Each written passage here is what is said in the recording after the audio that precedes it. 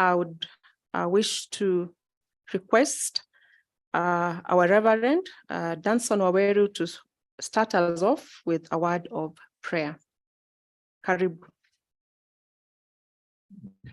Praise God. Thank you so much. Thank you so much, Dictari. We'd like to share the word a bit from Jonah chapter 2.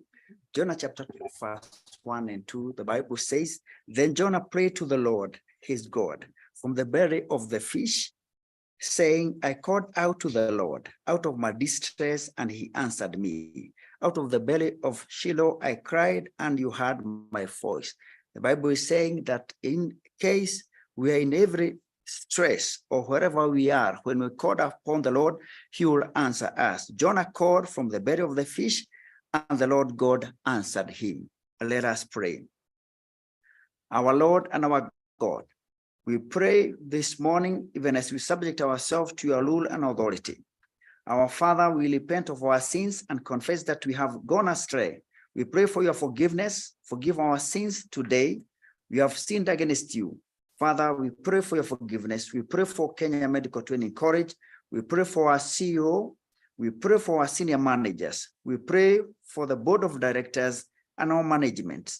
Our God, may you equip our CEO with wisdom and strengthen him when he's leading the institution. Our Father and our God, during this day of innovation and intellectual property protection symposium, to God, as we begin, you may equip us with wisdom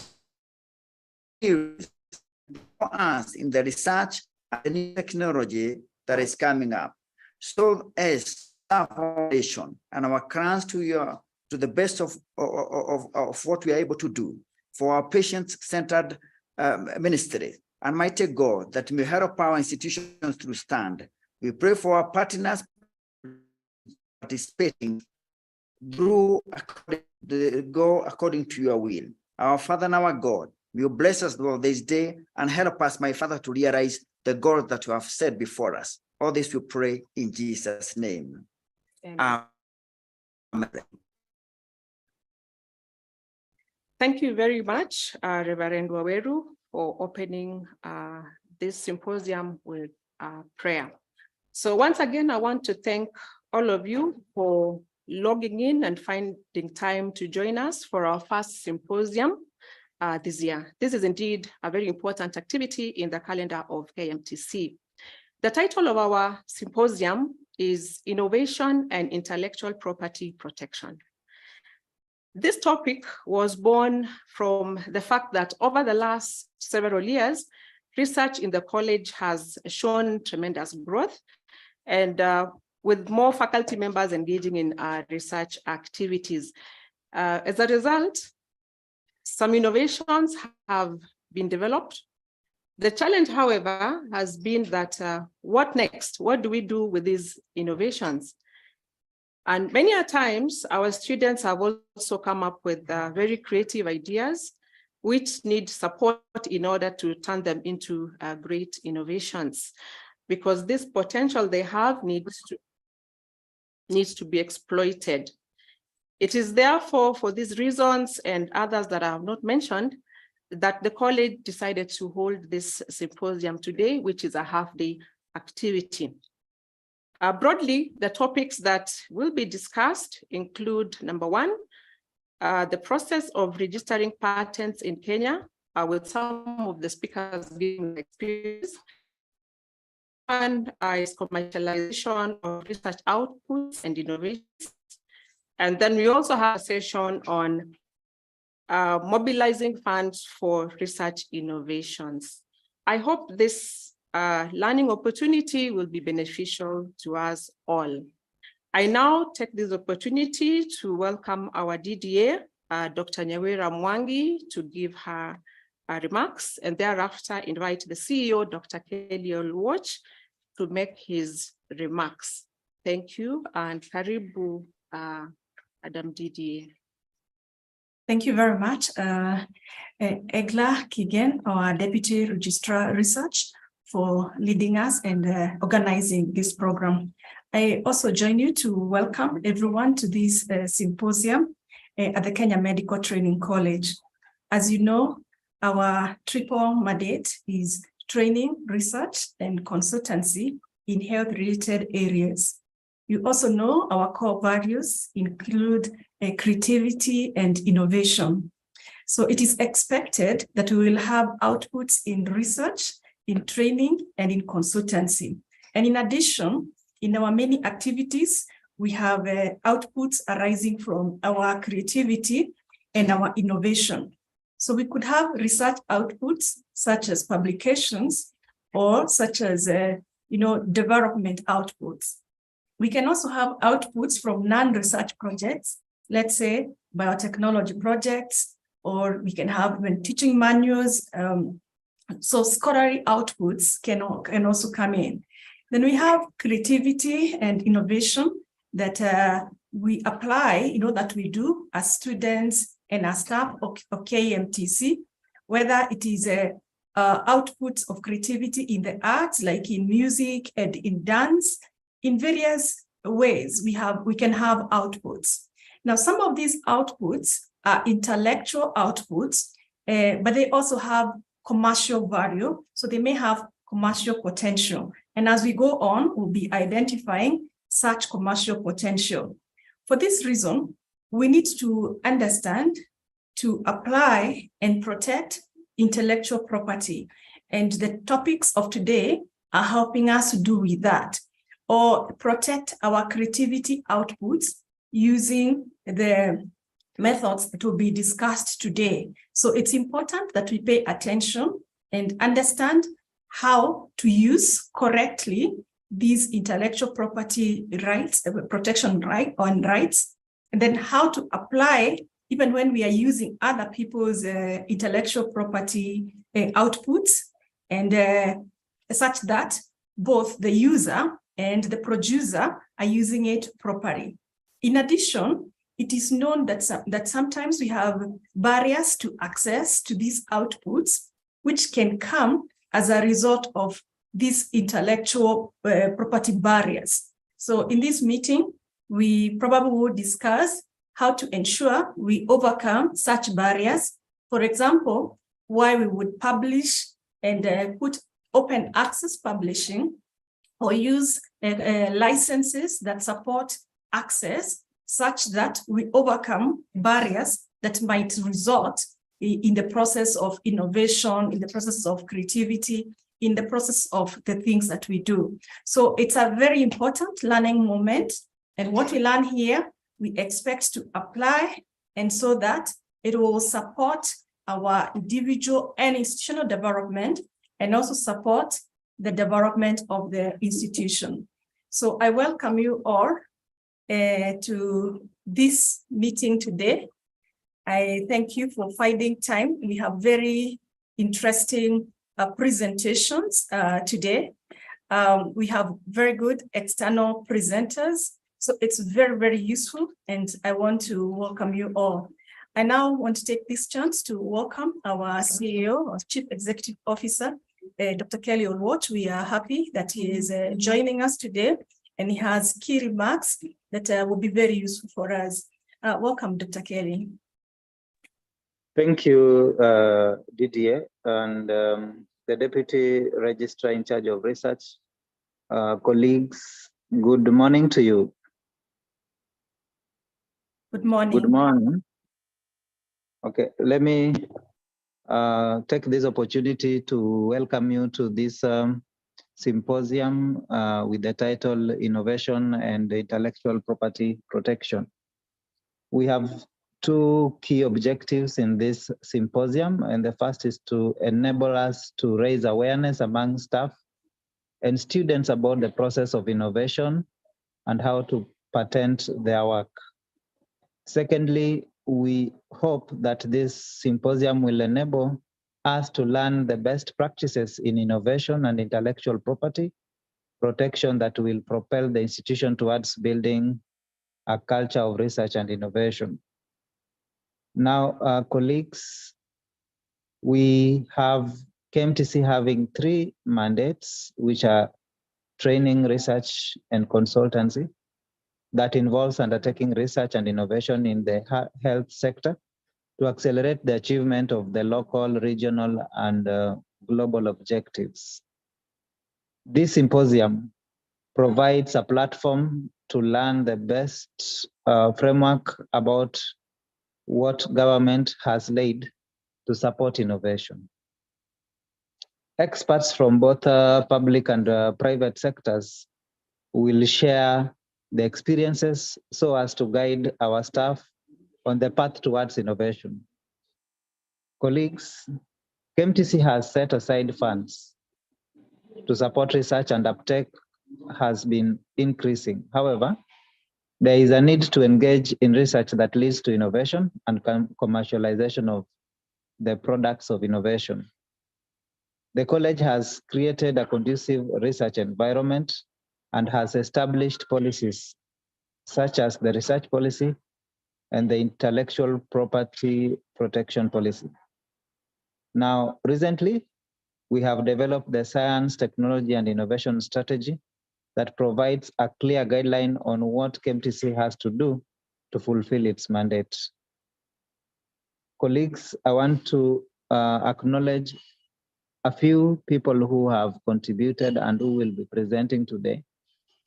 I want to acknowledge Mr. Zachary Kimengich from Kenyatta National Hospital, and want to acknowledge his experiences in walking the journey of innovation and intellectual property protection.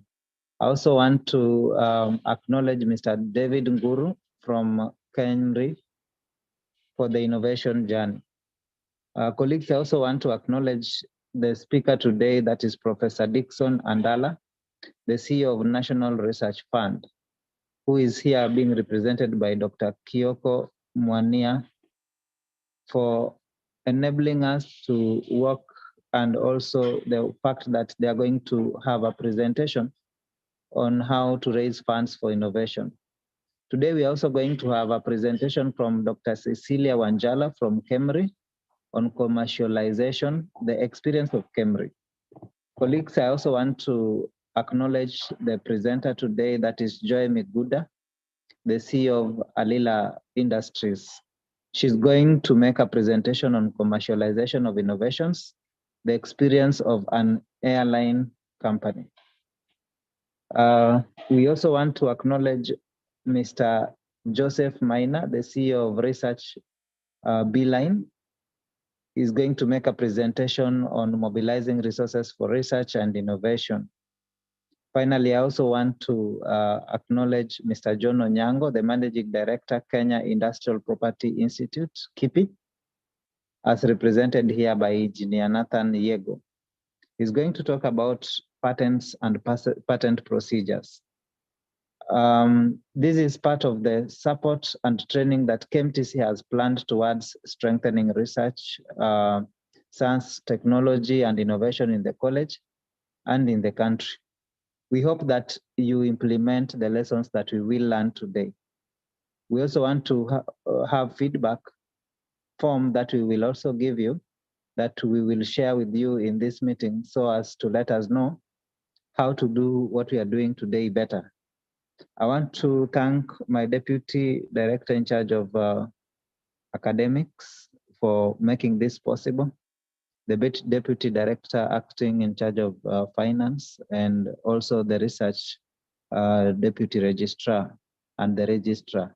I also want to thank all of you for finding time to join us today for this symposium, and we are hoping that this is going to be a fruitful interaction that will enable us to build our capacity on innovation and intellectual property protection. Thank you and welcome to our research symposium today.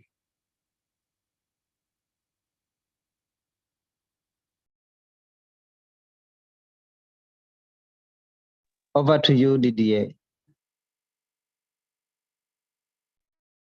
Thank you very much, Dr. Kelly. Thank you. We are delighted. Thank you for the direction you have given us and telling us the objectives and the importance of this, and also for acknowledging the speakers. I thank you very much, Dr. Kelly, for those remarks. They're very helpful. Thank you. And now Deputy Registrar Research, you could take it from here. Good morning, and thank you so much, Madam Didier, and thank you, CEO, for those remarks and for setting the pace for today's symposium. We look forward to listening to the presentations, and I think it's a very exciting moment for the KMTC community to be able to learn and from our colleagues and partners who are ahead of us and are mentoring us in this journey of innovation and intellectual property. To start us off today is someone who has had a lot of experiences in terms of innovation. His name is Zakaria Kimengich, OGW. He is an orthopedic trauma technologist with a passion in innovation and improving the lives of theoretic patients.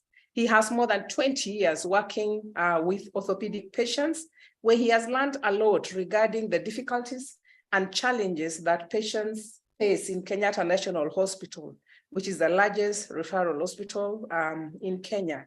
The major gap in innovation was management of fractures among children that Kimengich faced. He came up with an innovation called hip spiker table. He has attended numerous orthopedic and innovation conferences where he has displayed his innovations. One of the notable is the fellowship program in the United Kingdom, Royal Academy of Engineering, where he did a pitch presentation and he got the first place. We applaud Kimengich for that. He has also received a KNH CEO recommendation, the Presidential Award in 2019, the Order of Grand Warrior of Kenya, OGW, as an appreciation for his efforts in innovation and improving care of patients. He remains committed to improving care management, especially among fracture patients. Currently, he's undertaking a higher diploma in orthopedic trauma and technology. We welcome Zakaria Kimengich to share his experiences in relation to innovations. We listen to his presentation we'll listen to his presentation and then our next other two presentations. After that, we'll have a plenary session. So please jot down any comments or questions that you may have for Kimengich. Then after the third presentation this morning, we'll have a plenary session where then your questions will be responded to. Karibu, Zakaria Kimengich.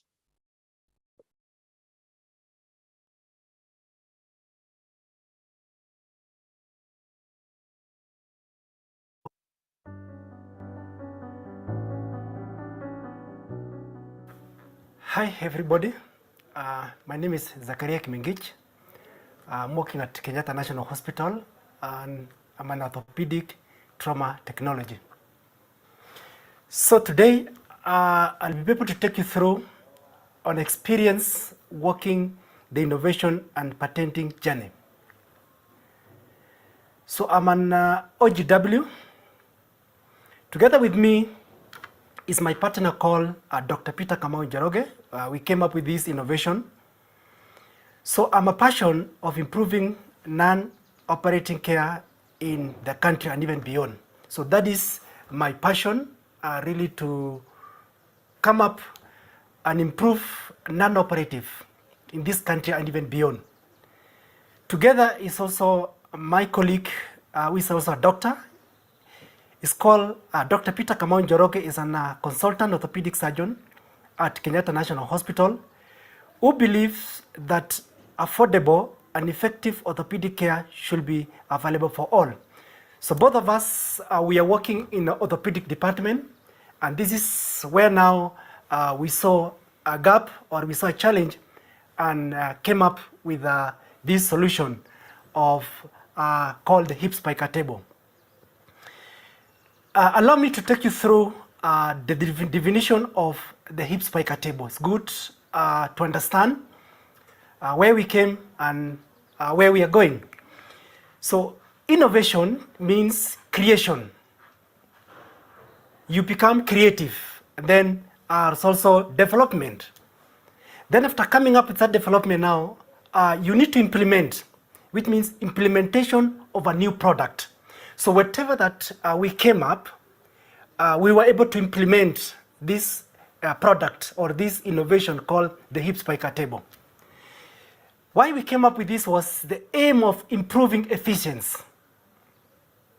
Also effectiveness, yeah. So when we came up with this innovation, is why? Because we want to improve the efficiency and effectiveness in managing orthopedic and fracture trauma in this country.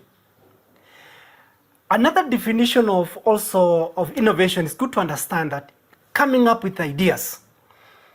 So when we having worked in orthopedic and trauma department, when we saw this challenge of not managing fractures well, we came up together with Dr. Kamau Njoroge, who is an orthopedic surgeon. So this idea came to us. How do we improve? How do we manage most of these fractures? So an idea came, and this idea was relatively, it must be easy, it's fast, and also affordable. Then when we came up with this innovation, we were able now to implement. It's very important that when an innovation, somebody has come up with an innovation, we were able to implement now so that now it can become a product. It can become now an equipment. So that is where now we came up and we were now implement. So now we are now able to use this hip spiker table in the hospital. What takes this all about this? It's all about, it's called the teamwork. Teamwork and synergy. You can actually be able to see, we were able to sit down in one of the boardroom with Daktari, and we were able now to sketch and be able to draw and see how we can be able to come up with this innovation. So you can actually be able to see that is the partner, the Daktari, that we are working together. Our first innovation, when having worked in the hospital and saw that challenge, our first innovation, which was in 2016 and 2017, we came up with this innovation called the hip spiker table. Why we came up with this innovation called the hip spiker table is because of the frustration of handling and managing the lower limbs fractures in children. In the hospital, most of the time we receive patients who come with broken bones. When the bone breaks either the lower limb or upper limb, the hospital is supposed to be equipped with some equipment. So we didn't have the right equipment to be able to manage most of these pediatrics or the children. And that is why now that idea of coming up with this innovation came in. The challenges that we came up was, why we came up with this innovation is one, it's easy and for effective solutions. So when we came up with this hip spiker table, we want to make sure that we solve this problem of managing children who normally breaks part of the thigh and also part of the pelvic injuries. So we were able to solve this problem so that we can now be able to manage, because if we don't manage or if we don't align this bone well, most of these children will end up going even to be admitted, which is very expensive. It's cost effective and cost expensive in most of the parents who cannot maybe even have this national insurance insurance scheme. Our hip spiker table with extension traction, this is a spiker table we came up in 2016. Mostly of this hip spiker table is to manage fractures or when the bone breaks for children of the thigh and hip. Most of this, our hip spiker table is to manage children below the 6 years. And that is how we came up with this kind of the hip spiker table. To understand about the hip spiker table, it's an equipment normally used to position. So when a child breaks part of the bone, you have to position, you have to have this machine.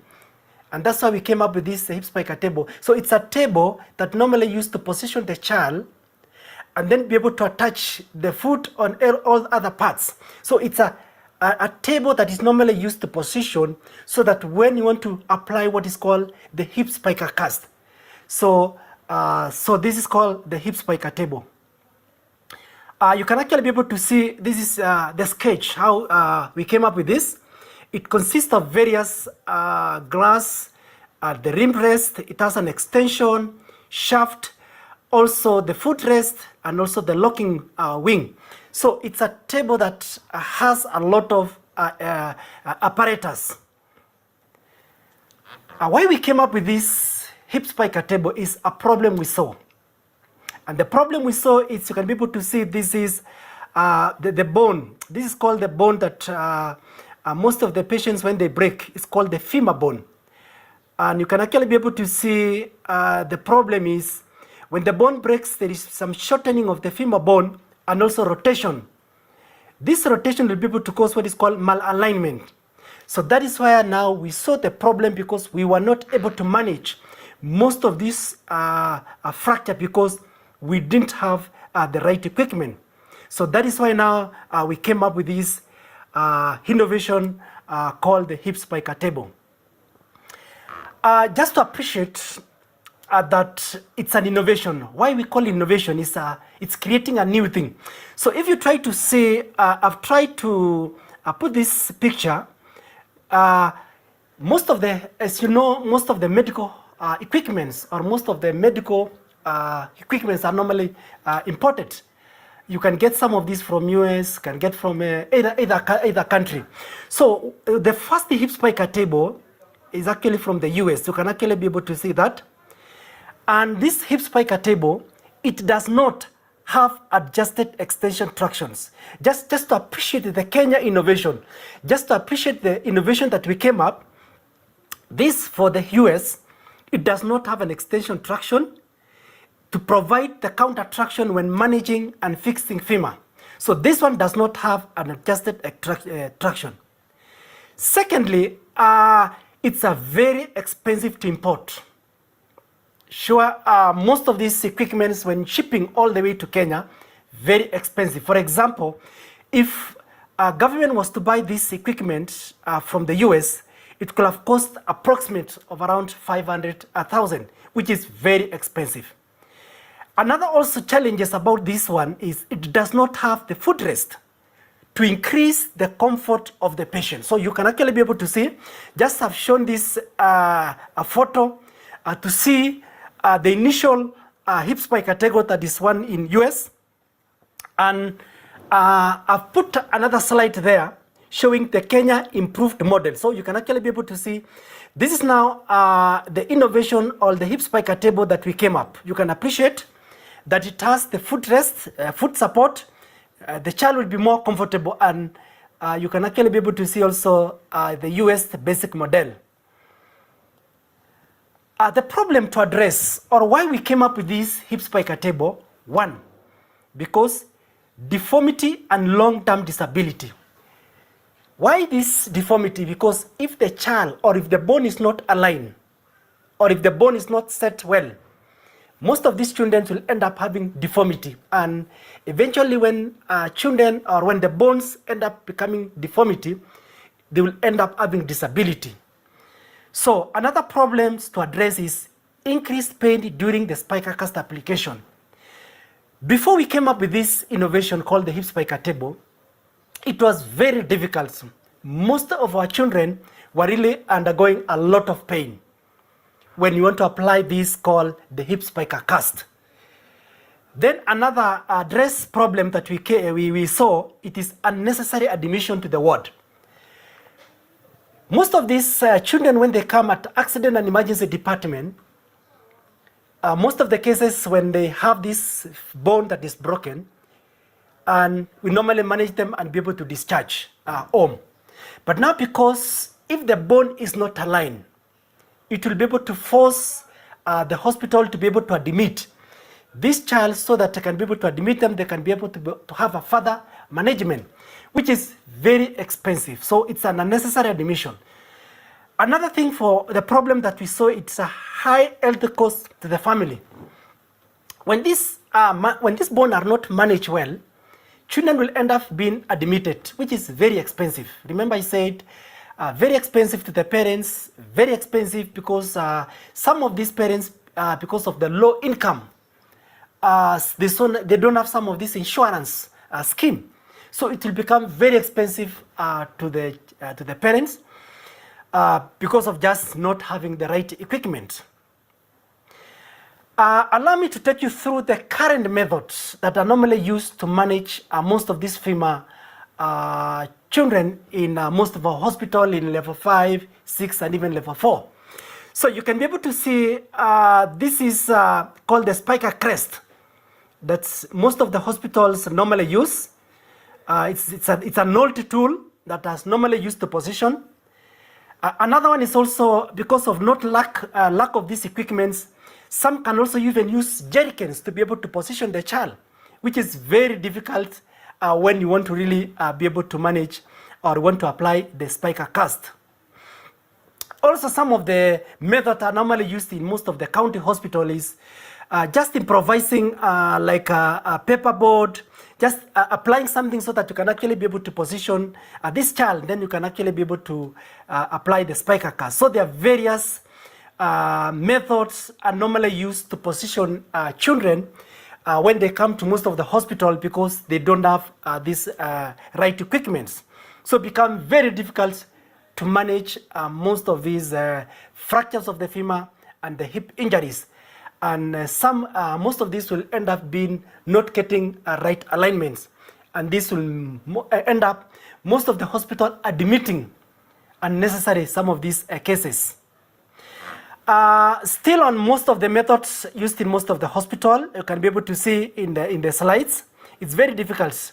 Some even children have been lifted so that if you want to apply some of these spiker cast, so it's become very difficult, very cumbersome to be able to manage and to apply this spiker cast. When we saw this, an idea came. When we saw this, all these challenges and this problem, an idea came called the hip spiker table. And that is, you can be able to see me together with Dr. Peter Kamau Njoroge in the slides. It's a team. Teamwork will always be able to help come on a synergy. So allow me to take you through how we came up with this hip spiker table. So in 2015 to 2016, we fabricated this hip spiker table. We were able to use it, and having used it for those 2 years, we saw there was still a challenge. In 2017, this is now we were able to invent and came up with the improved spiker table with a single extension traction. That is in 2017. So we came up with that single extension and we were able to use it now. And actually this one now, it allowed me, this in 2017 enabled me even to participate in Leaders Innovation Fellowship Program, which was in UK. I was able to participate for 2 weeks through the Kenya National Innovation Agents and also Royal Academy of Engineering in UK. I was able to participate with other innovators in UK for 2 weeks. Then when we came back, we were able to improve because when we use a certain machine, there is that space, there is that room for improving.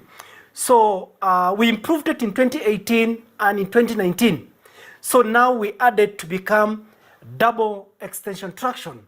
So this was now helping in terms of comfort and even in terms of positioning. Even if you have these children, when the both bones break, you can actually now be able to manage because already now we've created a double extension traction. So we were able to use it in those 2 years. Still, having used it for those 2 years, we continue to realize there's still more modification need to be done in this hip spiker table. So the team, we were able to sit down and so what are these other improvements we need to add in this hip spiker table?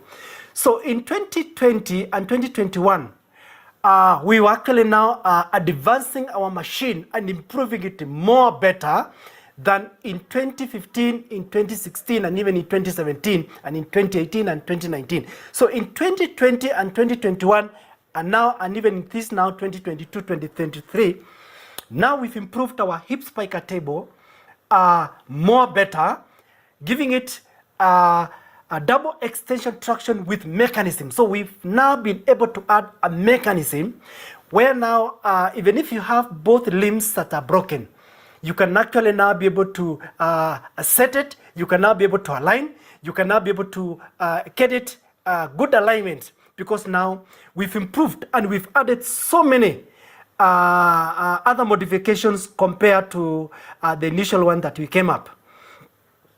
So we've been able to use this hip spiker table for 2021, 2022, and 2023. It's been an amazing, and most of the hospitals now that are impressing. Most of the hospitals now are really purchasing this, because we are actually now making it locally, using our local materials, buying the materials from Kenya, getting the professions from our own people from Kenya, this engineer and the technical team, and assembling and even having a workshop. So we are now able to make this hip spiker table in a company called the Zakam orthopedic company. This is a company that is now that is partnership with is now producing this the hip spiker table, and most of the hospitals now are actually purchasing, are appreciating, because now they are able to manage most of these fractures at now at the hospital level. When I came up from the London, the guys or the coaches or even the team that was there, they were impressed to see the kind of the innovation that we came up. So they were able to support this hip spiker table, and they were able to give us some funds. So these funds, when we got these funds from Royal Academy of Engineering, it was called the grant funding.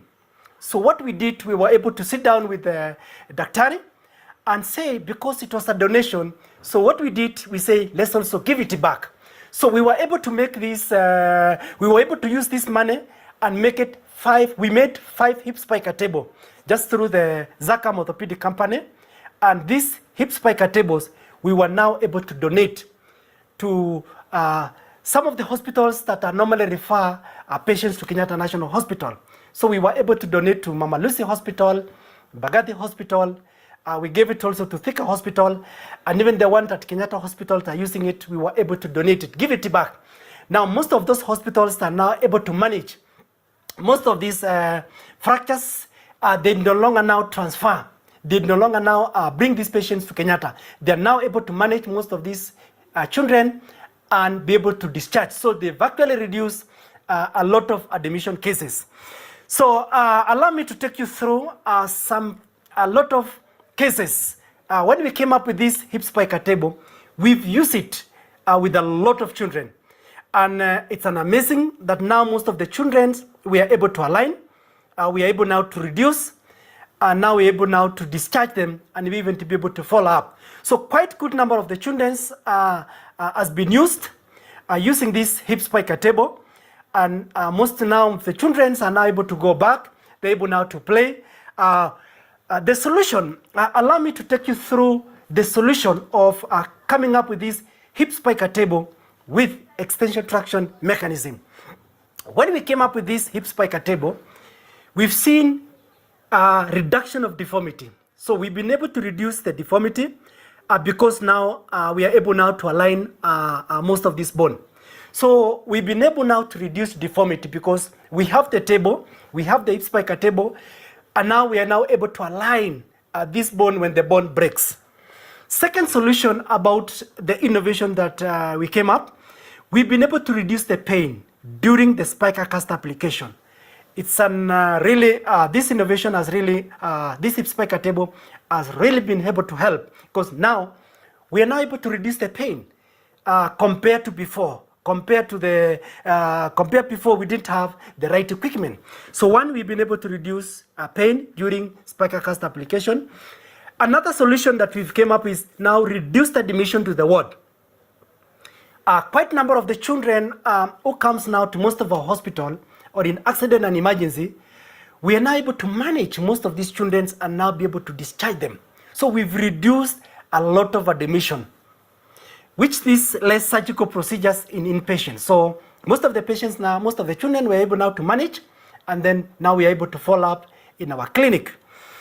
Another solution, this hip spiker table that has helped is lower health cost of the family. So because now we are not admitting, we are now able to lower cost.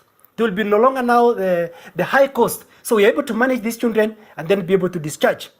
Then another important thing or solution, comfort of the patients of the body. So because now the way the table has been designed, it's more comfortable. The child now is more comfortable compared to before if we didn't have the table. So it's more comfortable in terms of now when to apply this spiker cast. Then another solution of this hip spiker cast is now it's an allow adjustment, because we normally get the children with maybe 2 years, 3 years, 4 years, 5 years, or even 6 years. So we are now able to adjust in terms of the food, in terms of all those other parts. So the table has been modified in a way that can be able to be adjusted. So these are the solution about the hip spiker table, the solution of this innovation that has really helped since we came up with this hip spiker table. Progress so far, having come up with this hip spiker table, we've been able to we made first the prototype, we went to version 2, and actually now we've actually even gone to now version 2. So over for the last 2 to 3 years, we've been able to use it in Kenyatta National Hospital. Another one, we've been able to present this innovation in different conferences within and outside Kenya. So we've been able to present this innovation within and even outside Kenya. Another thing we've done about this innovation, we've done what is called filing of the patents on this traction. We've also identified the local manufacturing company, company that is now manufacturing this hip spiker table, and also other innovation. Apart from this hip spiker table, we've been able also to come up with more innovation, and we've identified a local manufacturing company that is now manufacturing this hip spiker table, and that company is called Zakam Orthopedic Innovation Company. So far, we've been able to donate more than the hip spiker table to around 5 to 6 hospitals within Nairobi and even outside. During this, coming up with this hip spiker table, we've been able to donate. We were able to give it back to the society. Then, success. It's good to see and also to share the success story about this innovation. It has made an impact in the lives of both children and even the parents. Remember, we've been able to use this hip spiker table over around almost 500 to even 600 children. So it has made an impact to most of the children, because this hip spiker table specifically is to manage children less than 6 years. So most of the children are now able to go back to school, they're able to play, they're able to do what's supposed for them to do. Another success story is below some of these stories of the hip spiker table. We've been able to improve it more and even improve it in more advance. You can be able to see these are some of the initial X-ray. You can be able to see this is when the bone has broken. When we use the hip spiker table, you can actually be able to see this is called the check X-ray, because after when the bone breaks, and when you align this bone, we normally send the children just to confirm whether the bone is aligned. We do what is called check X-ray. And in the results, now you can actually be able to see this child is now running, is now able to play and do what he used to do. Now, so far, so many children, we've been able to use it. And most of the children are now able to play, they're able now to do whatever they are doing. So another important thing, we've used it quite a good number of these children. Remember when I went to UK in 2018, I was able to present this innovation at the Royal Academy of Engineering, and the final pitch presentation, this innovation got the first award. So I was able to get the first award at the Royal Academy of Engineering. So having come up with this innovation called hip spiker table, another thing, the journey also that we also took it is called patenting. Anything that anyone come up called the innovation or a new idea or anything that you've come up, it is cool to do what's called patents. It's called the patents. You have to protect it. Allow me to take you through the final called the patenting, the journey of the patenting. It's good to understand. Patenting is the legal process of obtaining a patent, which is the form of an intellectual property protection that gives an inventor exclusive right to their invention for a limited period of time. When we came up with this hip spiker table, we were advised and we were told that it's good to protect it. So what we did, we went to, we were shown where these institutions that are normally used to do patenting, and that is where now we went there and be able to patent or protect this hip spiker table. A patent grants the investor the right to prevent others from making it. So it's important, anyone that when you come up with an innovation or an idea, it's good to be able to protect it so that it will allow people not to make it, people not really to copy it, or people not even to sell it. Remember, if you can remember even the first person who came up with an M-Pesa. So, or any other even innovators or even any other inventors. It is always good for the audience, and it's also good for people to understand that when you come up with any idea or any invention, protect it. There is a body that is normally help innovation or inventors to be able to protect their ideas, what they've came up. So this one will be able to help so that people don't copy, people don't sell it, or people don't make it. So in an exchange of this exclusive right, the investor must disclose the invention to the public and detailed written description, which is published by the patent office. So having come up with this innovation or hip spiker table, we went to this Kenya Intellectual Properties, which is always in Nairobi. Their offices, they were able to take us through, guide us on how to protect it, and guide us on how to do it. Allow me to take you through the benefit. It's good to know the benefits of patenting or how to patent any kind of a product. One, it will be able to provide a legal protection. So one of the important benefits of protecting it or having a patent is you will now have a legal, it will now be able to have a legal protection. A patent can provide a competitive advantage in any marketing which can translate into an increased profit and revenue of the patent holder. Another benefit is patent can license to other which can generate additional revenue to other patents. You can actually be able even to now have a license. Then increased innovation patents encourage innovation by providing inventors with financial license to increase the new and the uses of invention. Another important patents of this patenting is market advantage. You'll be able now to get a market because you've already protected your invention. Then another thing is also the asset value. Patent can actually value the asset, you can actually now be able to sell and be able even to sell it. Even if you want to sell this, your patents, it will be able to generate money. You can actually get a lot of advantage of it. So allow me to take you through the steps towards the patenting. One, there is what is called the contact part search. So when you do this, when you do application, there is what is called patent search. Here is when the general steps involve the patenting process. Conduct a patent search. This is important steps to ensure that your invention is original.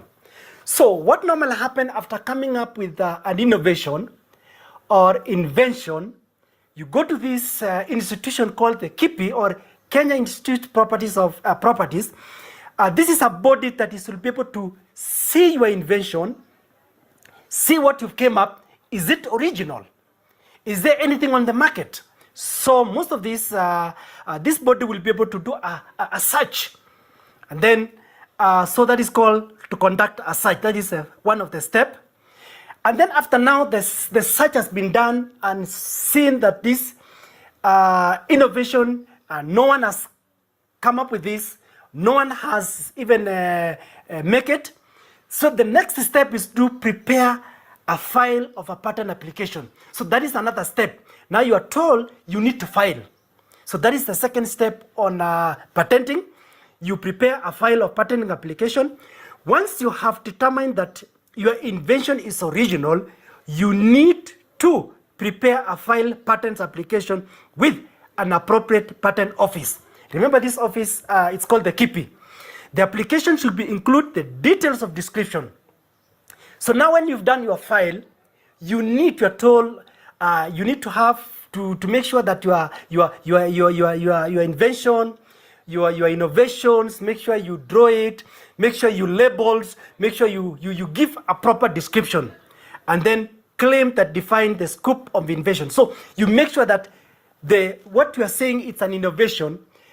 Anything, you make sure that always you ensure that is able to be labeled. You submit all those details so that no one can actually be able to produce or even come up with such kind of an invention. So that is it's called the invention, and then from there now you can do a patent. So those are the steps. We are still going on. Then after now you've done file, this institution will still continue to examine more of this your innovation. Once your application is filed, a patent exam is normally done with review to it to ensure that it meets requirements for patentabilities. So this body of KIPI will be able to continue to examine, will continue to check this innovation that you've come up. Does it really meet all the requirements? Does this innovation is original? Is anyone who has come up with this product? So it goes further for examination. The examiner will check if the invention is new. So one, about these steps of doing patent, they will be able to see whether is this innovation new or non-obvious or even useful. So when you do patents, there's a lot of process. Now, having done examination, this body continue to examine, continue to see about your product, about this, your innovation. Now they will be able now to respond. So after now going through, after now examining, after you've done all this, the process, they're now able to respond. And respond is the examiner may issue office action requesting additional information or rejecting. Now, this office called the KIPI or Kenya Intellectual Properties will be able to continue seeing, after now they've seen your innovation, they'll be able now to see, okay, we've seen your innovation looks okay, or we've seen your innovation can actually reject. These rejecting claims, maybe somebody has done it. So you will need to respond to this office action to move your application forward.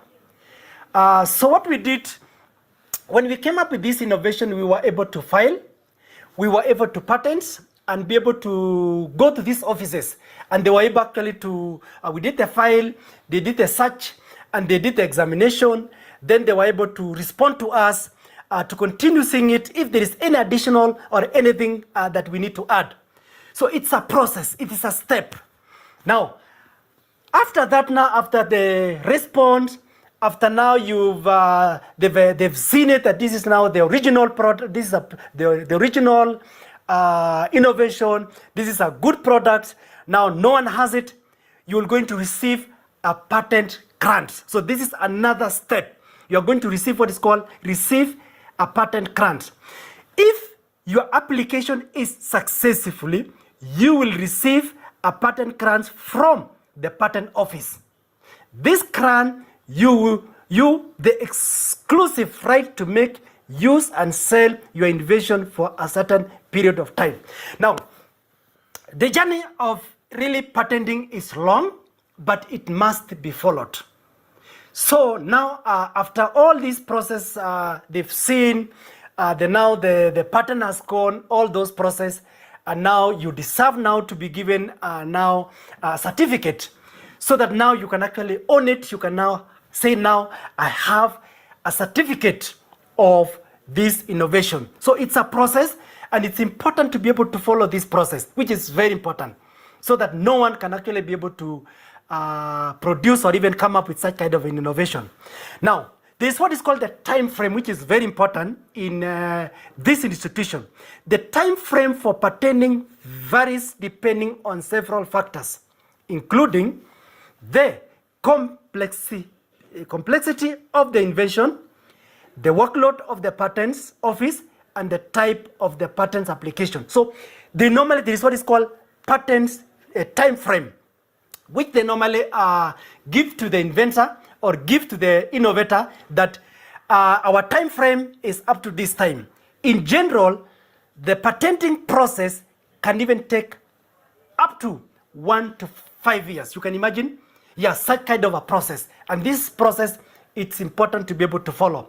In Kenya now here, average period for patenting is 2 years. At least we are a bit lucky, and a bit most of our this process, sometimes it takes less than 2 years.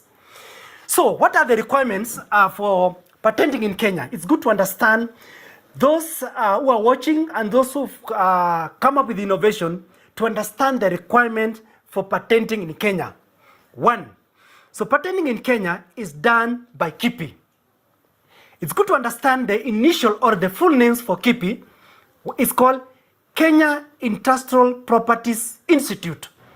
So this is the body that is normally do patenting in Kenya. One requirement that if you want to patent, you have to make a request. Request now as an innovator, you make a request to KIPI or Kenya Industrial Properties Institute.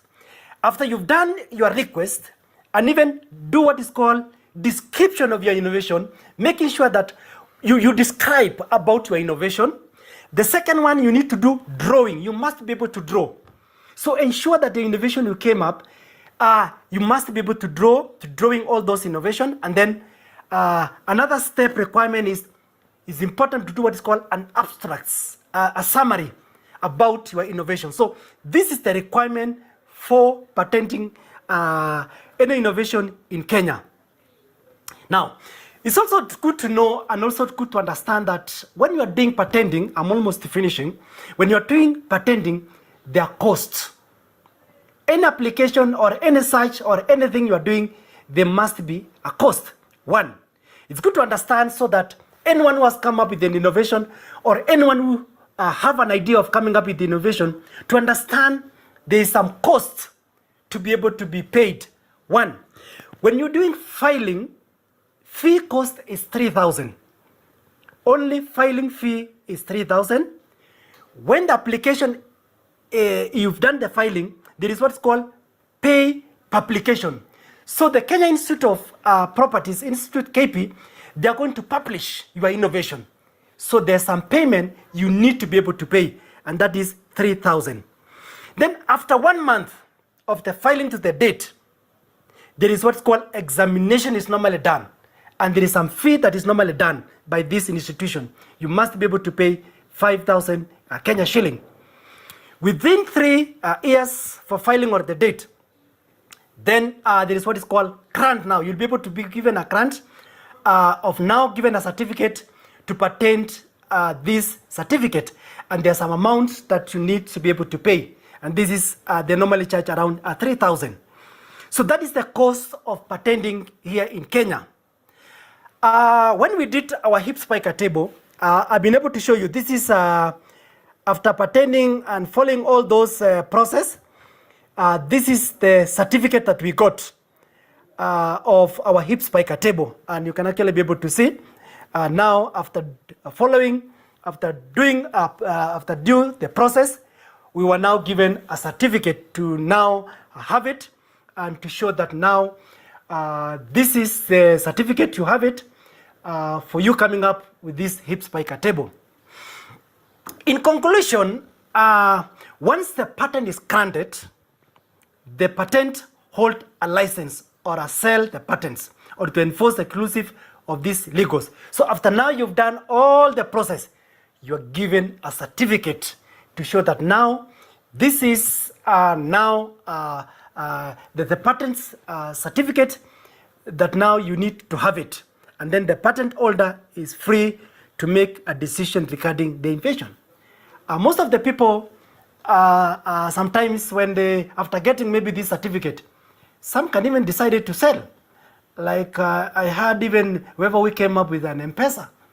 So I think, I don't know, you are getting the story that people, the guy sold it, so I don't know. So I think it's important to have this, your certificate, because when you sell it, you now be able, you are selling now your invention. So it depends to the individual. Some can decide to sell this certificate, and some can actually continue having this certificate so that no one can actually be able to produce any kind of innovation. Protect yourself at all the time. So that is the conclusion, and that is all about the experience in innovation and patenting journey. Thank you very much. Thank you for listening. My name is Zakaria Kimengich.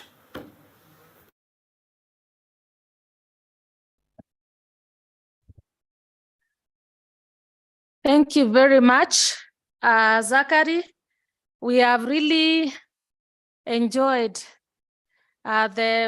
your presentation about your experiences in relation to innovation and the many processes that really follows when it comes to innovation. We are very happy that you have not only used your innovation to benefit just one institution, but what we have realized from your presentation is that the number of patients have really reduced when it came to attending to them, and that the patients are continuing to enjoy your innovation. More so that your innovation has really touched many lives, and we are very appreciative of that. Now, ladies and gentlemen, we appreciate the contribution of Dr. Maswan in the morning, who has been taking us through the program.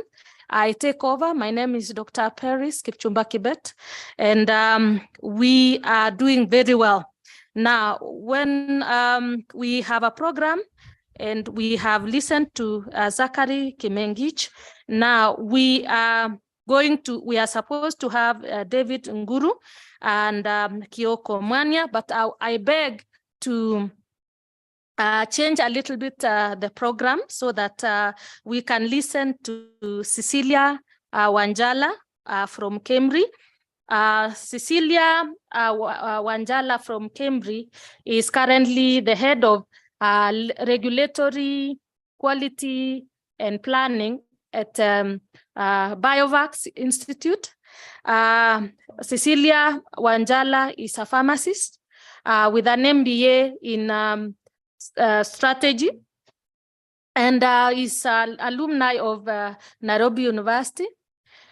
She has done a master's in strategy, management, innovation and research, output commercialization.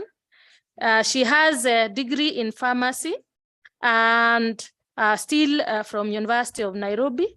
She is a member of Pharmaceutical Society of Kenya.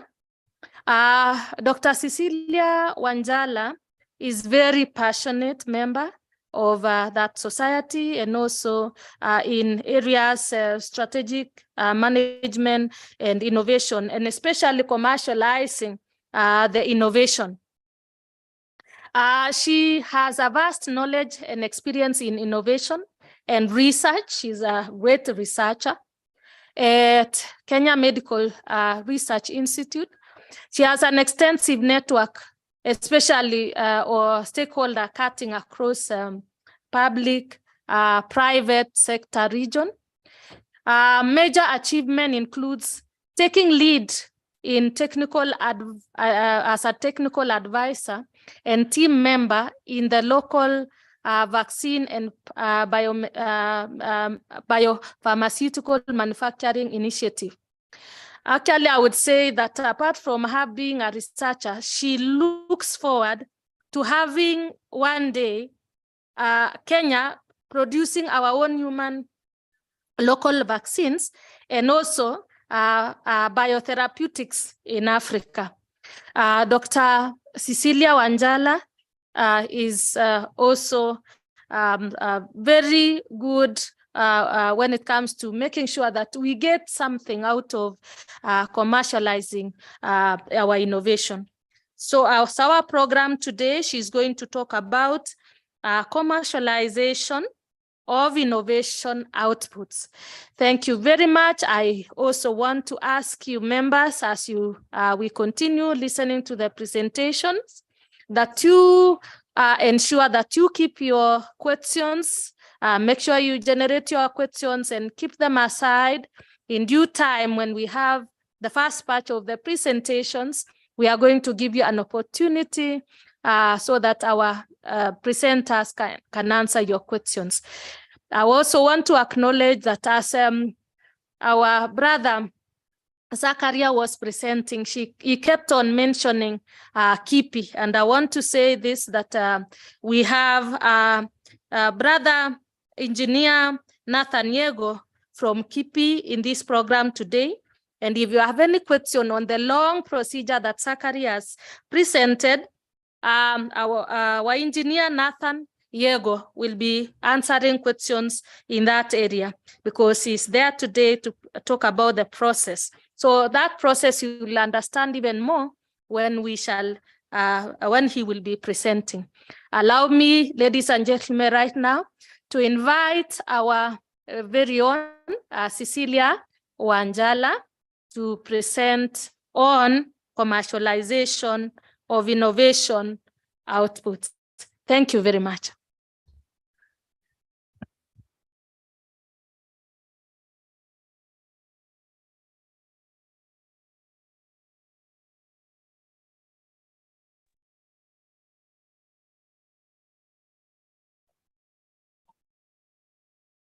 Good morning, everyone. My name is Cecilia Wanjala, as I have been introduced. Just to make a small clarification is that I work at Kenya Medical Research Institute. I've been in charge of the commercial enterprises, which is in charge of innovation and research output commercialization. But I have also been seconded to Kenya Biovacs, and also there I am overseeing the regulatory affairs and planning as we set up the new institute. That is just as a way of clarification. I have been working at Kenya Medical Research Institute for the last 9 years now.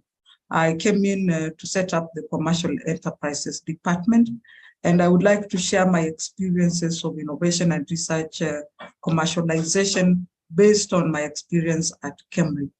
I request that you kindly share the screen with the presentation. Full screen.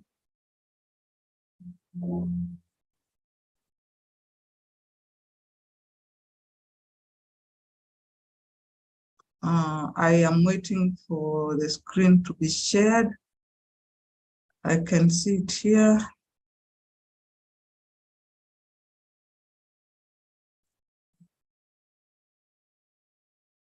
Can we maximize the screen? Sorry, we have already shared. We have already shared. It's already on the screen. Thank you. But it is appearing very small. Can the participants see the screen? I'm seeing a very small one. It's very, maybe you minimize my picture so that the screen takes the bigger portion of the screen. If that is okay.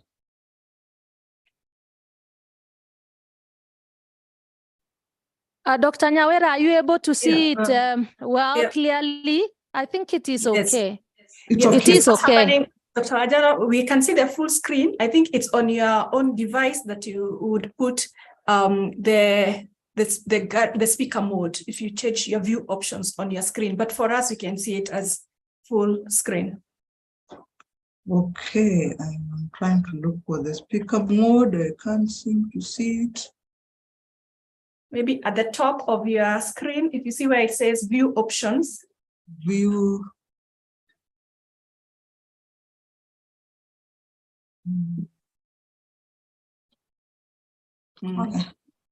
Yeah, however, as for us, we can see the full screen, so we I'm there. Go ahead, yeah. Thank you. So the objectives of my presentation this morning is, as I have said, to give a broad overview of the classical pathway for development and commercialization of biomedical products, and also to share the lessons and experience from the commercialization of innovations and research outputs in KEMRI. The outline is as presented. I will give a brief history of KEMRI innovation and technology transfer and commercial enterprise departments. I will also give a broad overview of the products that we have, the existing ones and the ones in pipeline. I will also go through an overview of the classical pathway for development and commercialization of products, and a brief also overview of the Government Research Institute and industry linkage, that is the triple helix model, which is a key driver to research output commercialization. And finally, I will just summarize the challenges and the lessons that we have learned, even though I will be talking to them as we go through the presentation. A brief history is that KEMRI has, for over 15 years now, been having a production department. I think what I am referring as the Innovation and Technology Transfer Department now is what was previously known as the KEMRI Production Department, and which was initially known for the manufacture of EPCEL, the diagnostic kit for hepatitis, for screening blood for hepatitis B. That was a project that was undertaken through the support of JICA around, I think, 15 years ago. Then I wasn't here, but I have learned the history that when that product was launched here, and it was the very reason why the production department was constructed, is that the technology changed.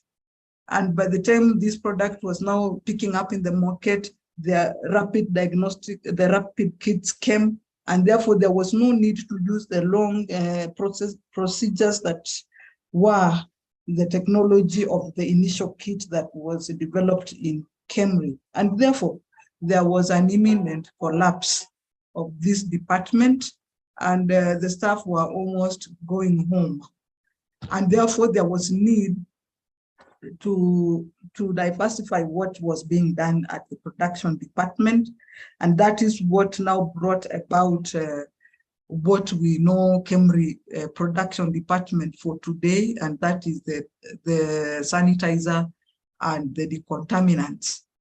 Along the way also, we were able to set up a production line for bacterial culture media, and also for proficiency testing, a project that was supported by CDC.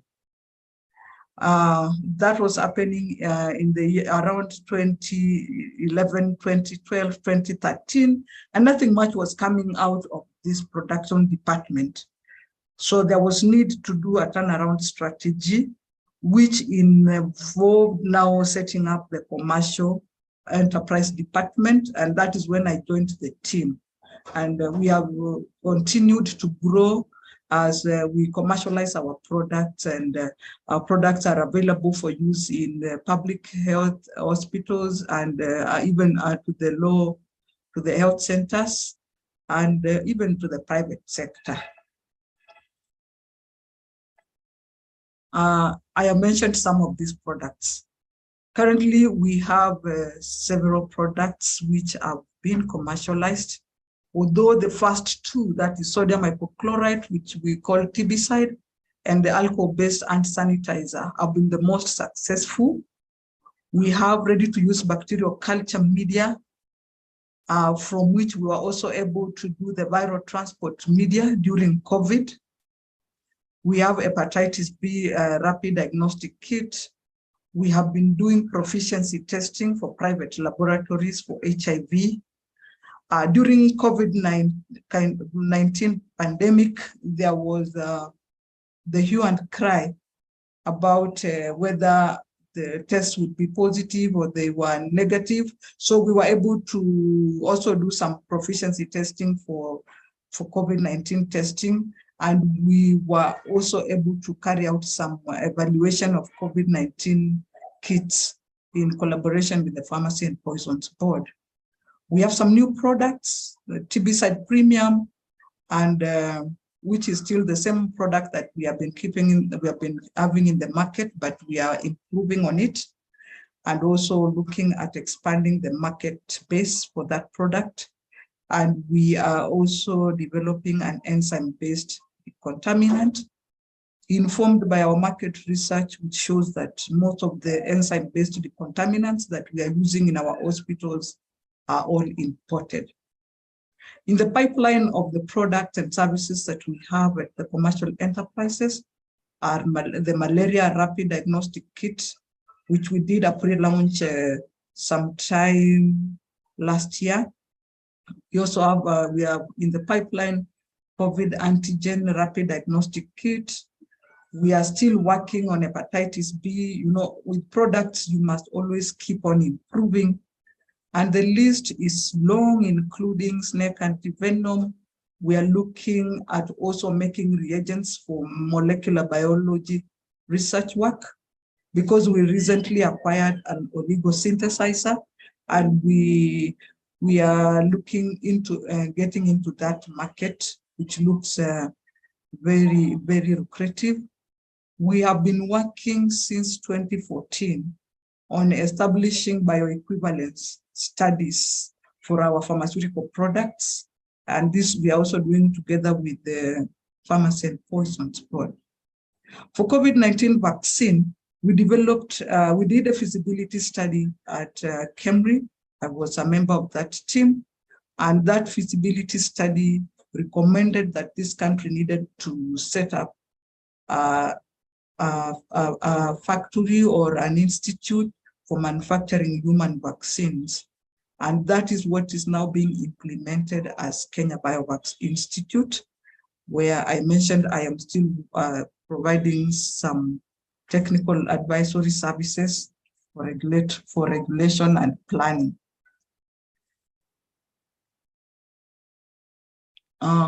We look at the models for sound relationship between science and product development.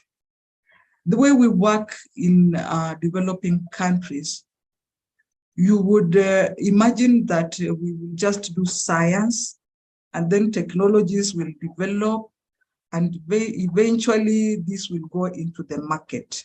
That is what you see as what I'm calling model A. You do pure science, then technological development happens separately, and then production, and then marketing of products. This is really what we do. And it is like a linear theory, assuming that things will just happen without interaction. And this, in my view, is what has made us not really progress much in innovation and research output commercialization. If you look at other countries, for example, in the USA, they adopt model B, where there is phase one, where research is going on, and it is interfacing with technological development and also market, so that whatever research work we are doing is speaking to the technology that we are looking to developing, and even to the market requirements. That looks like a better model. And the one which is ideal is model C, which is applicable by the Japanese, that there is superimposition of research. Research continues through the three phases of technology development and the product and market.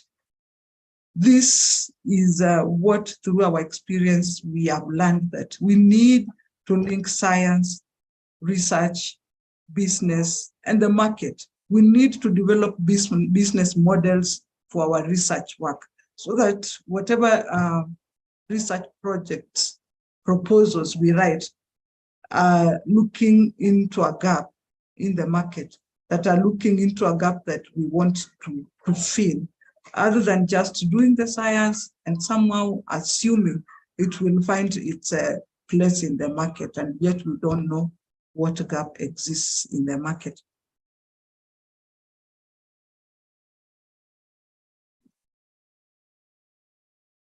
There is, in theory, the classical pathway of product development, where we talk about stage gate model, that if there's an idea, or we sit around the table, look at ideas based on our work, based on what our study is focused on, then we screen the ideas.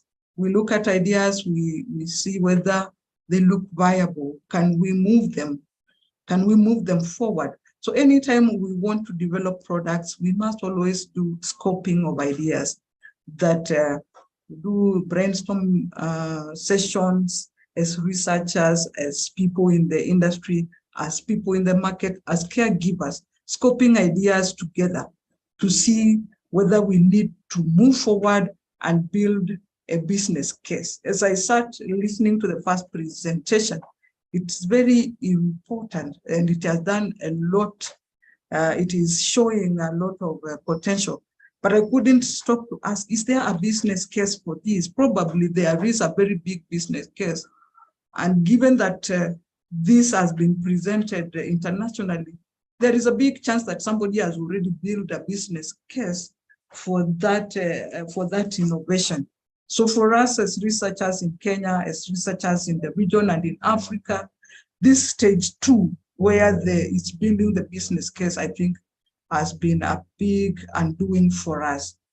It is always better to fail fast and fail early in product development than to go all the way to the end and then to realize that actually there was no potential in our project, in what we were doing. Then after we do the business case, we need to go to the product development. And this takes in a lot of income. There's money that goes into developing products. And after we develop them, we need to test and validate them. And then probably finally go to the launch a product. As you can see, this is a long process. It can take up to 10 years. We have heard about, from the first presenter, they have been working on this for almost 10 years. And all these processes require resources.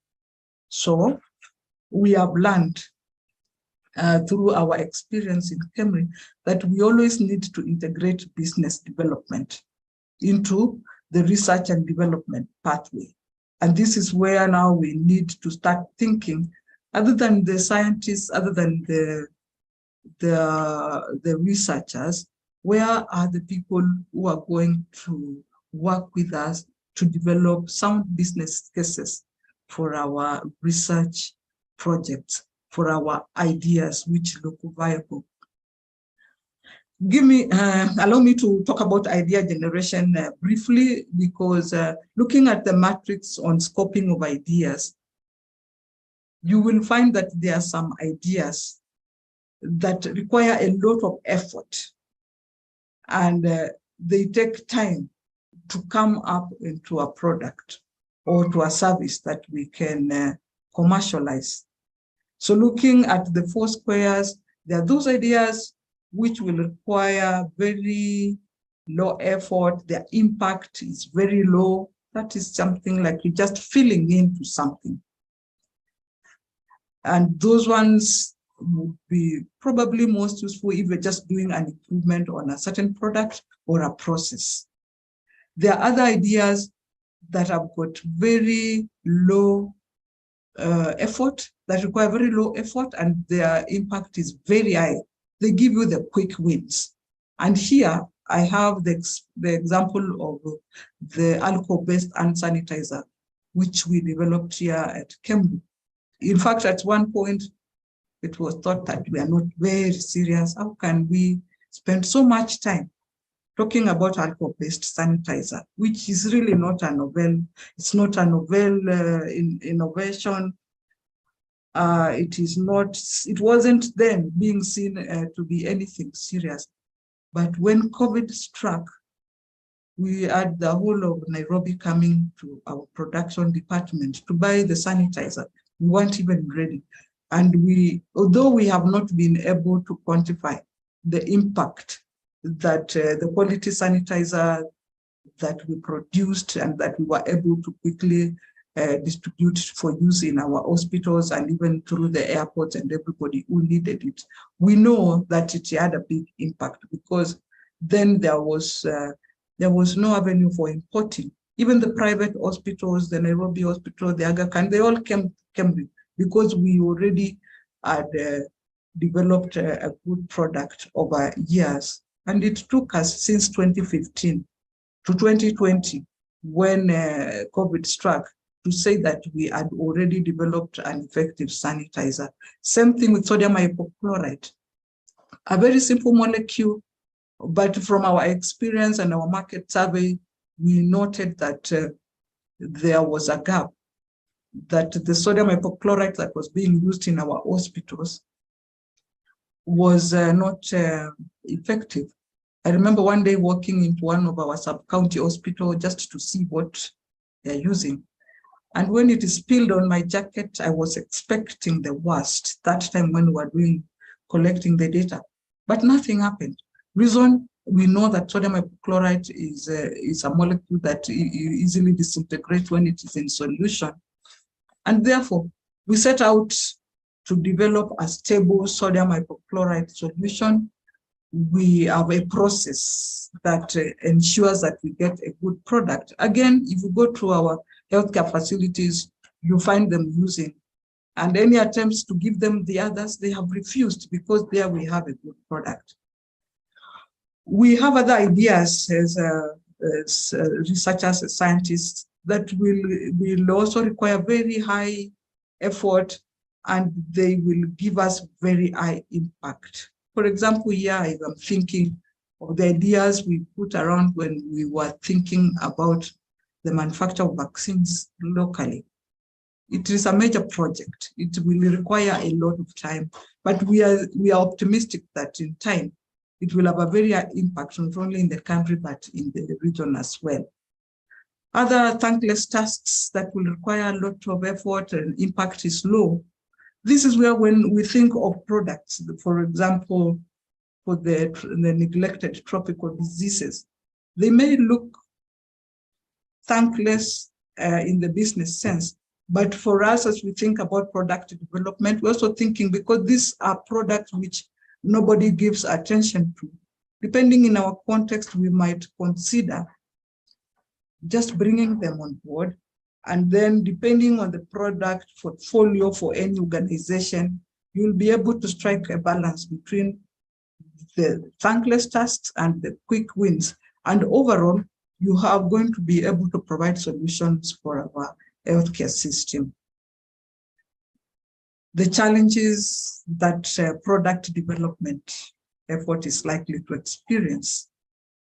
I am sure most of you are probably conversant with the value of death when it comes to product development. And this value of death is actually a graph between the cash flow, the money that you need, the resource that you need, and time. When you are doing research, when you are creating technology, there's always somebody who is willing to give some money. And once you use that money and you are able to show that this concept is viable, when you go now to try and develop the product, and that is moving to stage 2, where you're trying to develop the product, look at what it will look like in the market. That stage 2, there's nobody really who is willing to give money for that. And that is the value of death. And that is where most of our product projects that were potential would normally just end. You find there's no entrepreneur, or there's no really, unless now you get what we call the angel investors, people who believe that it will work. This has been a challenge. And I think as we sit around research, looking for money for research, we probably need to lobby that there be some kitty for our research institution and other and academic institutions, so that we get our product from this valley of death.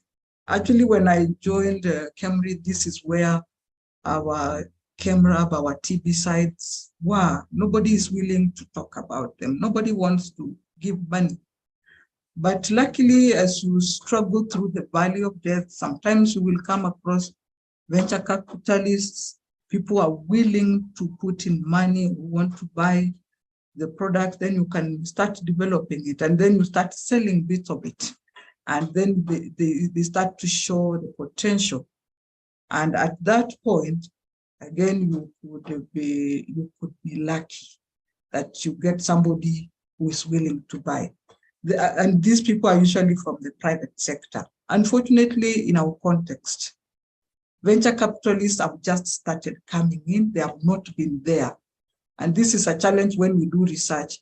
How can we package our research work so that we can attract venture capitalists? We need to be able to speak more, to talk about ourselves, and to be able to motivate people to invest in our products, like the first presenter already, I think, is doing. Looking at the government research institution and industry linkage, which is called the triple helix model, this is a key driver to business or to research and innovation commercialization.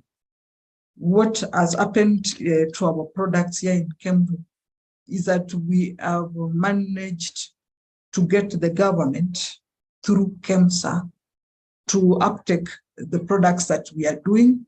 We have also been able to link with industry so that we can use the idle capacity in industry.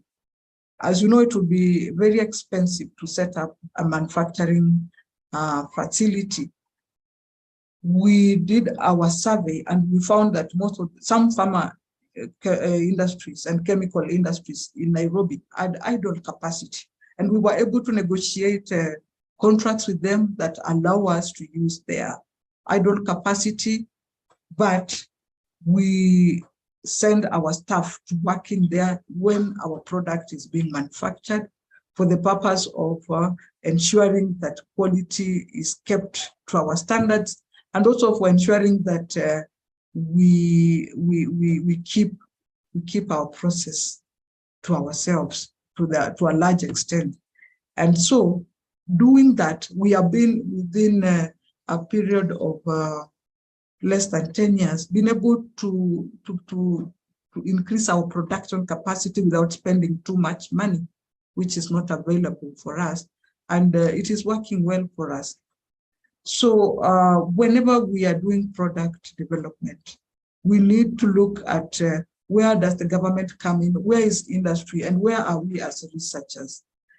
This is because for the whole process to succeed, you need to have capital, and it needs to be patient capital, which may not be available for the innovator or even the institution where this innovator is working.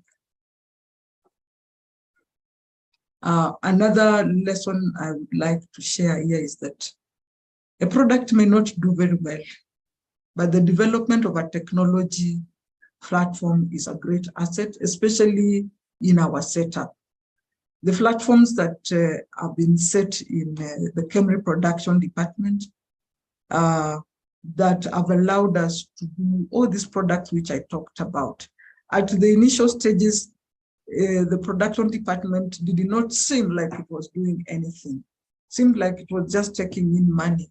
But when there is a time of need came, for example, during the COVID-19 pandemic that I have alluded to. We were able to give not only the disinfectants, but also the viral transport media. I remember one day on a weekend I was called and we needed to pick the samples and there was no viral transport media. We couldn't import. We had quickly over 2 weeks period to repurpose the production line that we have here from bacteria culture media to viral transport media. And since we already had that platform in existence, it was easy. And we were able to sort out a crisis that would have actually put the country at a standstill as far as testing of COVID was concerned. So at this, I would like just to encourage researchers that when you have an idea that looks viable to you, that is speaking to a gap in our context, just develop it, because there is a day that it will become useful.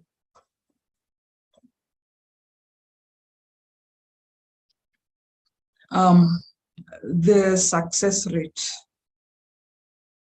Since the inception of KEMRI, at the production department, we have attempted, and you have seen the long list of products that we have been developing.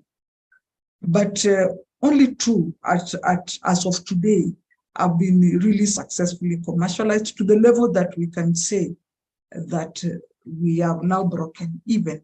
That is just about 10%. But as I have just said, when you have those products which look like they have a potential, we need to continue developing them. And the reasons that we have alluded to our 13% success rate was that initially we never used to look at the stage gate model of product development. The scientists just go into the labs and start doing their research work, hoping that the product somehow we will get into something. So I would encourage that we look at the stage gate model when we are doing research projects. We hope to commercialize the outputs. The lack of funds has been another reason why we don't get all our products to the end. There is one product that one research project that lasted 5 years. At the end of it, we were very excited that we finally are going to have a rapid diagnostic test kit for surveillance of Rift Valley fever.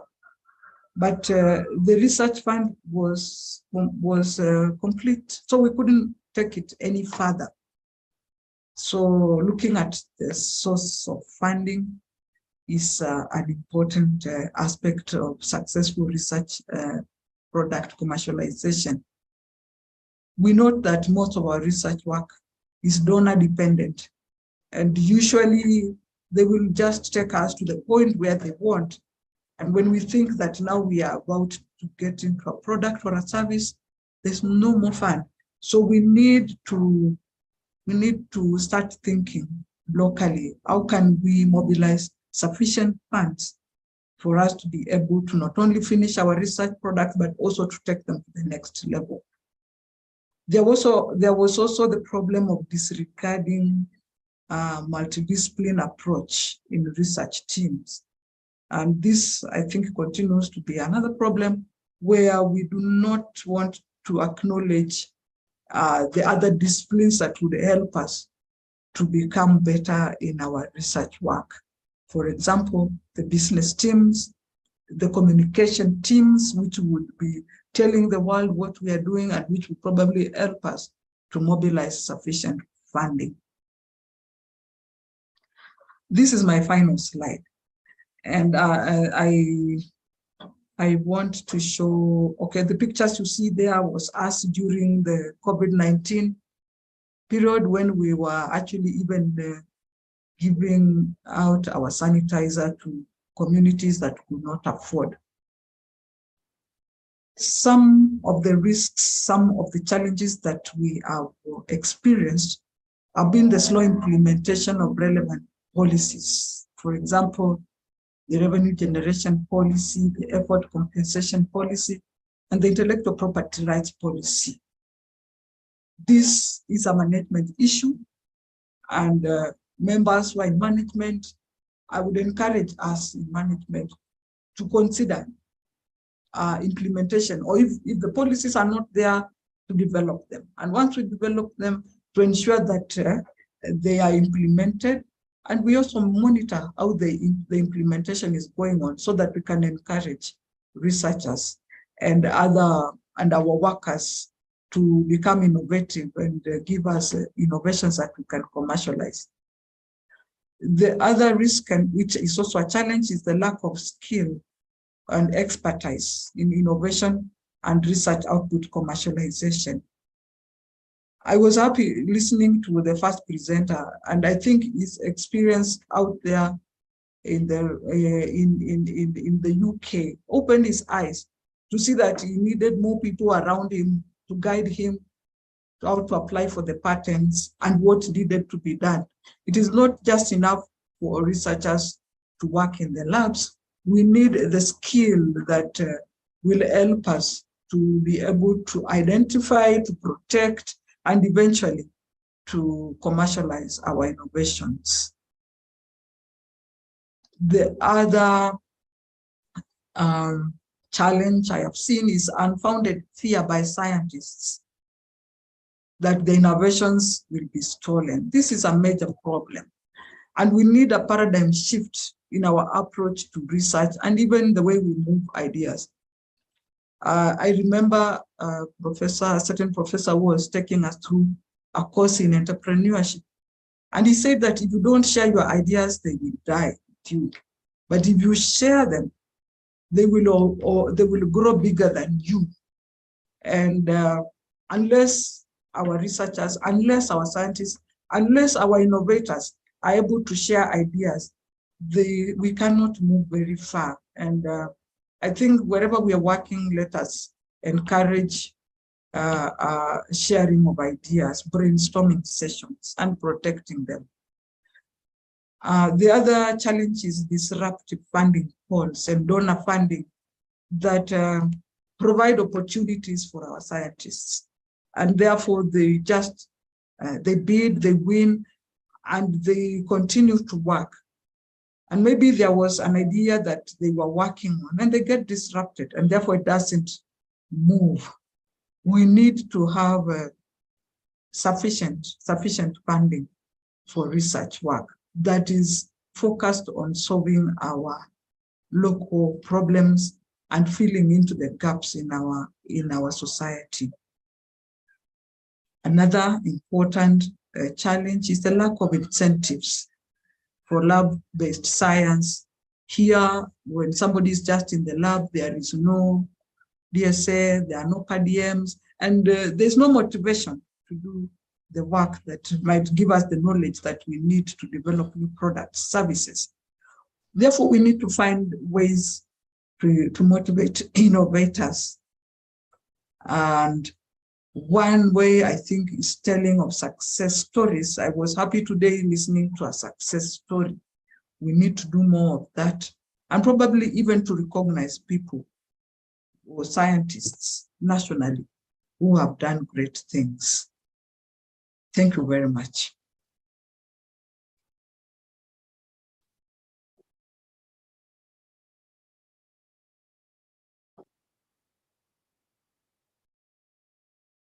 Thank you very much, Dr. Wanjala. Thank you. Yes, it's been very nice listening to you on that model, seeing the stages, how they feed into one another, how each goes into another, and how there are gates where you can input along the way. Very, very interesting. I will hand over back to Dr. Kibet. Thank you very much. I will ask Dr. Kibet to conclude on that. Thank you very much, Dr. Cecilia Wanjala. We have really enjoyed your presentation. Indeed, it has been awesome, very awesome. On commercialization of research activities that we have in Kenya.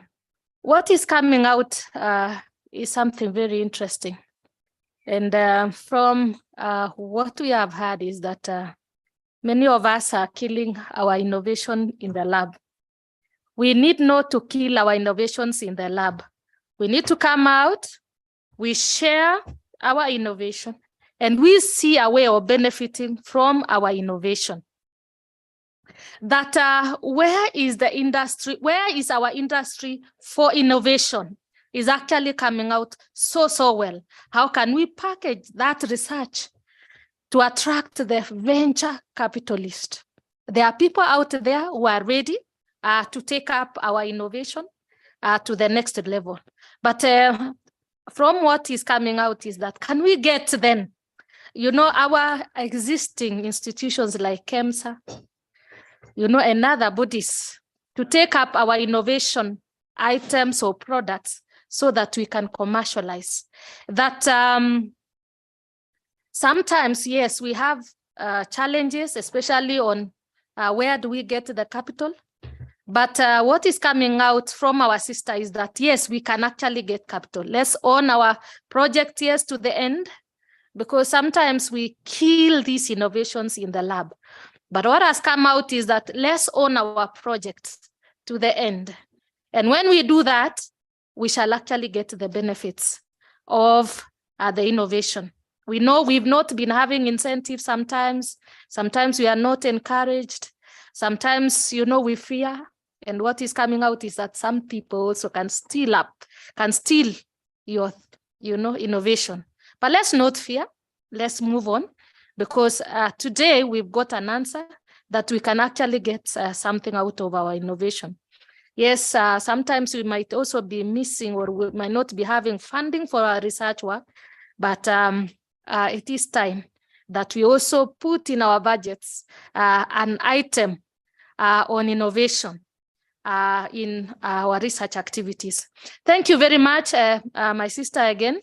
I want now to welcome our next presenter, and also say that as we continue after this presentation, which we are going to do in a few minutes, we are going to be answering your questions. Keep them coming, keep them coming, keep them coming. And I also ask our presenters who have already done the presentation, please don't go very far, because after this presentation by Engineer Nathan, we are going to have the questions answered by you. We already have quite a number coming in, so just get prepared. To take us through the next presentation, ladies and gentlemen, is Engineer Nathan Yego. Engineer Nathan Yego is a patent examiner working with KIPI. Engineer Yego is a patent examiner at Kenya Industrial Property Institute based in Nairobi. Engineer Yego is very passionate about intellectual property and believes that there is a huge potential for Kenya to leverage on IP for sustainable development. Engineer is a registered professional mechanical engineer with the Engineers Board of Kenya, with over 7 years experience in intellectual property building services.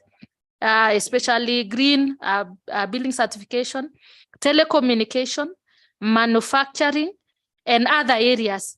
He's also a corporate member of the Institute of Engineers of Kenya, IEK. Away from work, engineer enjoys passing time reading a book or kicking around football with his friends. Engineer, we really appreciate you and thank you for heeding our call to do this presentation today. The members are ready to listen to you. Thank you very much. Karibu, Engineer Nathan Yego.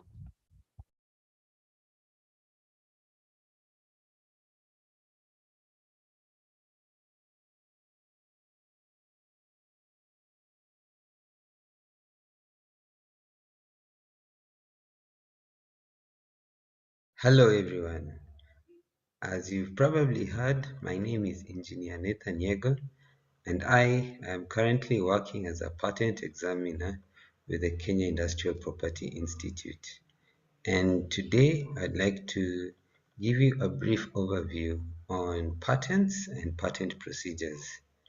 As I know, this could probably be a foreign subject to many of you, or many of you have heard about patents but are unsure of how to go about it here in Kenya. So what is a patent? And as you can see on the screen, I've introduced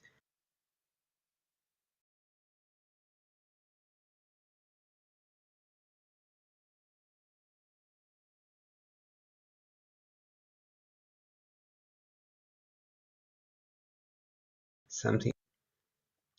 And regarding patents and utility models, it needs to be an invention. However, the invention can be as simple as the clothespin that you see on your phone, on your screens. The clothespin was a patent. It was patented in 1849. So you can see patents are not a new subject. It's subjects that have been there. To the right, you see paperclip. Just simple. Fold a wire to be able to hold your papers. So those are the kind of things that we look out for. Is it new? Is it an invention? Does it solve a problem? So anything. But there are limitations to what you can patent, and I will get to that. So in order for you have come up with an invention, you have come up with an improvement to a process. And so you come and tell us, I want to patent. So these are the requirements for patentability as defined in our law, that is the Industrial Property Act. However, globally, for any patent to be given, it has to stand on three stools, three legs, on three stools. So number one, novelty. Novelty is just a fancy word of saying, is this new? Like for instance, you've come up with something.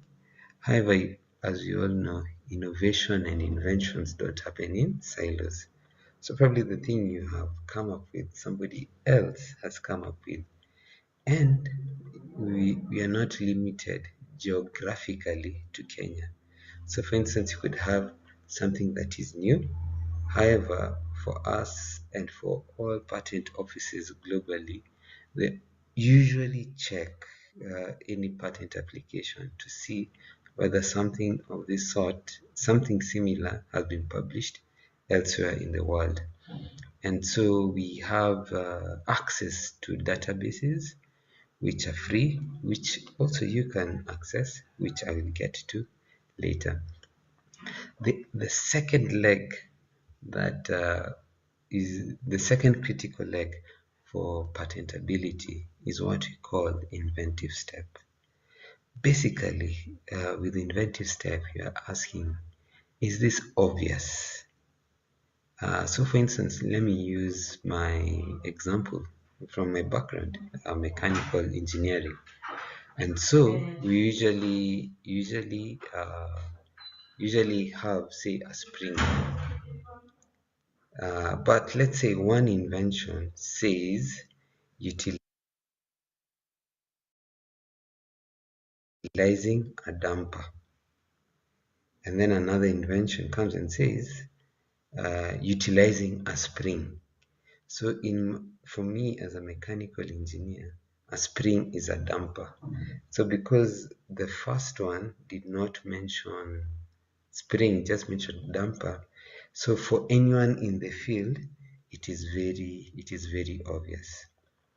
Also, another thing we check when it comes to inventive step is we look at what is called common general knowledge in the field. Like for instance, you come with an invention, but somebody in the field, if they add existing knowledge, like that's what you call prior to existing knowledge. If you put two existing knowledges together, and it can easily come up with your invention, then that means your invention is obvious. So when you say non-obvious, it can mean, like for instance, if I add A and B, I cannot come up with your invention. Whereas I know there's A and I know there's B. Yes, so that is what is called inventive step. And then finally, we have what you call industrial applicability. This invention that you have come up with, can it be used in industry? Can it be replicated practically? Like for instance, we all know the formula, how the sun combusts, how the gases combust in the sun. But no one can replicate it in a lab. So, for instance, we don't give patents to such theoretical models. And as I mentioned earlier, we do not give patents for everything. So some of the things that we do not grant patent to in Kenya is we can't give a patent to any discovery, a scientific theory, or mathematical models. We don't give patents to rules or methods of doing business, or even playing games. I feel like because it's KMTC, I need to clarify on point C. We do not give patents for methods of treatment of the human or animal body by surgery or therapy, as well as diagnostic methods practiced in relation thereto. The reason behind this is, for instance, if I have a patent to a life-saving treatment that someone is going to need, as a doctor, when I'm treating the patient, do I need to first call the patent owner to get the permission? And so that formed the rationale of us including it as excluding per subject matter. However, in other jurisdictions, they allow it. Another thing we do not patent is just mere presentation of information.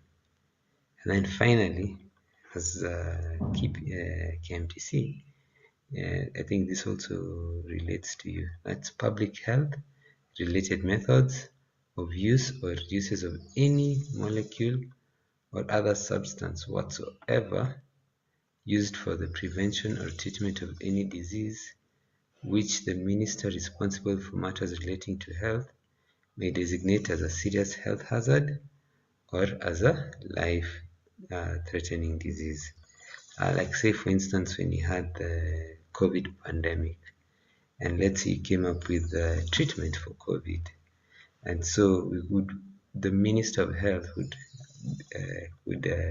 give us instruction not to patent anything that can be able to treat COVID. So, as I mentioned, patents are legal rights. So who owns, or once you own the right, what does that mean? It means if you have the right, just like with the title deed, as I mentioned, with the title deed, no one can develop on your land. So in the same way, with a patent, no one can exploit your invention without your prior approval, meaning that it is only you who has the authority to use, to commercialize this right. And I'd like to mention that patents are private, meaning they belong to the applicant, which could be you as an individual or you as an institution, because you've developed when working as KMTC, or like if you are out there, like you've worked in a company and you've come up with something. So they are private, they belong to that company. And another thing that is common to most intellectual property, that is trademarks, patents, utility models, is that the rights are territorial.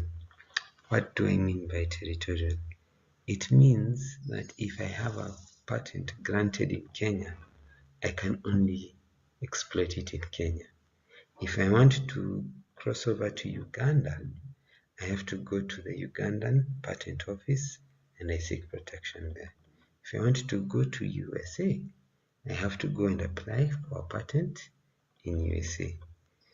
This also means that if you see a patent that has been granted in USA but has not been granted in Kenya, it means you're free to exploit it, you're free to use it in Kenya, as long as hence the word territorial. If you've not sought for protection here in Kenya, then that means anyone can use it. Same way, if you only sought for protection in Kenya, but have not sought for it in America, the people in America can use it. And with these rights, it can be assigned, licensed to others, so as to be able to commercialize. And so why do we offer intellectual property protection? The reason is, one, it's a reward for you as an inventor, as an innovator. It, like for instance, when you graduate, you get a degree certificate. You're excited about the degree certificate. And so probably you'd like to go for your bachelor's degree or your master's or your PhD.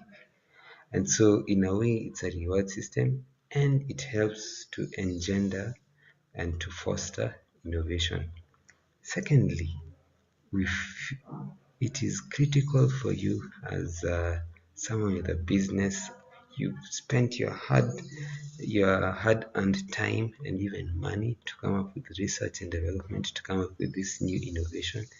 And so it is only right for you to be able to get protection of your ideas and be able to get full benefits of it.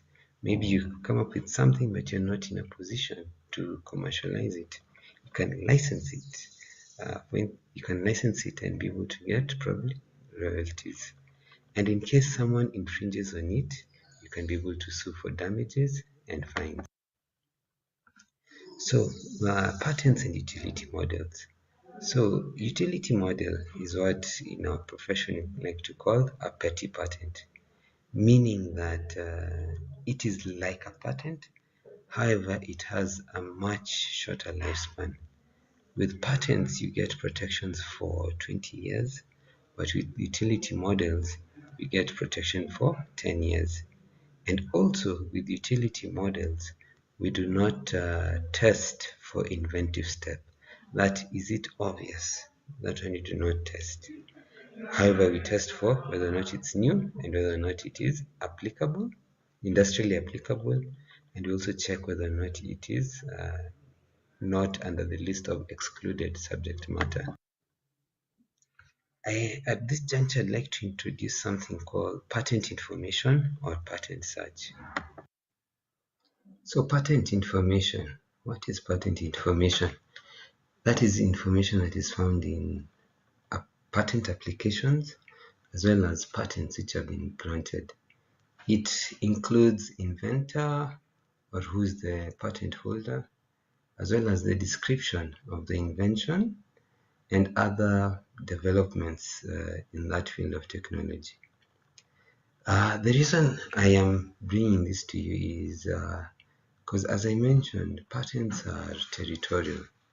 And so many times there could be a problem you want to solve, and you research or use Google, but you're not finding a solution.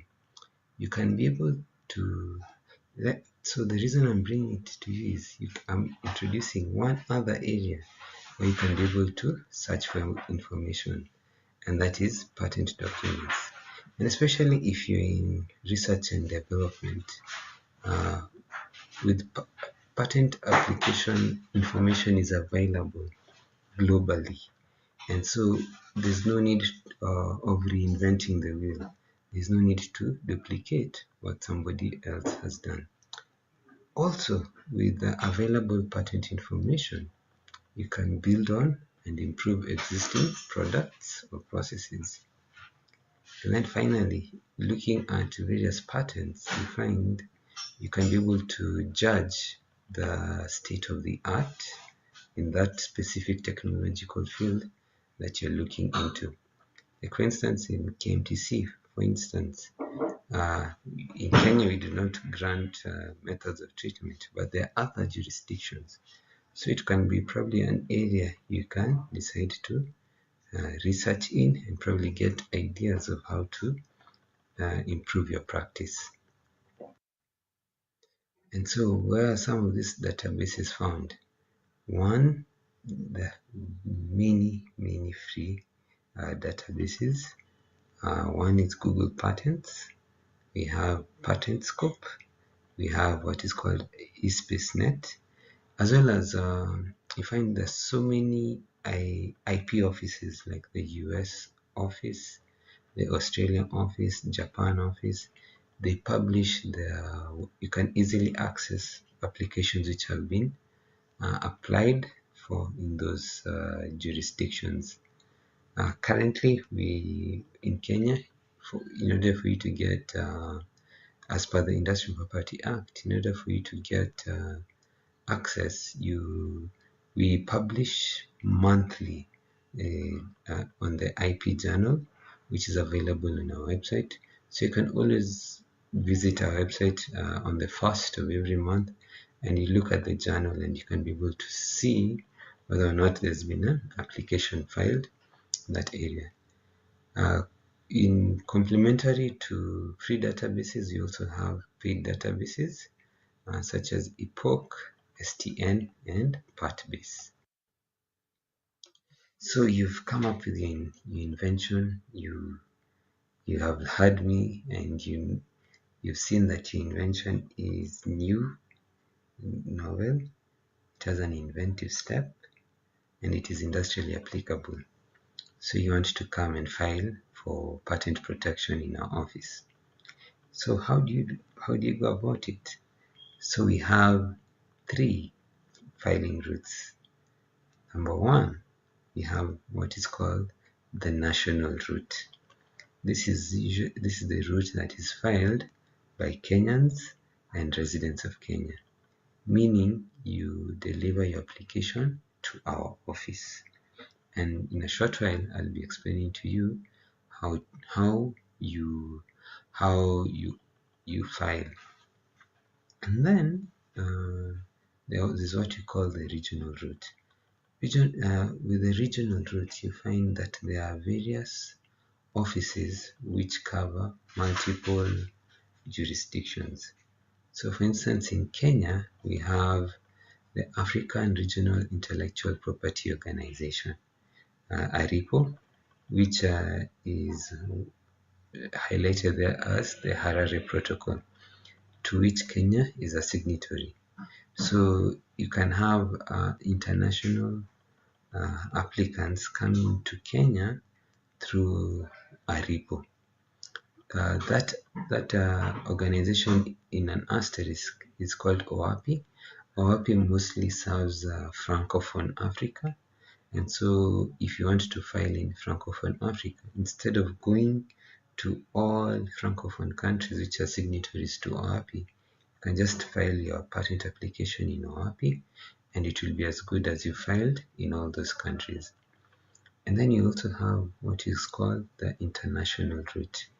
So the international route, which is this one is mostly handled by the World Intellectual Property Organization. So under that, there's a treaty which Kenya is signatory. That is called the Paris Convention Treaty. It's called the Paris Convention Treaty. And with that, you have 30 months to file either in Kenya or a signatory a signatory to the PCT. We also have the Paris Convention. With the Paris Convention, meaning that if you file an application in Kenya, you can file to another country which is a signatory to it, and you can be able to file within 12 months in order to retain the filing date of Kenya. And so what are the requirements So for when you're filing in Kenya, you have what is called an IP3. So this IP3 is applicable for both the utility model as well as a patent. And we have two types of applications. One is called a final specification, final application, and then there's also what we call a provisional application. Provisional application is usually used mostly if you have your idea of the invention, but you've not fully documented it. So we give you an opportunity to come and file in our office, and we give you protection that is valid for 1 year. So that within that 1 year, you come back and tell us, okay, within this 1 year, you had filed this provisional, now I've come with a final, and the import of that is where when we are searching for prior art or existing knowledge, we will take into consideration the date you filed your provisional. So number one, you bring us your form. Then number two, a written disclosure. So with this, basically is we give you the patent in exchange of you disclosing to us what your invention is. And then the disclosure should be in such a way that someone who is skilled in the field can be able to replicate and come up with the same invention. And then IP39, this one is usually applicable, for instance, if you have hired an agent.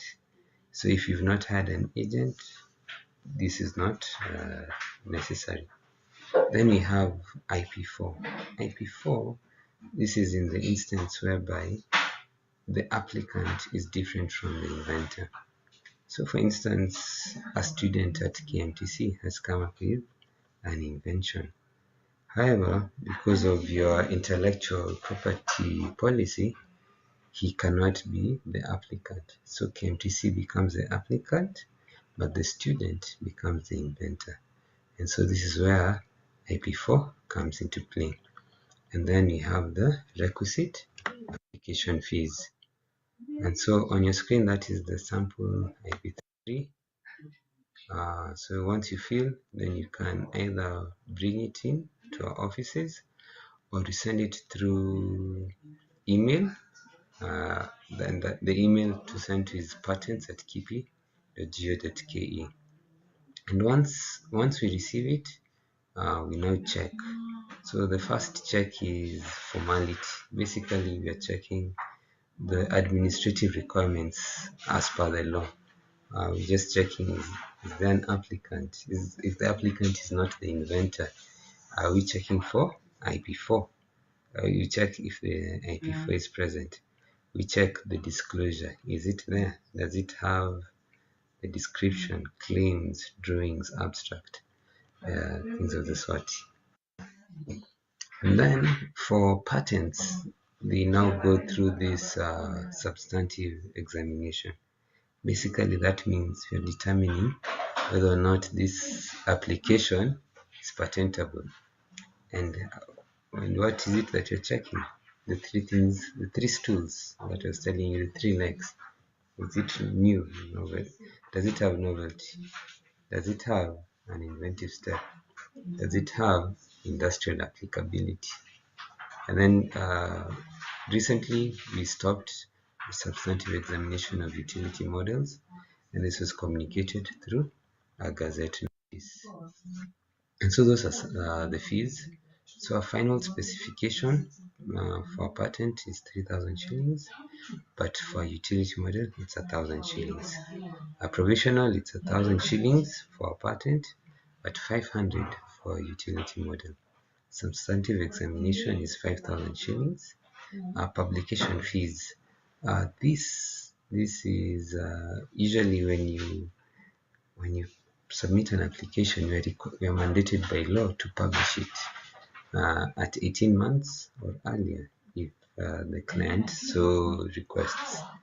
And so that is critical for IP, and the publication is standard, it's 3,000 shillings. And then the respective renewal fees or annual maintenance fees. There are other fees such as excess claim, meaning if you have your application has more than 10 claims, you pay for extra. At times they ask you to come back with corrections. Usually it's within 90 days. But if you feel like the 90 days is too short, you can come and ask for an extension of time. And then amendments, that is in case you've raised an objection and you feel like you need to change, that's when amendment fees comes into play.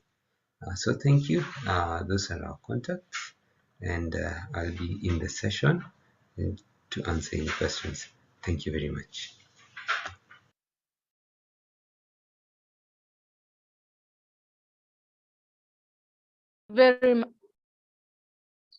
Thank you very much, Engineer Yego, for that elaborate presentation. Actually, I believe most of us have been looking forward to listening to you, especially regarding to the steps to patenting.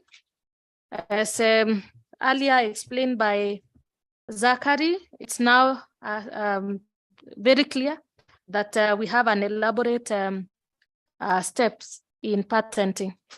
Thank you very much. What is coming out is that once we have innovated, and our sister Wanjala told us, don't kill your innovation in the lab. Now we have brought it out and we want to patent it. What is coming out is not everything that is patented. So that is the knowledge that most of us have really benefited, because it's not everything that we patent. What is also coming out is that patenting is easy. We thought it was hard. It isn't hard.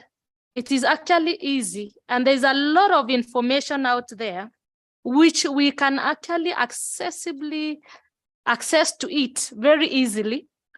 And not only for Kenya, but also there is global availability of that information. And this one will help us so that we do not duplicate, because research is very important, yes, but we need to avoid duplication of research and development.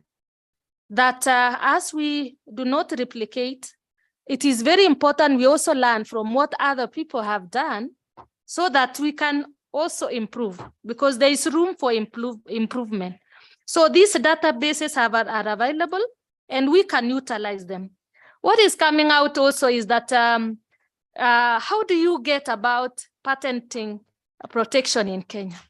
And it's very easy. We just deliver an application. And there are so many routes we can follow.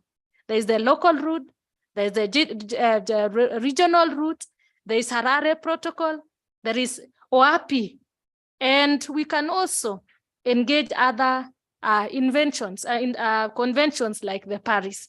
Ladies and gentlemen, patenting is also easy. We have documentation. And I'm happy specifically for my institution, and thank you, Yego, for this presentation today, because we have our students who have been doing a lot of innovative work. But what is coming out now is that the person who does it is, we can actually apply SKMTC, and our student become the sole owner, and as we apply for them, because we will be the application institution, and our students and staff will remain as the owners of the patent. And what is coming out is that it is not also very expensive to do this. It is easier. And we can just walk in, we can just apply online, we can just fill in a paper in your institution, and you are available. And we want to very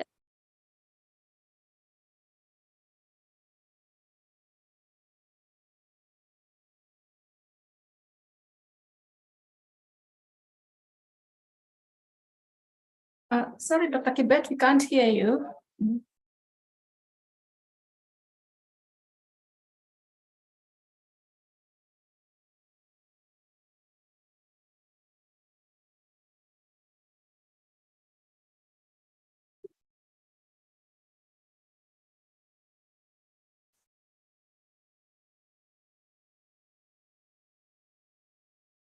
No, I can't hear you. I can see you speak, but I can't hear you.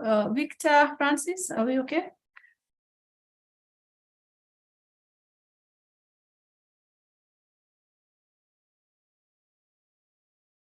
Victor Francis, could you confirm if everything is fine?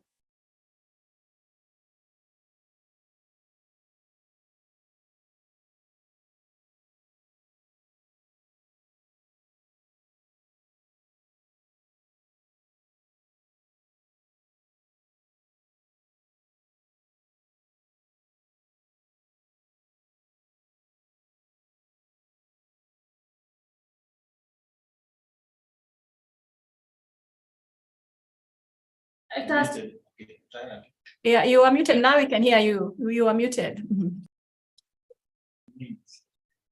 Okay, give us a minute.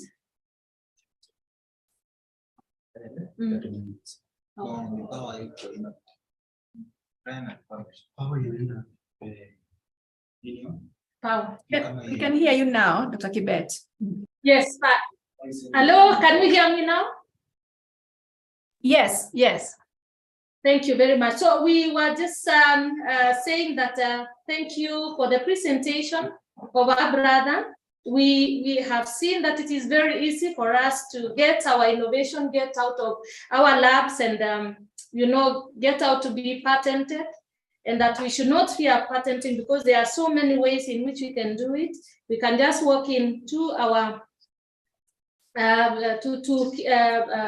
KP and email them or walk in there and patent. What is also coming out is that it's not everything else that is patented.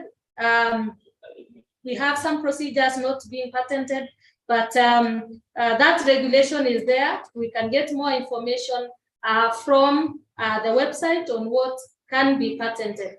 We have also talked about the rights, that rights are like our title deed, that with patent, no one can exploit our rights. We will be the sole rights of what we have. And as KMTC, let me ask, do we have any rights that we have actually given ourselves and as an institution? We have territorial patents that are territorial. We have said that when you patent in one place, you can also move to another place and patent, but patents are territorial. That is what is coming out very clearly. Ladies and gentlemen, we want to really appreciate the presenter from KP, Engineer Yego. We have really learned a lot. And I believe right now you will be moving as staff and students to patent your work, which you have been innovating. And we have also seen that as KMTC, we can actually apply for our staff and our students so that they can patent. We will remain as an applicant, and then the staff or student can be the sole owner of the patented item. I want now to take this opportunity, everyone who has been listening from morning, we want to go through the questions that we have been presented by the listeners. The first question I will ask is about, which partly has been answered, but Zachary can also answer. Since the hip picker table have gained a lot of success, can we understand all range of weights without breaking it? I'll repeat again. Since the hip picker table seems to have really gained a lot of success, can it withstand all range of weights without breaking? That is the question. Maybe I'll read also the other one so that we can have them answered by Zachary. I wish to ask Kimengich, in coming up with the hip picker, did he use his personal funding or did he get support from the donors to make the project successful? I will give that opportunity to Zachary to answer those two questions before we go to the next set of questions. Thank you.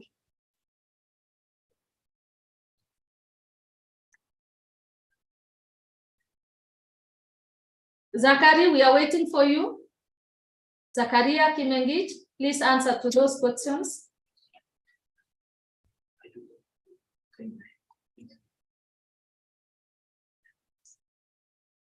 I am told Kimengich has written in the chat and has answered those questions. For those people who had asked the 2 questions, kindly check on the chat. He has already answered them. Thank you very much. We will go to the next set of questions. Dr. Wanjala, there is a question that is being asked by our listener. Is your experience, in your experience, how do you ensure that the face model is meaningful and that it is not just about ticking the boxes that you have completed as at a particular phase? I'll repeat again to Dr. Wanjala.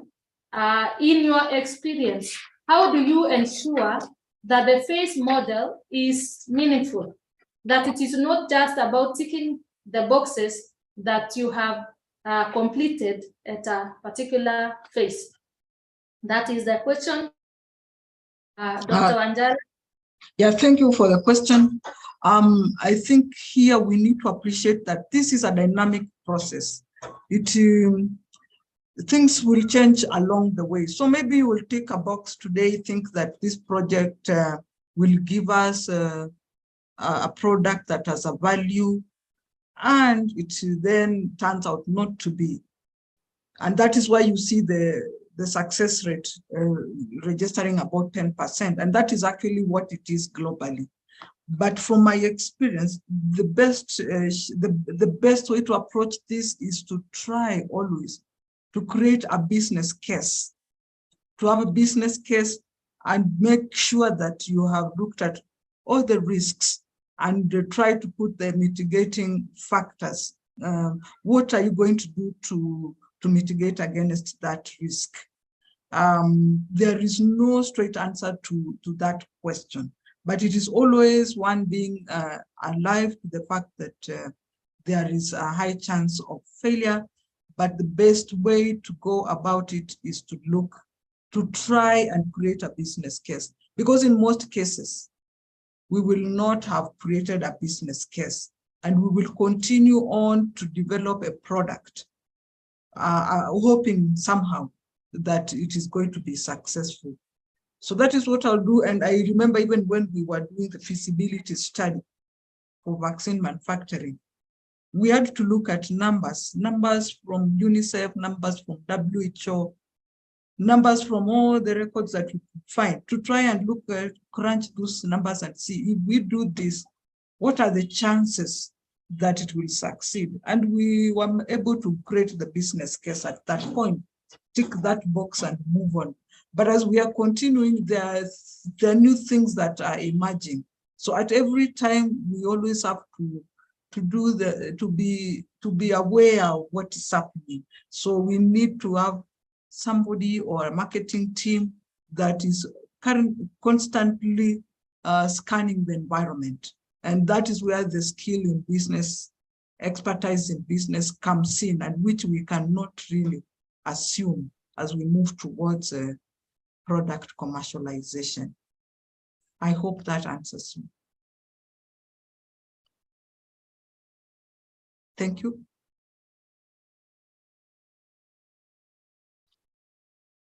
I think maybe I can go to another question which I have seen on the chat and which I can just answer here.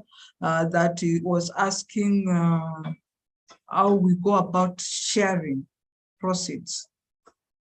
It has not been very easy, but we have developed policies that would guide the Institute when it comes to sharing of the surplus from the revenue that is accrued from commercialization.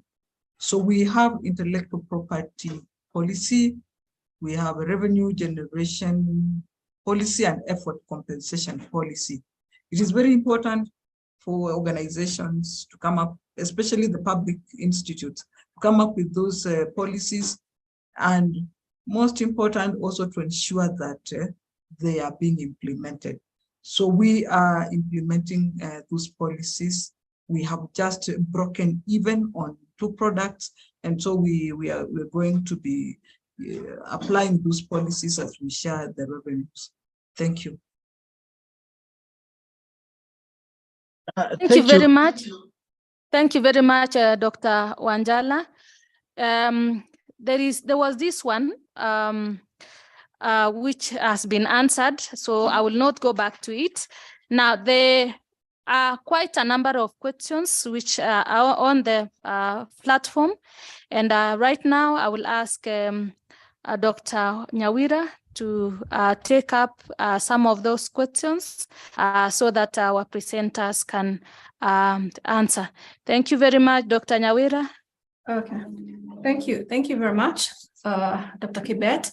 So thank you. I think Dr. Wanjala has answered the questions that are relevant to her, many of them, but if I come across another, I will share that. And also Mr. Kemkich has a number. So about patenting, there's a question about how to explain non-obviousness again as regards the steps. That's a question on patenting. And then going again, let me look for another one on patenting about how to publish. That is, you mentioned it's a requirement by law. So maybe to mention where is it published? You have answered it in the chat, but just to explain where to publish. We know, except payment, what else should one do to get it published? And yeah, what it actually means to publish. Then how the innovator is protected against losing their innovation in regard to IP4 is the other thing. Then there's a question about the advantages and disadvantages of filing for patent nationally, regionally, international. Which of those should one choose? I know you said you're only it's territorial, but maybe some thoughts about what you can do. Then what happens to people who breach a patent? What would happen to that? Then what role do you see AI and other new technologies such as blockchain playing in that? Yeah, I've seen you have answered some, but it's good to have a talk about it. Thank you. Dr. Yego, you can answer. You can start answering the questions. Then we can give some time to Dr. Wanjala if there is anything as we conclude. Can you confirm that you can hear me? Yes, we can. Yes, we can. Okay, so that the first question is on non-obviousness. So how the thing with non-obviousness, you can come up with something that is new. We agree, you can come up with something that is new. However, there is existing literature. So let me say that, for instance, your new invention is invention C, but there's existing literature or existing information A and B within the same field. So if I apply existing knowledge A to existing knowledge B, would I still come up with invention C? And that's usually, we say it is not obvious to someone in the field. I have many mechanical examples, but I'm just thinking of in medicine, say for instance, we all know that like, let's say the flu medicine or the cough syrup, it's usually very bitter. So in order for you to make the cough syrup for children, you add an element that is a sweetener. And so we all know that if you just add the sweetener, it will not reduce the effectiveness of the medicine, but it will be more pleasing to the children. So yes, you could be the first one coming up with the sweetener to the medicine for the cough syrup so that children take it. But is it really obvious to someone who is in the field? So I think, I don't know if that clarifies, you can let me know.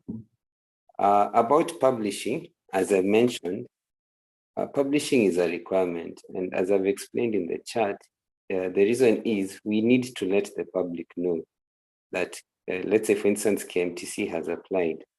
KMTC has applied for a patent in this. So you let the public know, KMTC has a patent application, and the thing they want to protect is ABCD. Because as you all know that, we are humans, at times we may miss out on a few things. And, also because we are giving KMTC the right to publicly exploit it. So it is fair for the public to know. And where do we publish? We have an IP journal, which we publish monthly, that is available on our website. And the fee for publishing is 3,000 Kenya shillings. And for by law, we publish 18 months from the day you have filed the application. However, you as the applicant, maybe you have a rush, especially with the investors, you can be able to publish it before 18 months. The other question was on the IP4. So with this one, it's more of an institution-based thing. For instance, as KMTC, do you have an IP management office? I remember I heard Dr. Celia Wanjala talking about some of the challenges they have is the IP management office. And so usually as KIPI, we help institutions come up with an IP policy. And in the IP policy, it's usually, basically it creates the office of the IP management. And with any IP created, probably with resources of KMTC, but the student created it just because he was in KMTC, or your staff has created it just because they're in KMTC. So you have probably like revenue sharing in case when you commercialize, the royalties from this product will be X% goes to KMTC, X% goes to the inventor. And so that is something that you can, as an institution, come up with your own IP policy, and we can help you as an institution come up with your own if you invite us. Advantages and disadvantages of using various routes. As I said, IP rights are territorial. So it all depends with your business policy. Do you foresee yourself only running your operations in Kenya? So if you only intend to run your operations in Kenya, then it does not make commercial sense for you to apply for a patent regionally.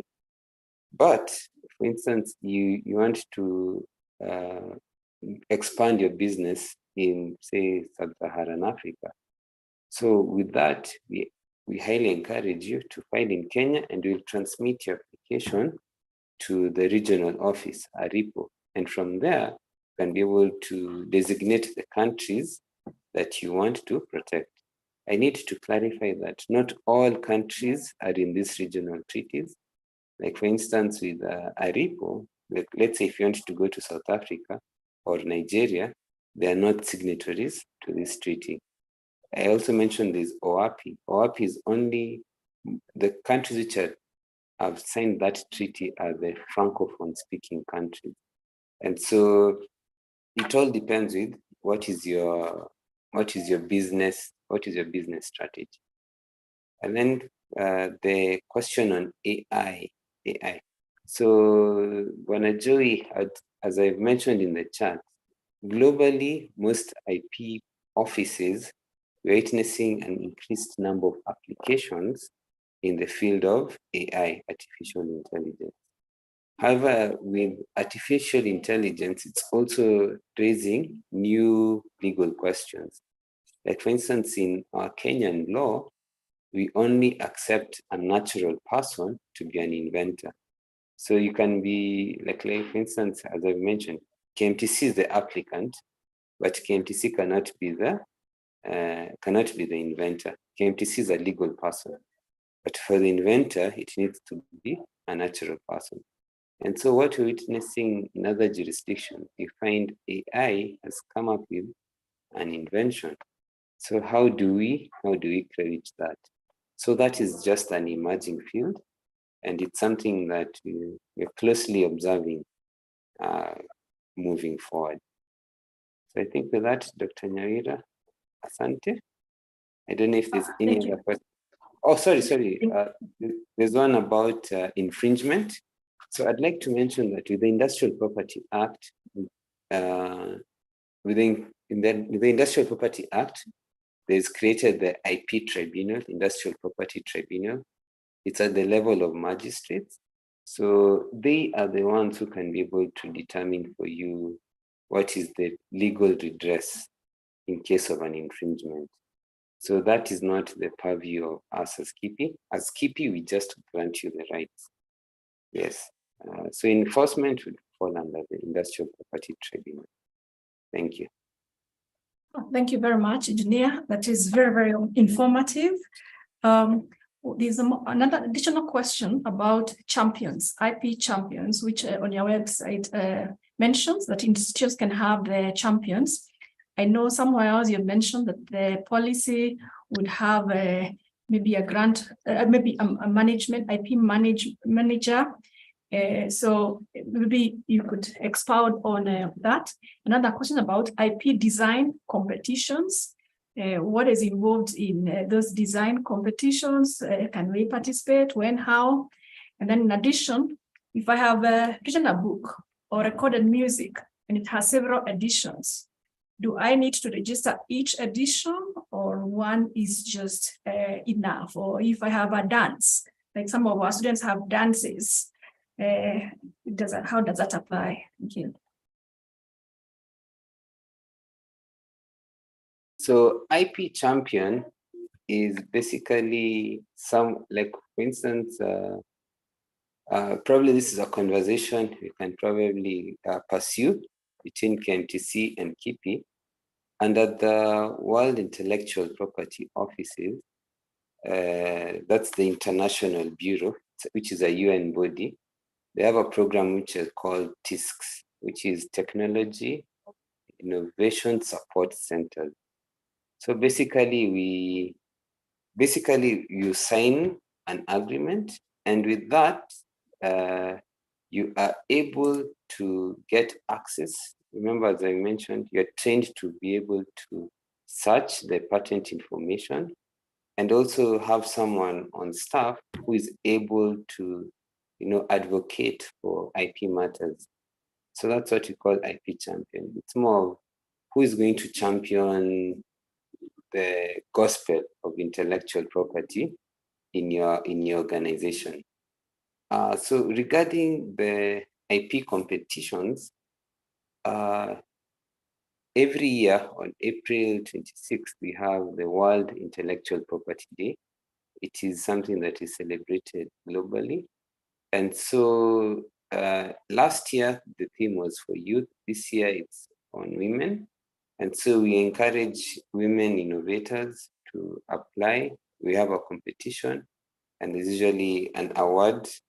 There's a small cash token for the winners. So I think that, that is the competition. Yes. So books, music, dances, that is an area of intellectual property known as copyright. So, and for copyright, that falls under Kenya Copyright Board. And so for protection of, like all books that you have, Daktari, I see books in your background. You'll see either at the back or on the first page, the C sign with the circle. So that is copyright. And it is the work of the Kenya Copyright Board to grant you those rights.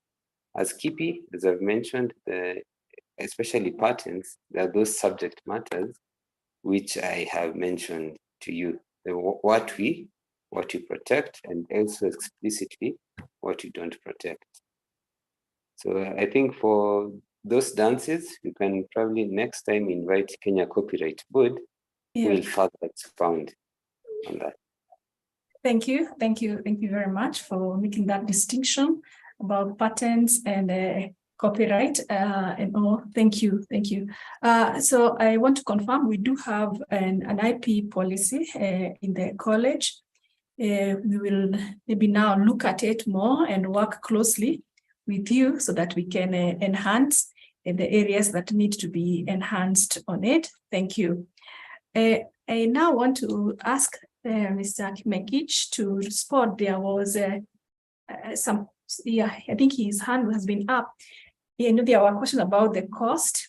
There were questions about the funding. There was a question about whether there are any ways that innovation now that has been used for some time, has he identified areas that need to be improved or changed, and what are the next steps going forward? So Mr. Kimekich, welcome. Yeah, thank you so much. Just confirm whether you can hear me. Yes, we can hear you. Thank you so much. Yes, we can hear you. Yeah, thank you for the opportunity you've given on to me just to present on the experience and the working on the innovation on the journey of the patenting. The first question was, when we came up with this hip spiker table, we went out of our way.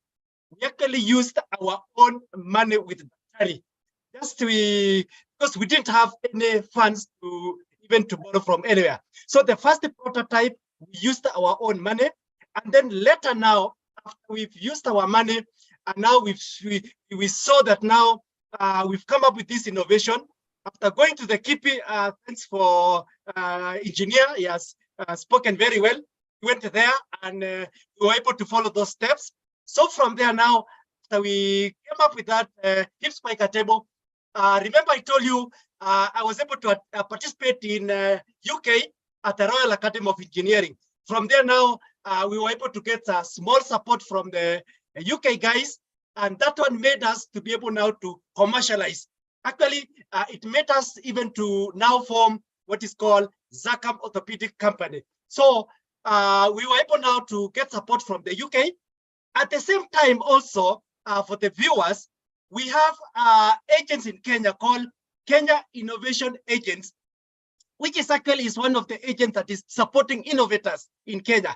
Anyone who has come up with any innovation and you want to get support, this is one of the actually agents that through the Kenya government, they pump money there so that at least this agent can actually be able to identify how many innovators in Kenya who has come up with a very unique innovation, and then they're able to support so that actually they can actually be able to commercialize. So the Zakam company were also got support through Kenya Innovation Agents, and that is why now we formed that company called Zakam, and now we're able actually to commercialize. We've come up with more innovation, we've come up with more products that are now able to solve our local solution. So the cost, remember in my slides, I was able to put these slides, the hip spiker table that is in UK. Remember, most of the medical equipments in Kenya, most of these equipments are normally imported, which is very expensive. And that's why now, when we saw that gap, we say, why do we just import? In fact, it's now even a challenge to our government or some of our institutions that some of these things are normally shipped or even imported. Some of these things, when it's brought to Kenya, within a short time, it breaks. It doesn't really last long. And when you try to see some of the things that we can make our own, it's actually be able to even last long. So some of the things that are normally shipped are very expensive. And remember, I was able to show the slide. The hip spiker table that we came up, one idea why we came up with this is for affordable and accessible. So the Zakam company is selling this hip spiker table at affordable and accessible price, which is at around 75,000 only. So if you are to ship from US, it could have cost 500,000, very expensive. So really, it's good to support our own innovation and our own local innovators. So that was the cost. It's affordable and it's accessible. And then we've been able to manage most of these students, and they are now able to go back to school. They're able now to play, and it's an amazing. We've got a lot of stories. We are getting a lot of feedbacks how this innovation is really able to do. And now we are now able to sell to most of the hospitals in Kenya. So maybe Those are any question maybe I've left? Yeah, okay, just mention what do you want to build on that to change anything in the table? Is there something you want to add, or what's your next steps? Oh, thank you so much. Now you see, having worked on this hip spiker table, now our next step, because we need to improve this hip spiker table to another level. So we are actually looking on a way how we can automate. That is the next step, to automate this hip spiker table. And our now plan in future now is actually to now commercialize and even now have a bigger workshop and now manufacture this hip spiker table, and even to be able now to sell globally. That is the plan that Zachem company is planning, to sell this hip spiker table to now global, so that at least most of the countries, most of the hospitals can have the right equipment to be able to use on managing fractures of children. Is that okay? Yes, that's quite okay. Thank you. Yes. Thank you very much. It's good that we are seeing the journey is continuing. Thank you. Yes. So I thank you all for answering those questions. It's been very, very informative. We have definitely learned a lot. I remember Dr. Wanjala said we need to know the entire team, because we need marketing, we need business case development, we need communication, and you have really demonstrated how that team can work. So I thank you all. I think it ties up. I now hand back to Dr. Perez-Kibet. Thank you very much, Dr. Nyawera, for taking us through the Q&A session, the first session. I'm very grateful. Now, what is coming out is that apart from us, Daktari having an IP policy, it is very clear then we need to have an IP management officer.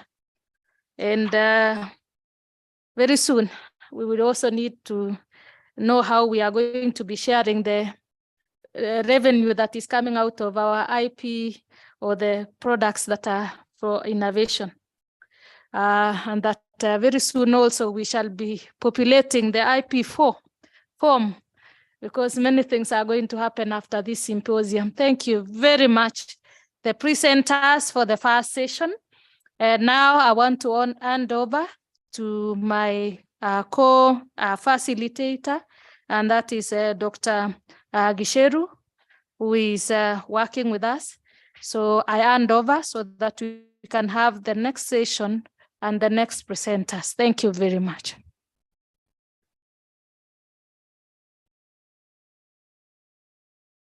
Thank you very much, Dr. Kibet, for taking us through that session. Thank you to Dr. Nyawera for chairing the question and answer. The first session has been very informative. We are thankful to the speakers who have given us a rich, their rich experience in that field. I think we're realizing that there are many who have gone ahead of us, and we need to follow in their steps, and we are very keen to do that. So I hope that they are willing to keep their doors open so that we can keep talking with them and working together. So our next session is going to be just as interesting. And our first speaker is going to tell us how we can get funding for our researches. So a lot of KMTC lecturers and students are involved in research, and the question of funding always comes up. So I would like to introduce Joseph Johu, who is a founding member and current CEO of Research Beeline Limited, which is an African-based social enterprise that supports researchers, research institutions, and universities in Africa with research funding, information across all areas of research. In the last 9 years, Joseph has been actively involved in Africa's research funding landscape, having worked for international funding platforms as a regional rep, and has also been in the management and development of funding platforms designed for African universities and NGOs. Joseph is a graduate of Kenyatta University, Bachelor of Arts Economics, and also has a graduate diploma in marketing and social research from Marketing Research Society, UK. He has in the past served in the FMCG and banking industries and also handled agency-side research. He has also taught research practice in the Chartered Institute of Marketing, CIM course. He is a firm believer in the power of doing, loves learning, and is enthusiastic about innovation. He's an avid football fan and player who currently plays at the JKU Art Wazee team. He hikes once in a while. He loves traveling and making new friends. So I would like to welcome Joseph Jogu to do his presentation on Research Beeline.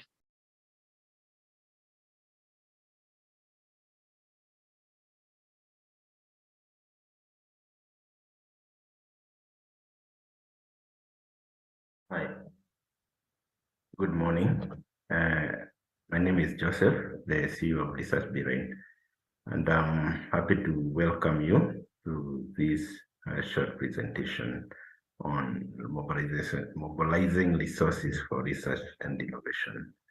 I'm the CEO of Research Beeline, and welcome. I start my presentation by sharing the words of Andrea Zori, the current UNESCO Director General, who says that better endowed science is indispensable. Science must become less unequal, more cooperative and open. Today's challenges such as climate change, biodiversity loss, decline of ocean health, and pandemics are all global. This is why we must mobilize scientists and researchers from all over the world. Yeah, the essence is we must all contribute our knowledge, our understanding in solving global health, global problems and issues that affect humanity today. And as an innovator, as a researcher, you are actually welcomed to the party. And next slide. Yeah, so with regard to research and innovation, I look at it from two sides or two directions. For you to effectively position yourself to attract resources, to innovate or to generate new knowledge, there are two things that I think are very important. One is the right environment. You've got to operate in the right environment.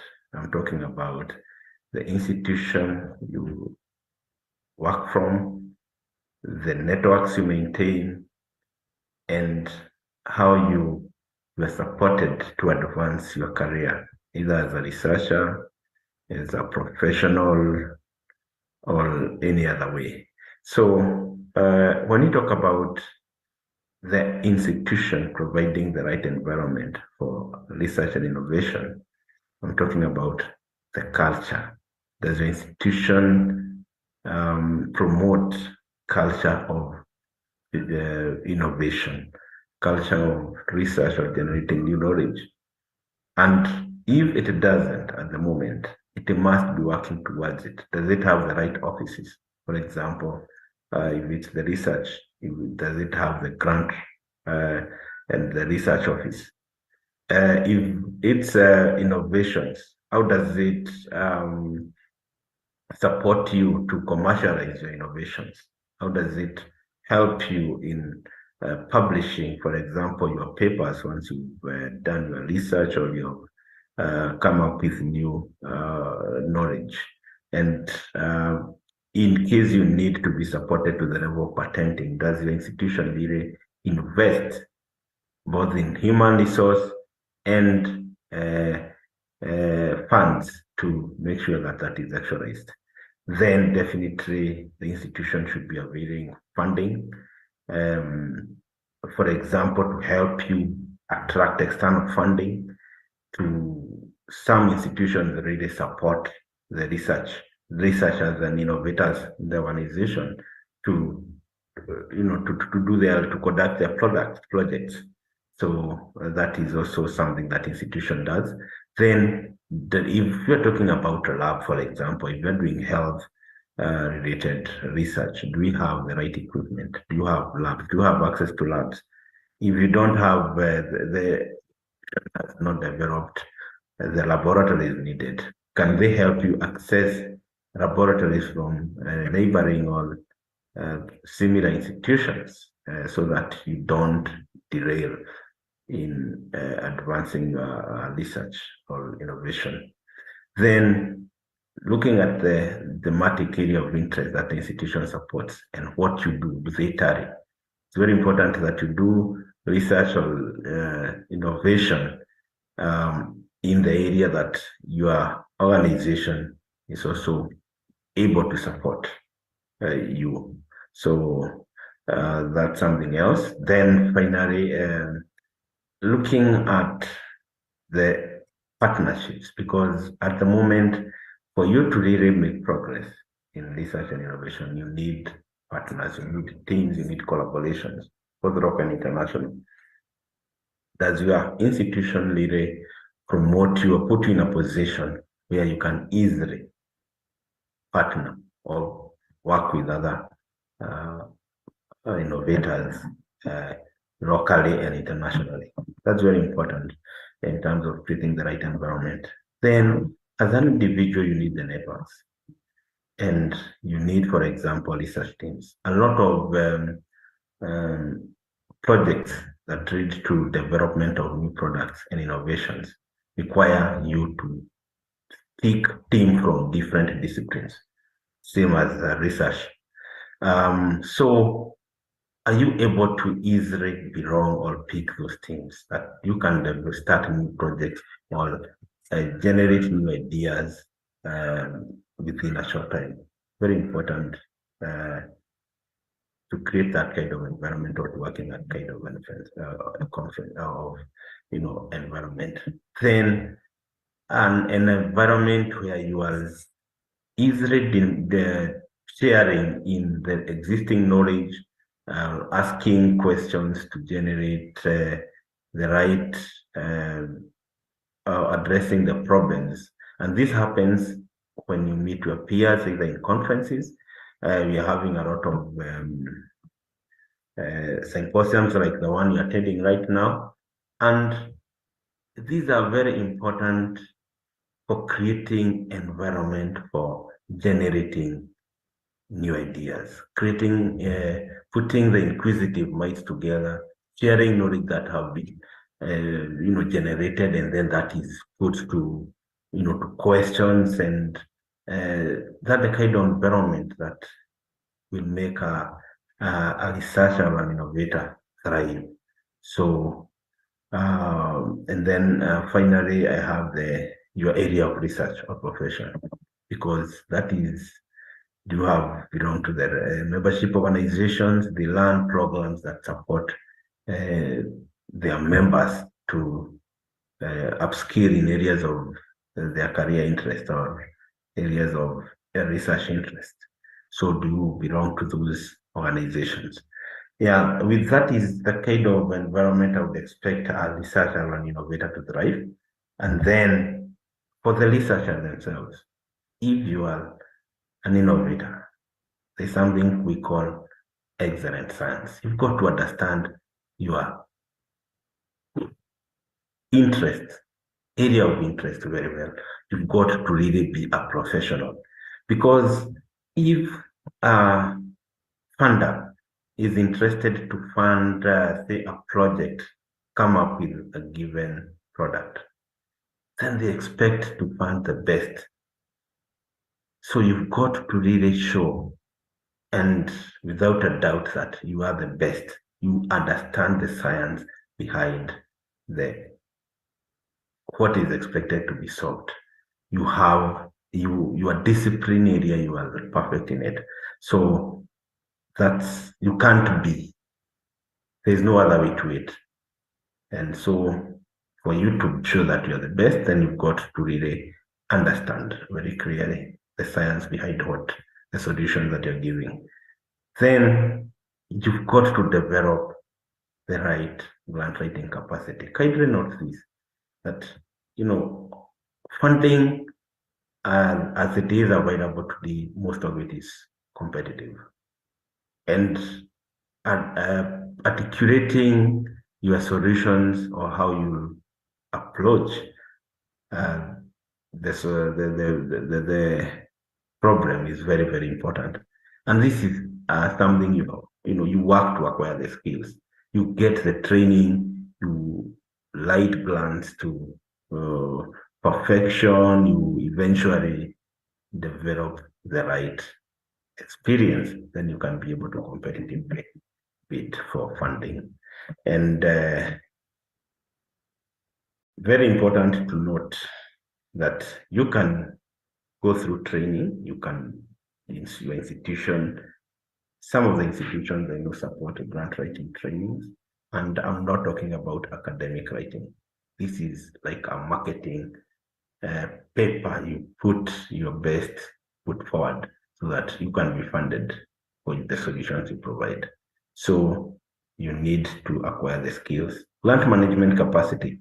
And this refers to what happens when you win the funding. Yeah, what will happen when you have the money eventually. You've got to know how to really manage and deliver on what you promised. Because if you develop all these skills and competencies, and you are working in the right environment, then you have very good chances of winning your grants and attracting the funding you need for your projects, research and innovation projects. Other important skills include time management skills, understanding that you are working, you're a lecturer or you're a teacher, you have administrative duties, you have a family, you have social life. Very important to understand how to manage all this so that you don't mess up some things to acquire more. And since research and innovation is, you're not forced, you really have to, generate the interest yourself. You end up finding that if you don't time manage your time well, researching becomes the first victim. So communication, that's how to communicate your findings, how to communicate with your team members, how even to communicate to your funders and the promoters. You got to be a team player, be a worthy collaborator, have the right skills, know how to use the applications and other online tools that are currently what is really promoting or making a lot of collaboration happen. Yeah, so these are skills that a researcher must have. And research and innovation in Africa is not without a challenge. If you look at the global innovation index, or even knowledge generation index, you understand that Africa is the lowest. It is African countries are doing the least innovations. Even in patenting, in publications, we are lagging behind. We definitely have challenges. And so as you look or resource for funding, understand that the call is much bigger for us in Africa. If you are in the space of researching or innovating, you are much more important. And I'll be able to show you why. To engage more deeply in it in Africa than in other parts of the world. And this is the reason. I'm just taking you through the challenges, which are quite familiar to a lot of us here. Probably there has been lack of support, mentorship or guidance from senior colleagues, especially for early career researchers. Funding is a problem in Africa because most of it is funded. We have to look externally because our governments are not investing more in R&D. Yeah, we fail to win grants even when we participate because our skills are not up to standard. That's, I said, something we can create or train on. And then difficult in acquiring external networks or partners, especially from outside the continent, because we need the researchers and innovators in the global north really don't need us as much as we need them because they have a lot of options. For us, we don't have a lot of options. And then based in a academic institution, that means we have other duties, and this may keep us from being very productive, because we have to divide our time between a lot of things. But that does not really mean that we should not be looking for funding. That's why I say at this point, we need to make this prayer. And in lead, God will definitely grant us the wisdom to know the difference, because a lot of things we can change, but we really don't appreciate. You might not change the amount of money that your government puts to research, but that does not mean you can't change the amount of money that aids in your pocket to do research, because there are definitely other places you can look. And so why we must generate new knowledge? Why must we innovate? We don't have a choice. One, because we're in an academic institution where dissemination of knowledge is key. How do you keep teaching or taking through students knowledge that you have never taken part in creating? And the current world, the current information flow, especially with internet, means knowledge and things, information and news flow quite fast. You've got to be at the top of things to be able to really ascertain what you are teaching really is true, and then how do you build on it? As an institution, I insist the institution must support you create new knowledge. And we know that knowledge is a key economic driver right now. R&I, that is research and innovation, is what is driving the world's economy today. Look at all leading corporates in the information sector. So we know that with light information, no problem can be big than what humans are able to offer a solution. Look at COVID. So many people, so many systems working together, and that was defeated in 2-3 years, something that could have taken a lot of years in normal circumstances. Knowledge. And then we are in academic institution, so we've got to generate research, we've got to generate new knowledge, we've got to come up with new products, new ideas, we have to innovate, you don't have a choice. And then this is also very important for university, for your institution's ranking. I checked where you are in the econometrics rankings. We need to understand that is a very important mark, how your institution is ranked, because it determines who you work with, people who want to work with high-ranking institutions. The lower you are, the more difficult it is to attract funding and to attract partners. And then you also need additional funding. A very good way of increasing your income is when you participate in projects, both for yourself and institution. And then if you're working in a team, then that means only one thing. You have partners who you can leverage, you can with, in terms of their knowledge, you can, that's one very important for your career growth. Yeah, and even reputation. You publish, you get an opportunity to be cited and those kind of things. You'll not do that if you are not, putting your best foot forward to come up with innovations or research projects. I had talked about why we must do research, and look at those figures. You see where we are as Sub-Saharan Africa, compare that to the global numbers. Yeah, you see, we need, as long as you are in academic institution, please, you are called upon to support your people, to support Africa, up our game, because we are poor, and I can ascertain that because we don't do enough innovation. So we are lowest in patents, in publications, much more poor. What about new products? That's why we are net importers. rather than exporters, because everything that requires knowledge or technology to make, we have to import from those who've already invested well in R&D. So these are some of the global challenges that we need to solve, and there are many, especially in Africa, from health to whatever. Enough problems. We have to identify the issues that are facing us, and we provide the solutions, because it is what we have been called to do in academia or academicians.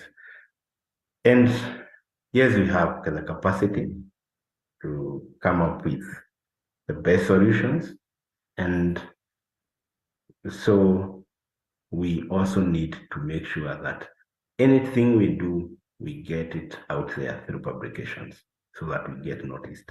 Yeah, so I go to the next phase now on, would you do research? Would you innovate without funding? And my answer is no. However good your proposal may be, you're not going anywhere if you haven't identified where you're going to source the money from. That is why in the grant life cycle, from whatever direction you look at it from,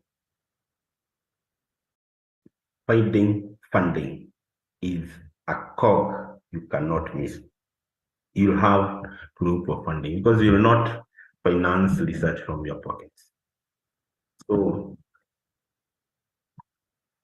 yeah, that's another one. Same. However, idea, whichever, you can do everything, but without money, how do you start?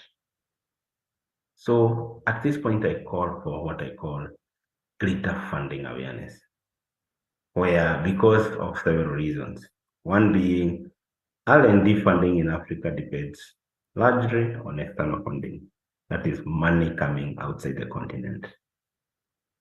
But innovation is a self-motivating exercise as well as research. So nobody forces you to innovate. So you need to be supported, and rather than being left to get fatigued even before you start. And strategically, what you need is identify as many sources of funding as possible from different funders. Then another reason is SDG 17, which is advocating for our technology, R&D, and innovation in the global south to be supported by the global north. That means a lot of funding is finding its way to Africa through SDG. Then we have noted there are a lot of programs that are meant for innovators and researchers who are based in the global south. Then why don't you take advantage of them? Some will fund you from where you are, some will fund your institution, some will want you to travel to the funder's country or where they want to do their programs so that you can be trained there, you establish your networks there, and once you're ready, you come back. And we're seeing that through a lot of that through DAD mobility plans. Yeah, and then there is this emergence for international collaborations. Funders want multidisciplinary international collaborations because they feel that that gives more value for their dollars than when they fund one or two organizations. And then one more reason why I call for greater funding awareness. Every funder has their way, the way they run their things, from funding cycles to everything. So you need to understand who funds when, what do they fund, and how do they fund, their own mechanisms. Yeah, and then you need people to work with people who want to advance the same ideas you have. You need networks, and you can only be able to do this if you understand how the funding works. So that is I picked that from the latest rankings for the matrix. You see, in Kenya you are number 35, and means that you need to do more, much more. I would imagine you in the next ranking, you should be in the top 20. Yeah. So I'll just go through the funding sources. And funding sources are quite many. We can't exhaust that in probably even 1 hour or 2 hours. From government agencies, I'm talking from National Research Fund, the one we are familiar with in Kenya, National Institute of Health, the biggest source of health research funding in the world, Swedish International Development Agency, European Commission, currently with hundreds of funding opportunities, academic organizations that align to your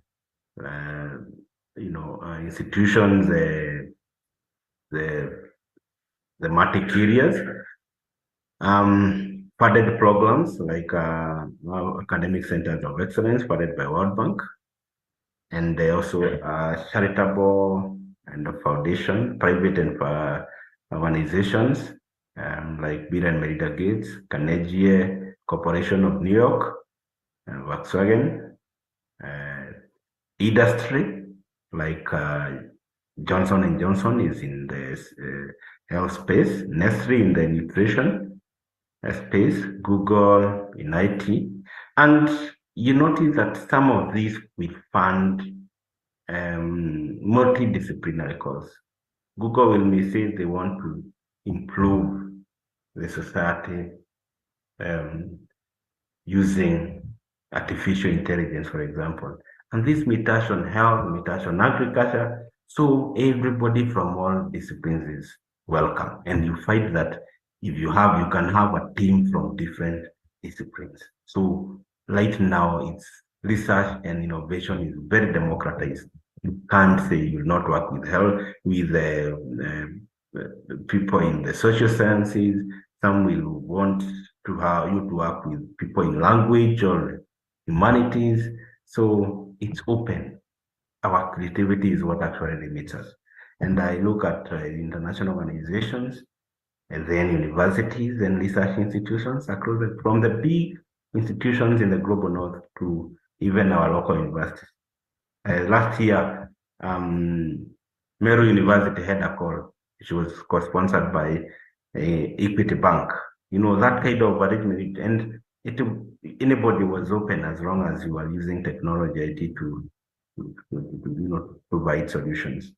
Yeah, so that is just an example of this is the platform we have called Research Be Right, and we track about 4,000 funding agencies from across the globe. This is just one of the funding agencies called Danida. That is the Danish. And you see, they have consistently every year they have a call. I talked to that funding agencies have, they work with corridors, they have funding cycles. Some will fund throughout because they have big budgets, but a lot of them, I would say 80%, fund at a given time of the year. So you see, they fund around February, and this is about collaborations, partnerships, and they have the countries that every year they select. Yeah, so the National Research Fund, you see there is a gap, 2021, 2022 missing. Right now they have calls. They'll fund different areas. Japan. Then others like USA, there are more funding agencies. National Institute of Health, definitely the biggest. USAID, very interesting calls all through. Then that's a National Research Foundation for South Africa. In Canada, several funding agencies, including the most vocal is IDRC. If you are in the area of health, reproductive health, Glad Charities Canada will always have something for you. Yeah, that is now a funder from, this is FCDO. You see, they have several calls and they keep changing different topics. Transform is about industry, COVID resilient health system, that was about was about COVID solutions.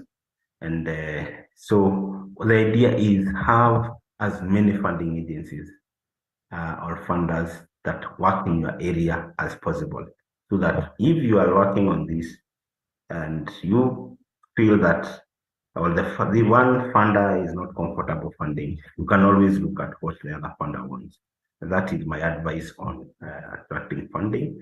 And then I talked about industry. We have so many corporates across the globe. A lot of them are mega, big.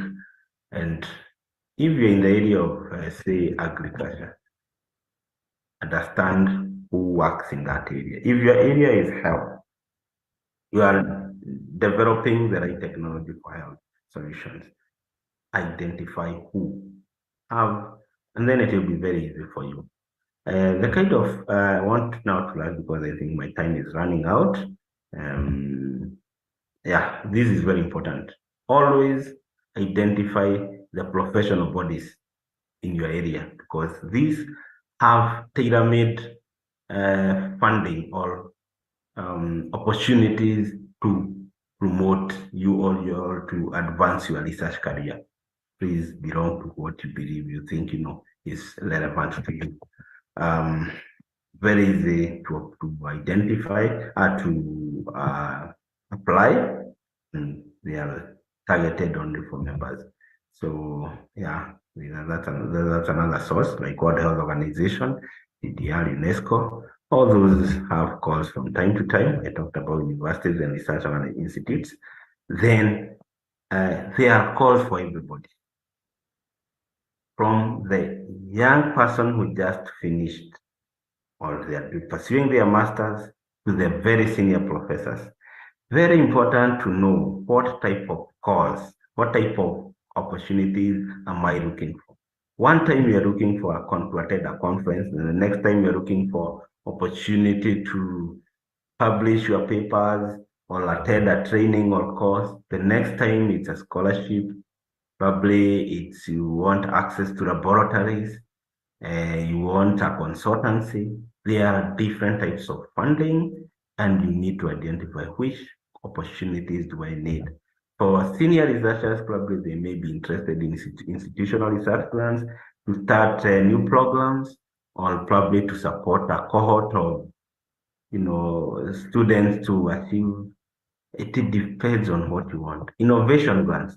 For those who are developing new products, please look out for innovation grants in different, and they can come in from anywhere, anytime. So just being ready is what really matters. But what constitutes a good funding call? Yeah, sometimes it's the amount involved.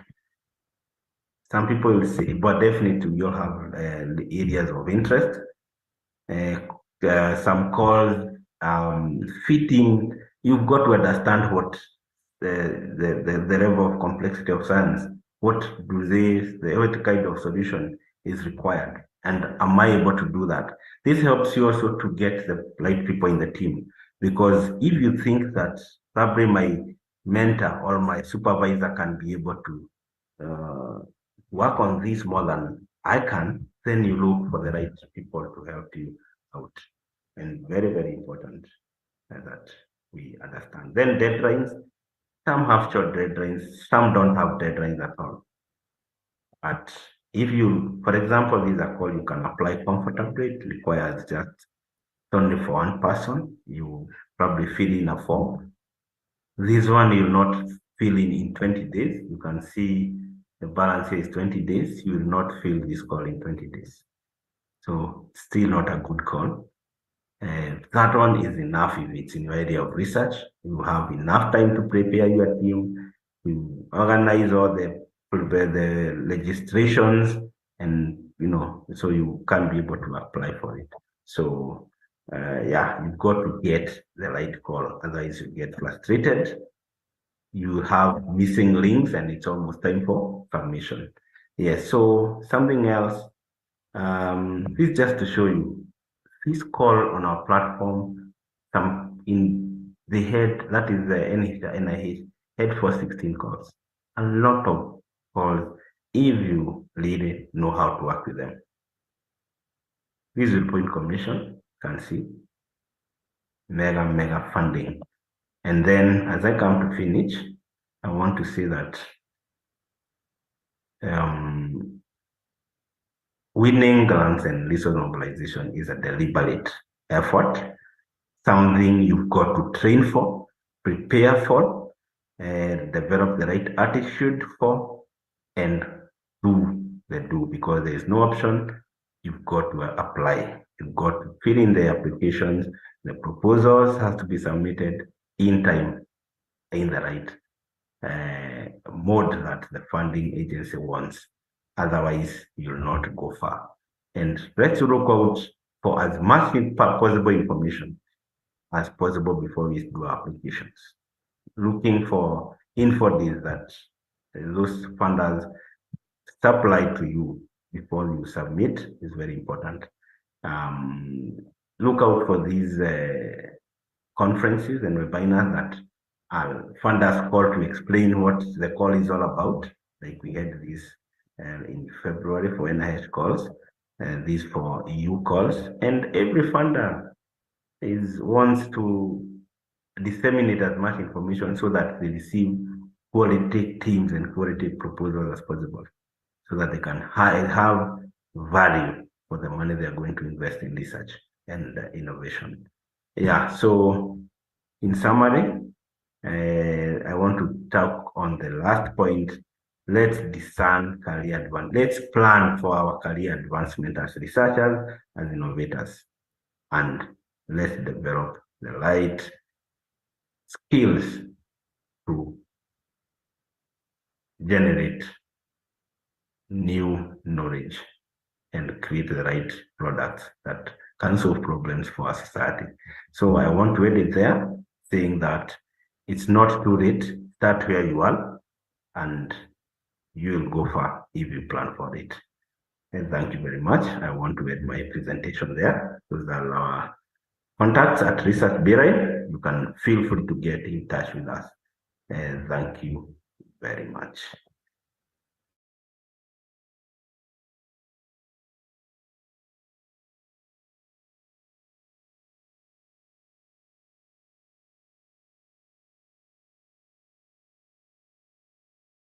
Oh, we can't hear you, Dr. Gisheru. We can't hear you.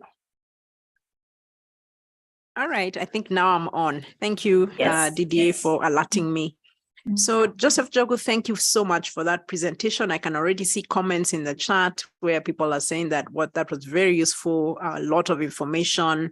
And some of the aspects that you came up with was about the right environment, that you need to have an institution that has culture, funding, equipment, that fosters partnership.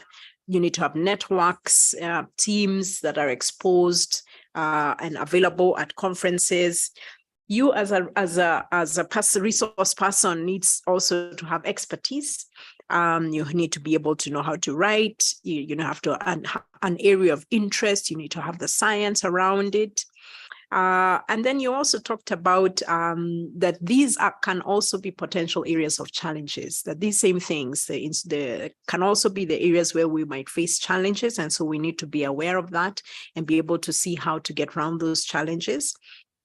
And that we must innovate as academicians, and it is our academic responsibility to innovate and because it allows for us to grow.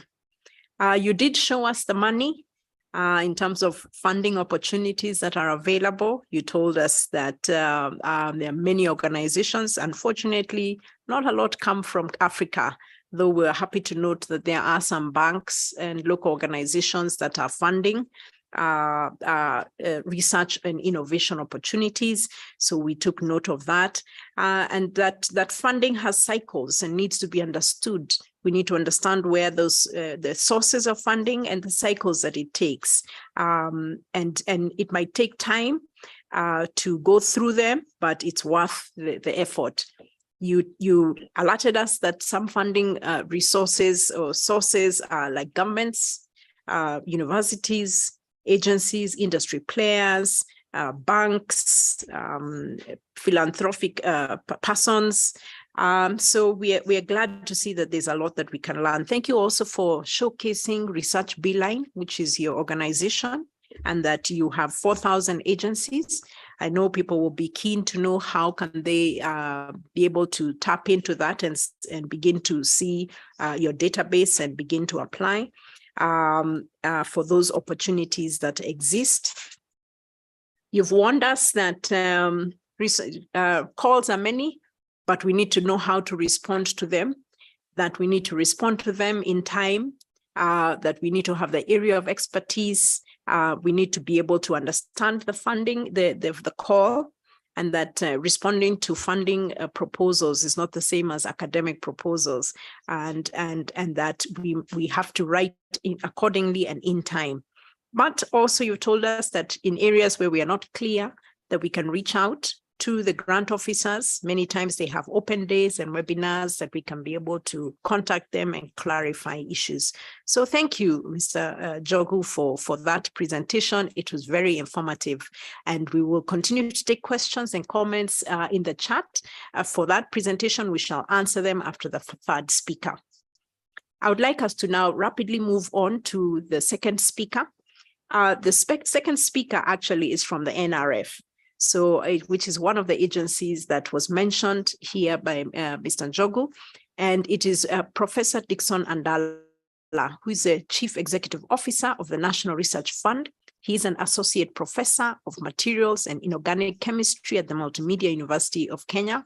He's a PhD holder in Materials Chemistry from Binghamton University and a postdoctoral fellowship at Pennsylvania State University in the US.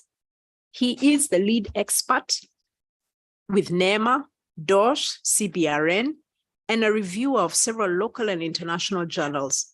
Professor Andala has served in various senior leadership management positions, including having been the director of Kenya Nuclear Regulatory Authority, Africa Material Science Society. He's been on their boards, executive committee member of the African Crystallographic Association, chair of the chemistry department, Multimedia University of Kenya.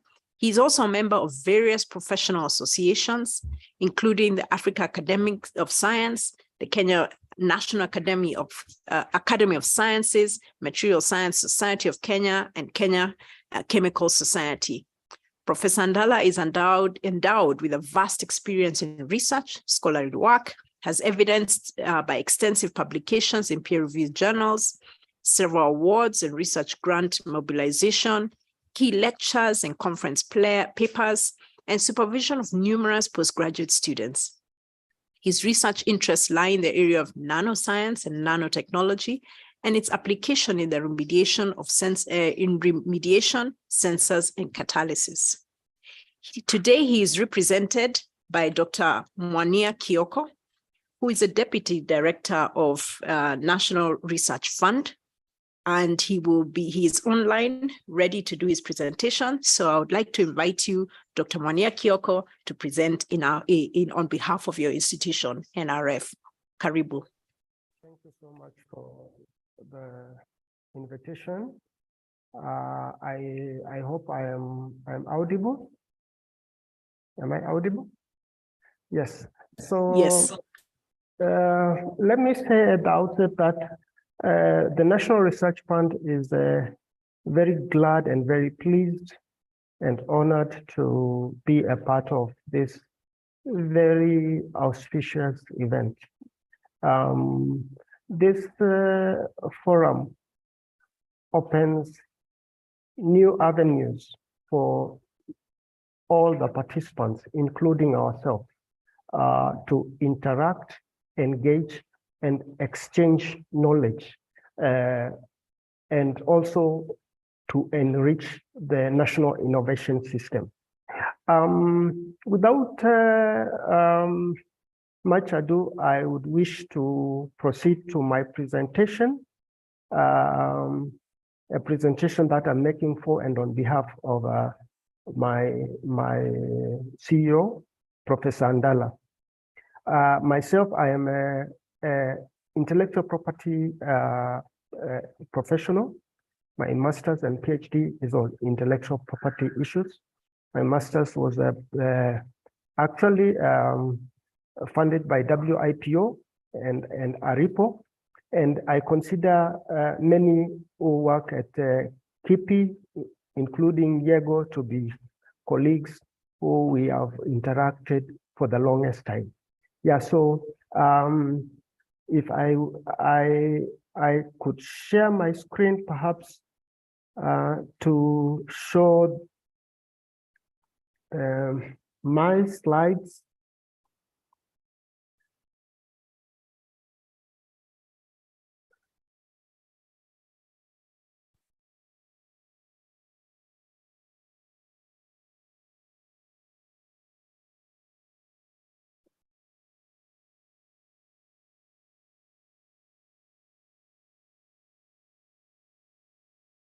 Yeah, so when we were initially invited to this to make this presentation, we were informed that it would be a 40-minute presentation. But later, I was informed that there was a change of program. So I will skip some of the slides for purposes of ensuring that I am within time. This presentation is on mobilizing resources for R&D and innovation in Kenya for national growth and development. I hope you can see the full screen. Hello? Yes, we can see it. Okay, yeah, so thank you. Let me say at the outset that the previous speaker hit all the correct notes. I was absolutely mesmerized by his knowledge of the national innovation ecosystem and the international ecosystem under which a lot of funding, R&D funding subsists. And he also mentioned aspects that I will just mention in passing, that researchers must understand their niche. Researchers must understand their niche. As a part of my presentation, I believe that it's necessary that people speak from their own experiences. In the course of my academic work and in the world of work, I have got to understand that there are several aspects that are critically important for a researcher when it comes to access to funding. And some of them have been mentioned by Mr. Joseph Jogo very ably. And mine is just to reinforce some of these aspects. What is the hallmark of a successful researcher with respects to bidding for funding? Be they just to attend a conference or to do lab work or to undertake extensive research, maybe for a PhD or for some other postgraduate work. One relates to having a very good grounding on the area for which they wish to apply for the grant. Without that, the application, for the most part, is usually dead on arrival because it comes out in the written work, in the written application rather. Any fund grant manager will see a weak application from an application that is not that is very rich based on both aspects. And being deputy director at NRF, I also act as the head of the fund research grants unit. And a lot of applications come to my desk, and those are some of the aspects that I've noted. In this presentation, I will first look at the fundamentals. Basically, what do we understand by R&D? What do we understand by innovation? Then move to the context and structure of the Kenya National Innovation System.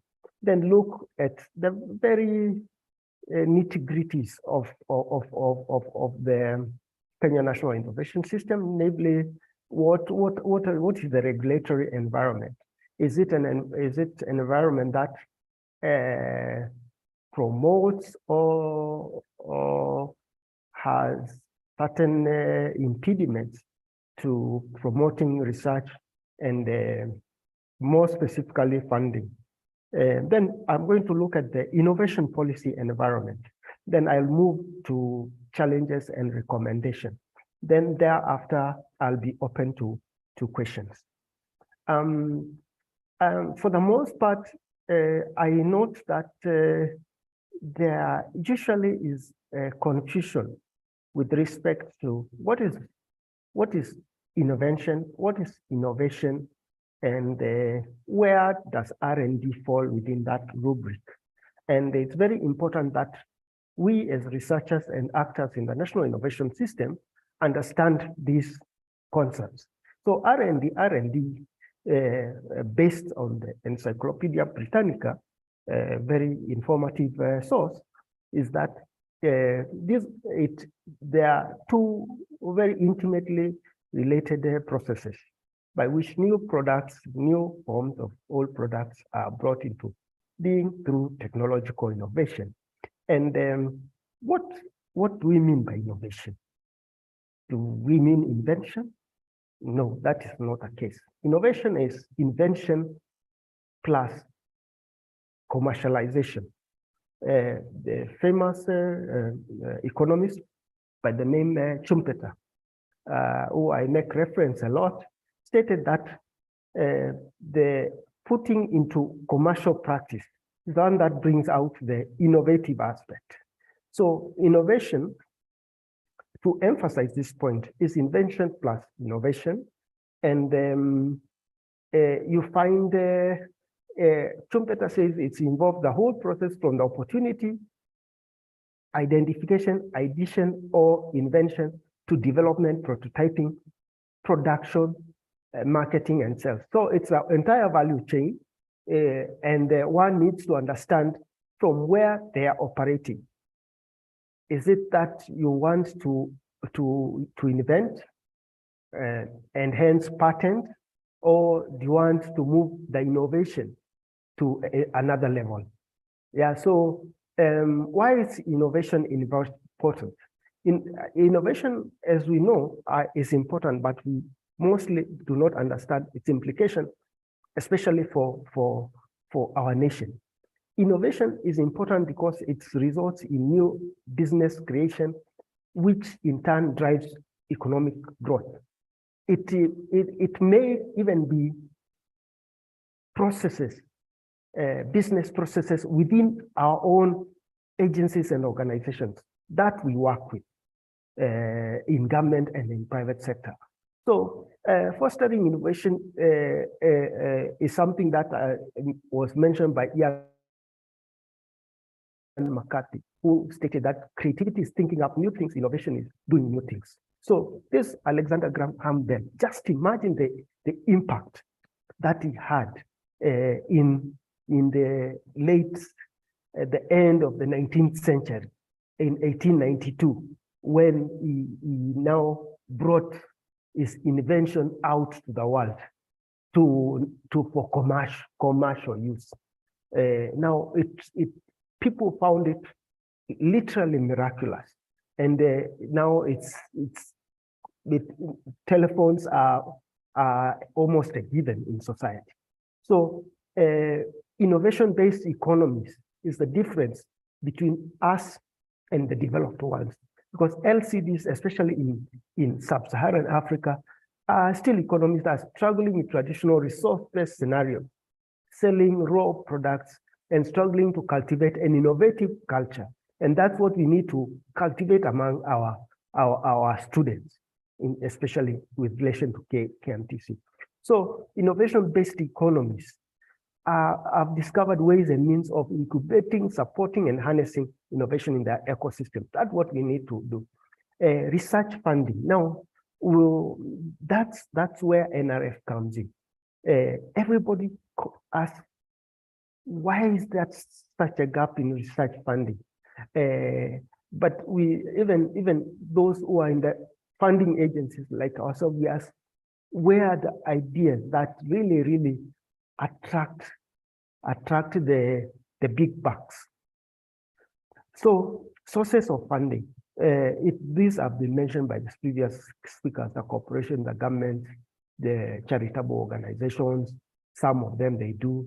And I'm going to go in depth into government research funding, global overview, and the national overview, so that we can be able to reflect upon our own context and ask ourselves, where are we at? Are we at a good place, or where should we be? So with respect to Kenya, we have a fairly, I mean, let me say we have got very good, well delineated policies and structures that are intended to support the national innovation system with adequate funding to ensure that researchers who have got good ideas can leverage on these resources to be able to come up with new inventions, and which can be turned into innovative products to transform our country. And sustainable development. We are all talking about the SDGs. We need to have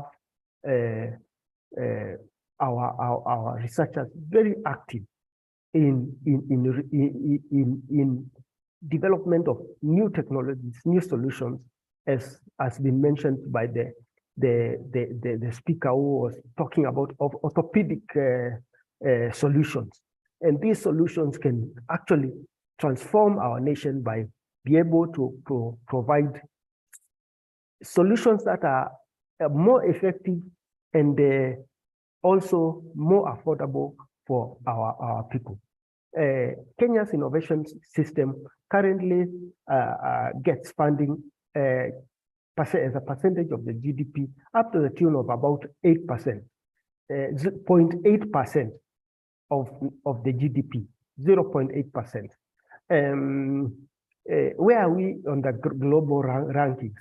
So if you look at sub-Saharan Africa context, it looks good.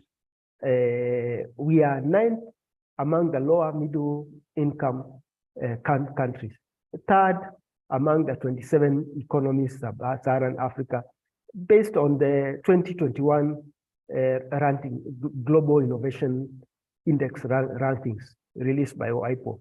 But when we look at the global rankings overall, the picture is not as rosy as you can see. So what are the indicators that tell that story? It's the 0.8 GDP comparative to other nations like Israel, which goes to almost 5%, Korea 4.81%. All these are developed countries. So we can see that the countries that invest the most on R&D tends to have also a higher productivity in terms of GDP and other related metrics. So with relation to patents and licenses, as mentioned by a previous speaker, the picture is not good. And it's not that our people are not innovative. Perhaps they are not trooping to KIPI to file applications. Let me go now to the trade, trust, tax, and the regulatory environment. What's the regulatory environment? And does it promote for the enhancement of this fund from the 0.8 to where we want to be by the AU projection 1%, internationally 2%. So the innovation policy environment entails policies on R&D and technology, knowledge flows, human capital, and the structure and specificity of higher education or tertiary education that includes KMTC.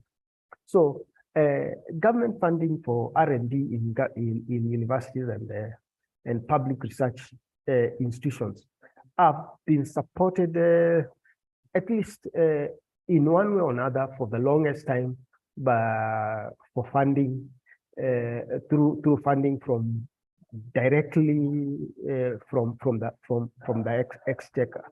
Many of our universities have got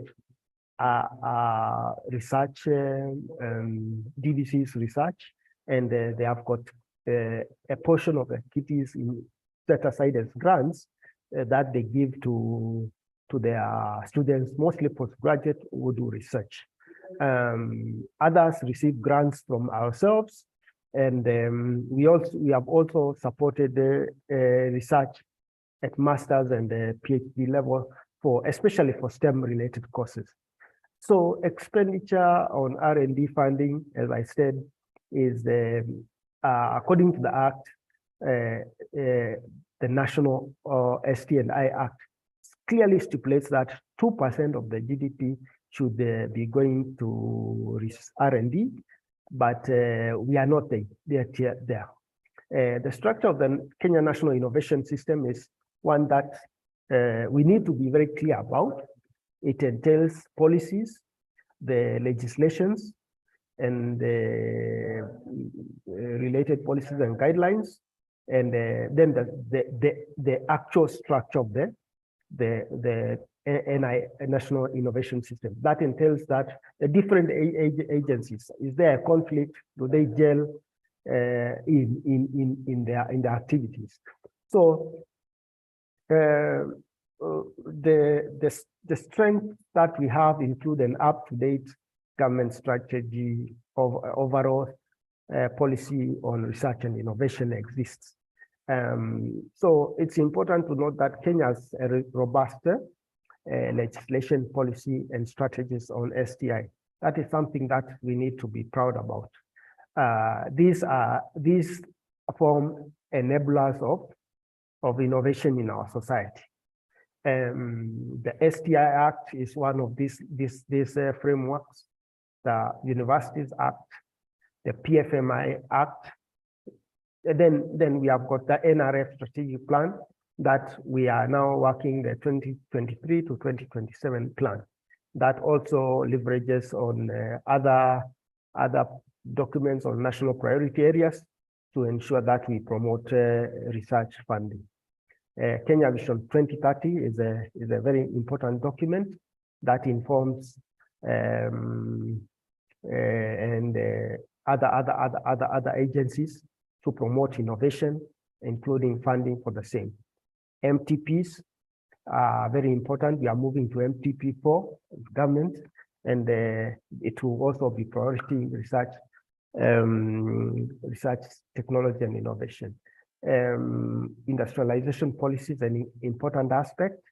We have got policies that outline education and research, and as it was mentioned by one of the previous speakers of the KMTC structures, they also promote research in that aspect. So I can jump a few of these slides and mention that based on this framework, we have got 3 agencies that are critical in the innovation promotion.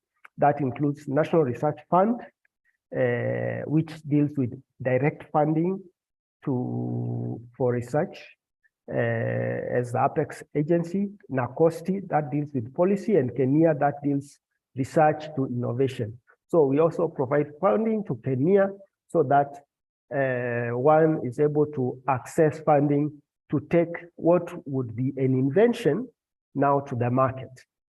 So that was mentioned by a previous speaker, and I'm very happy to see that this system is working as it should. So the innovation system acts as we intend to promote the academicians, youth, financial institutions, universities, and governments to work in synergy to ensure that there is adequate funding for researchers. So others who are in this national ecosystem, national innovation ecosystem, promoting the same are Ministry of Education, Industrialization, ICT, the universities, private sector business entities, as mentioned by the previous speaker, and various companies. This is just a diagrammatic representation of what we are saying. Within a larger national ecosystem, you find even schools, KMTC, TVETs, they all have a place in the national innovation system to be able to promote this. You can notice down there IPR and information, KIPI and others as part of the ST&I infrastructure. And I think this is something that Kenya has got right. The national policy instruments are very well known. We are promoting technology parks and centers, and those are areas where funding can be accessed for those who are specialized in those areas. Now, to the specific roles of NRF, some of which are brought, it includes ensuring that we provide framework and conditions for incentives for research, technology, and innovation. And some of the aspects that we have been undertaking is providing funding and absorbing risks in uncertain ventures that would otherwise not be attractive, especially for business entities and other agencies out there. So we will look at national priority areas that other agencies or other funders would not be willing to support. So other roles, including, apart from absorbing risks for uncertain ventures, that is of interest because national priorities, like for example, we have been looking into low-cost issues, COVID issues, we have given calls relating to that, cancer.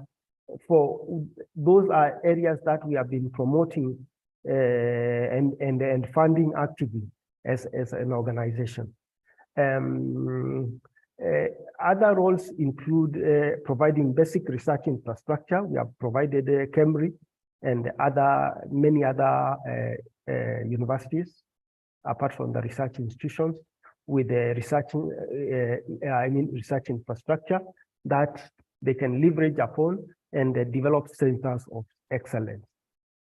We also do service provision, ensuring that researchers properly utilize grants under regulation.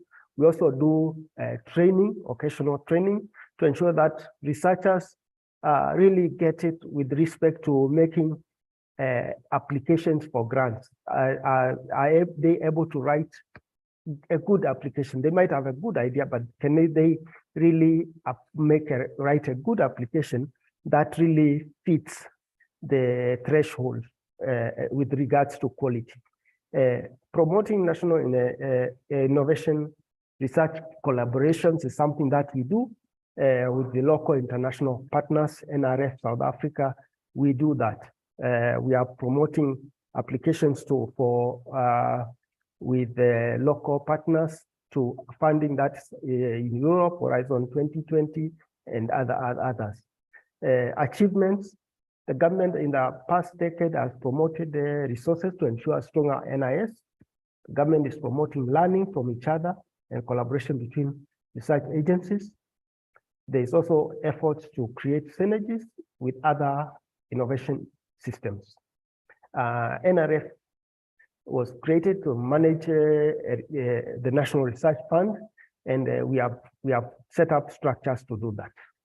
Examples of some of the successes, including the research results that have come up of the funding that we have made. If you go to Karatina University, there are some researchers who have developed, who have researched on purple tea, and they have come up with products like yogurt, purple tea, and so on. There's a researcher by the name of Professor Omolo also developed a biopesticide solution for gigas infestation. Yeah, so we have also, as mentioned, we have been supporting research infrastructure. We have also supported one researcher to propagate sandalweed so that the wild sandalweed that is indigenous to this country is not destroyed by poaching and so on.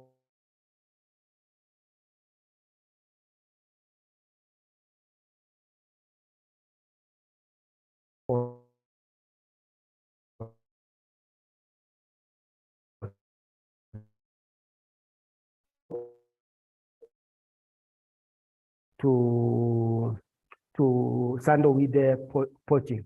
I've already mentioned the probiotic yogurt that an application are made to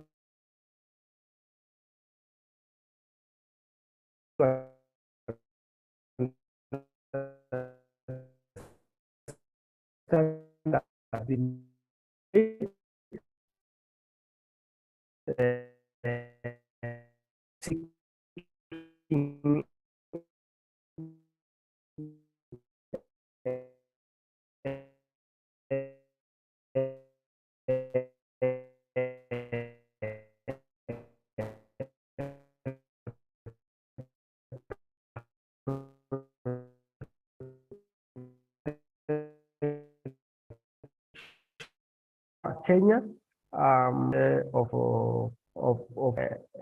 bacterial we have supported, who has undertaken a research on the DOM palm towards improving food security in the country. I've mentioned Professor Omolo and his biopesticide.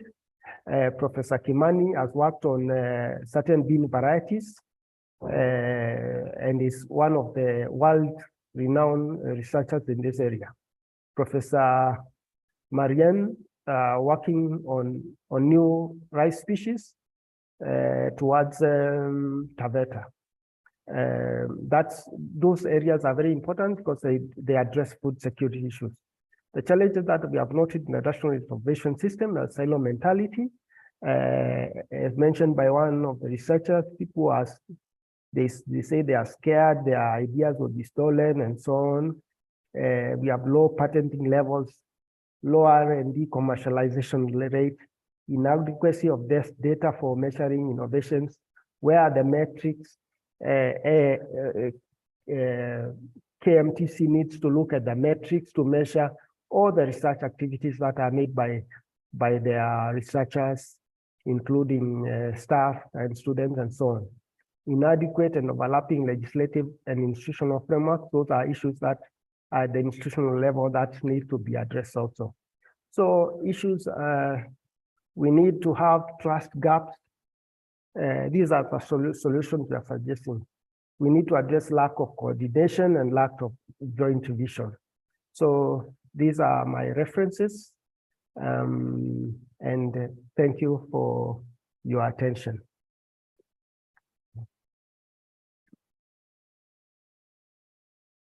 Thank you so much. Thank you very much, Dr. Thank you for very informative presentation. Thank you.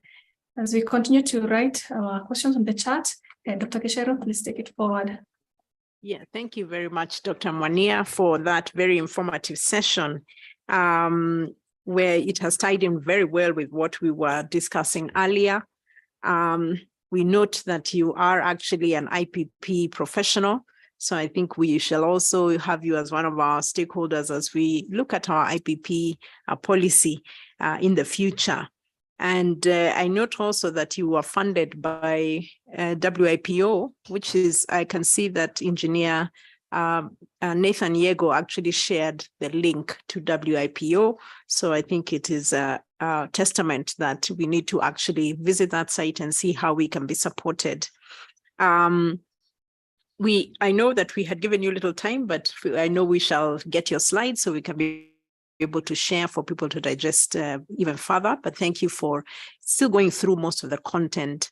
I like your opening statement that researchers must understand what their niche is, and that if we don't do that, then we are not able to contribute to the global agenda or even the national agenda.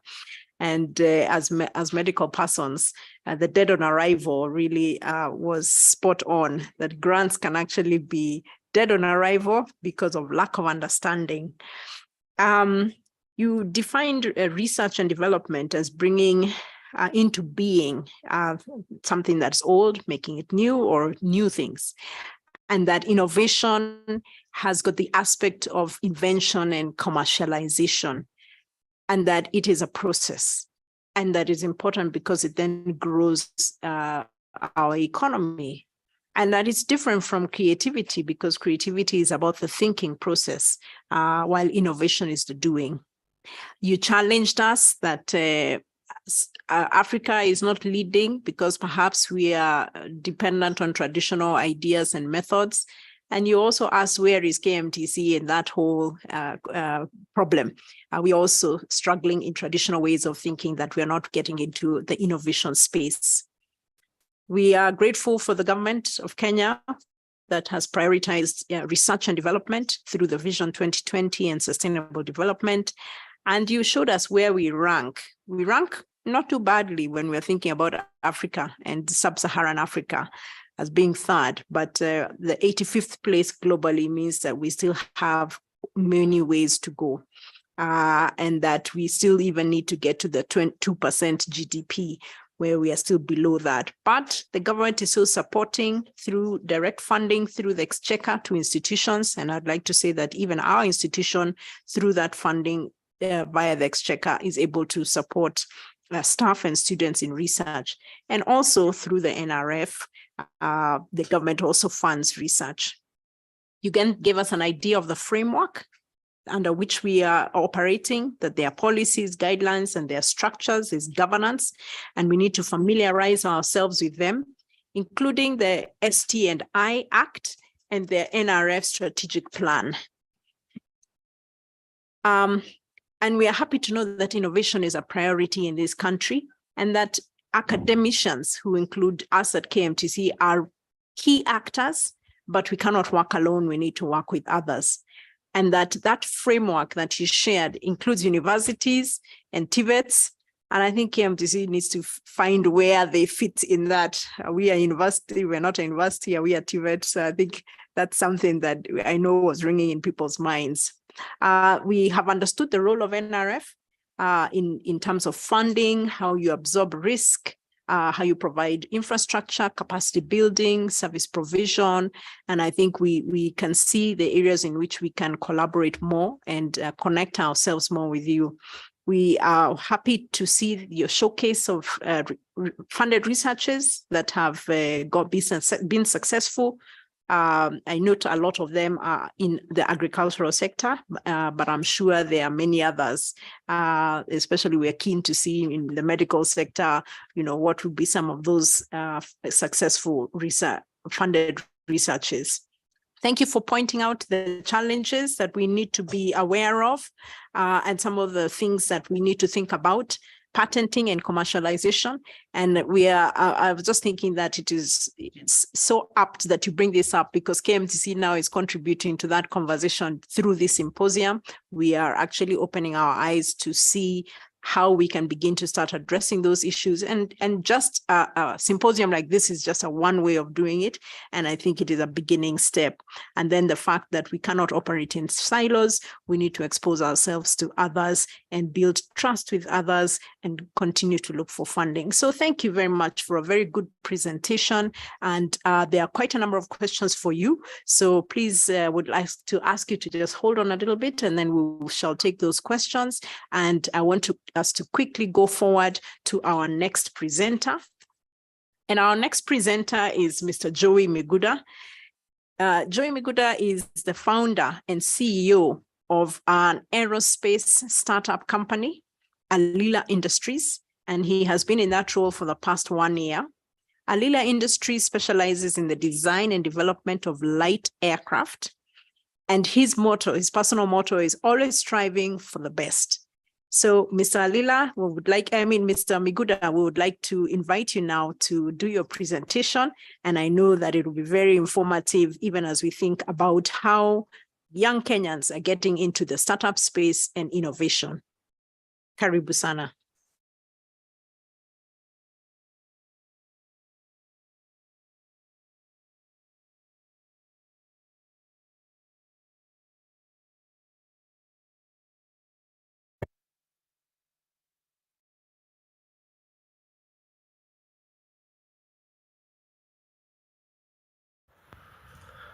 Hello everyone and good morning. My name is Joey Miguda and I'm excited to be here to talk to you about commercialization of your innovation. But before I begin, I'd like to thank Dr. Wagaki and Mr. Francis Gashanja and the entire team for putting this together and having me on board.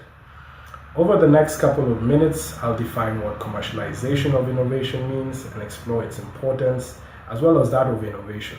I'll also draw parallels between our two fields and discuss the challenges that startups like ours face trying to commercialize our innovations.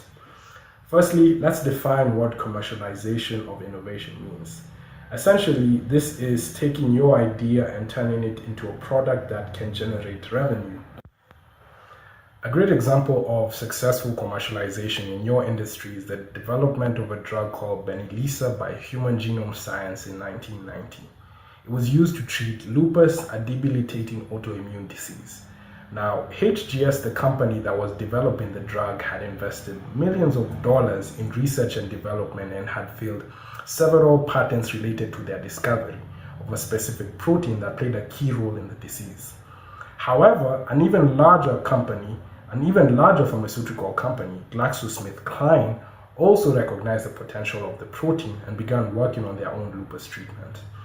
GSK filed a lawsuit against HGS claiming that their patent was invalid and they had infringed on GSK's intellectual property. After a long and contentious legal battle, HGS prevailed and their drug Benilisa became the first new treatment for lupus, approved by the FDA in over 50 years. The success of Benilisa not only transformed the lives of lupus patients, but also generated billions of dollars for the company and its partners. The story I just narrated illustrates how innovation and IP protection can drive breakthroughs in not only the medical and research and development, but other fields, leading to new treatments and cures for devastating diseases out there. It also highlights the importance of protecting intellectual property to ensure that companies benefit from their investments in R&D and continue to innovate in the market. I'd also like to share a statistic that points towards the number of patents being filed more or less worldwide. Take a look at, for instance, Africa and how we're doing or how we've been doing over the past decade or so. Now, I'd like to touch on the importance of commercialization and innovation in both the medical and the aerospace industry. Now, commercialization is crucial for startups because it allows them to turn their invention into ideas that are profitable. This can either be a product or a service. Without commercialization, a startup will struggle to generate revenue and even secure funding to support their ongoing innovation efforts. As someone who runs a startup, I can attest to how critical the importance of innovation followed by successful commercialization is.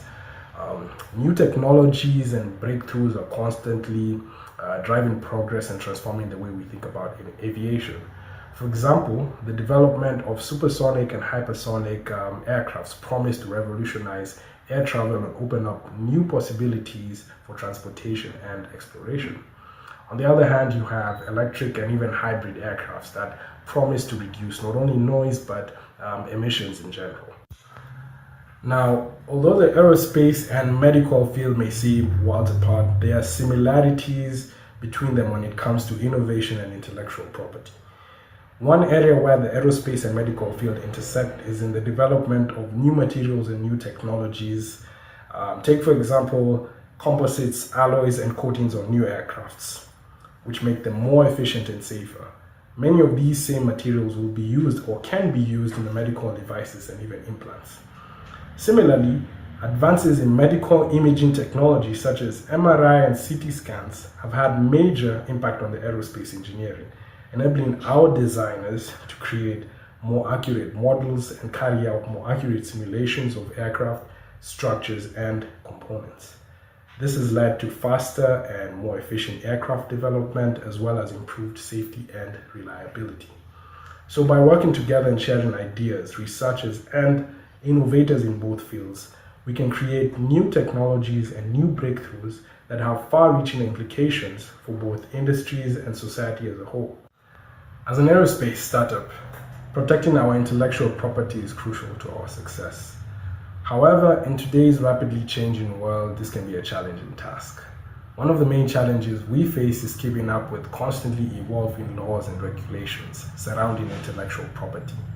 For example, you have new technologies coming in such as blockchain and artificial intelligence that are constantly pushing the boundaries on what intellectual property actually is. Another challenge we face is the rise of global competition. As more and more countries around the world invest in innovation and technology, it becomes increasingly difficult to protect our own intellectual property from theft and infringement. This is particularly true in countries where IP law is more or less lax. I'd like to offer some practical advice for those of you who will be coming to the market soon. Things such as making sure that you validate your idea before actually building it. That means talking to clients and people who are more or less interested in your product. This is obviously followed by creating an MVP or minimal viable product, which is more or less a prototype, which is actually a good example because that is the stage that we are actually on, creating an MVP to prove not only that the design works, but essentially the configuration, the components, basically everything put together. Another thing I'd advise is protecting your personal IP, and obviously this means filing for patents, trademarks, copyright law, just making sure you understand and more or less working with the right people, which ties to the next point, which is building a strong team, not only internally, but more or less the experts, the specialists that you seek advice. Other things that advice is obviously be adaptable and obviously, most importantly, secure funding. As we tackle each of these challenges and more, one of the most important things we can do is to stay up to date with the latest laws and regulations as they emerge together with the new technologies. This means obviously working with legal experts as well as technology specialists. Another step we can take is to establish strong partnerships with each other and organizations that share similar values and commitments to protecting intellectual property. By working together, we can leverage each other's expertise and resources, staying ahead of the curve and protecting our intellectual property, not only from theft, but also infringement.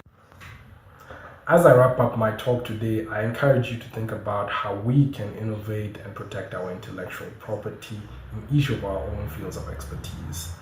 Whether you work in aerospace, medical, or technology, or any other industry, innovation is key to driving progress and growth. By protecting your intellectual property, you can ensure that you can profit not only from your ideas, but also continue to innovate. I challenge each of you, especially the women, to take action today to protect your intellectual property. This can be as simple as researching the latest laws and regulations surrounding IP, as well as taking time to file a patent or a trademark for your latest invention. Remember that innovation is what drives progress, and protecting your intellectual property is critical to ensuring that you can continue to innovate and grow in the future.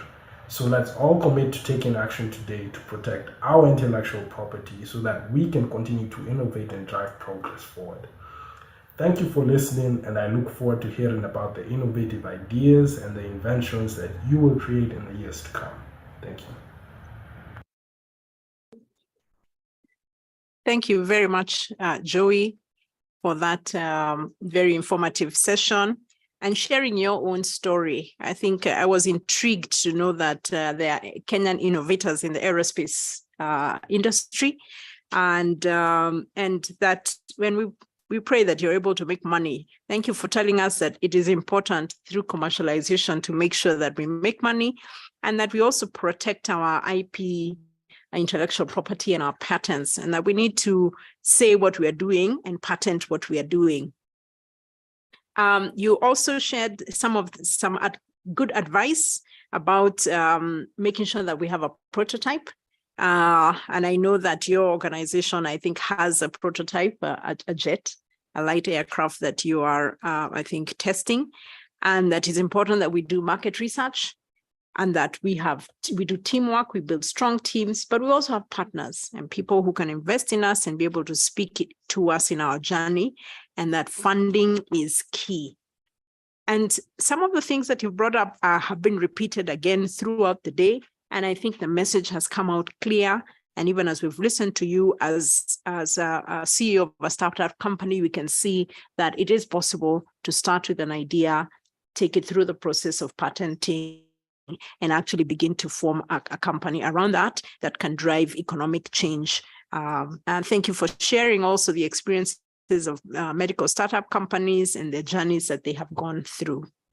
So I would like for us to rapidly now go into our Q&A session. And I think our speakers are still on board or still with us. So we'll quickly just go through the questions that have come up. And the first question will go to Mr. Jogu. Is there any data on who is getting research funding or research awards in our country, region, e.g. by institution or expertise categories? And then there's another second question. How best can researchers get to know the funding cycle of funders, e.g. for implementation research, and get to know of the funding calls in time? And then does Beeline run any training programs on these transferable skills? So if you could take those three questions, Mr. Jogu. Okay, thank you. Data on who is funded, I may not have those. I may not have those details. Personally, we don't keep that data, so I'm not aware of where it would exist. Though I know that platforms like Dimensions track what the funding from different funding agencies across the group have been implemented, and what kind of output came from that funding. But for now, I don't know whether we have that kind of information. Probably that would be a good thing to establish. Yeah, funding cycles. How does a researcher or an innovator know? Well, when funders, the funding cycles of a funder. I think that you need to create a very clear understanding on how the funding landscape works. So if you're in a given area, you may be looking something different from what I'm looking for, because we are interested in different things. So I'll follow or I'll track the funders that I'm interested to have in my portfolio. So I'll track those of interest to me. And so this is something that, because no funder, relies on the other to release their funding. They have their own interest and objectives. So it's upon the researchers and those that are seeking funding to identify the funders, know when they fund. If you look at most of the funding agencies, I said they have a cycle, but also enough of them fund based on the budgets they have. And like the national research funds will realize that if there is an emerging need that needs to be looked into, they'll avail funding as per that need. So it is not based on what they funded last time. And so we say every funding agency have their own story and their objectives, and so track those that are of interest to you. The best way to do it is, once you identify one, get into their mailing list. They always subscribe for their newsletters and, and mails, so that anything they have, a news article they have, something coming up, you are up to date. So if you get one funder, make sure that you have registered in their mailing list so you don't miss anything. And that is what we do when we say we are tracking, because basically at Research Bureau we track funders' activities. Anytime they have something interesting to let the world know, we bring to you, but you can be able to do it yourself. Definitely not with 4,000 funders, but the number that you will identify and you want to track. Yeah, we don't, for upskilling in grant writing, we do this with our subscribers. So probably we can talk about that for KMTC once you come on board. I hope that you're considering that. But there are some programs we run for those that are using our platform based on the package that you pick. Thank you very much. Thank you very much for answering those questions and even giving us a tip on the fact that we can, as we are looking, we can get onto the mailing lists, and then we shall also follow up with you about Beeline and how we can maybe begin to access. So I will now take us to the next set of questions, which are directed to Dr. Monia Kioko. There are quite a number, so I'll probably do 2 and then do another 2 or 3. So there's a question about how do institutions that are under the Ministry of Health tap into the NRF, which is primarily housed under the Ministry of Education? And then there's a question on why does Kenya government not support much of innovation by providing grants to innovators compared to developed countries? Most innovators get big support money from well-wishers, donors outside of Kenya. Maybe you could take those 2, and then I'll ask you the remaining 3. Thank you so much for the 2 questions. I think the questions really reflect on the challenges that researchers within the health sector face with respect to application and access for funds. And that one I very much understand. In a previous life, I was a medical anthropologist. My first 2 degrees was in University of Nairobi.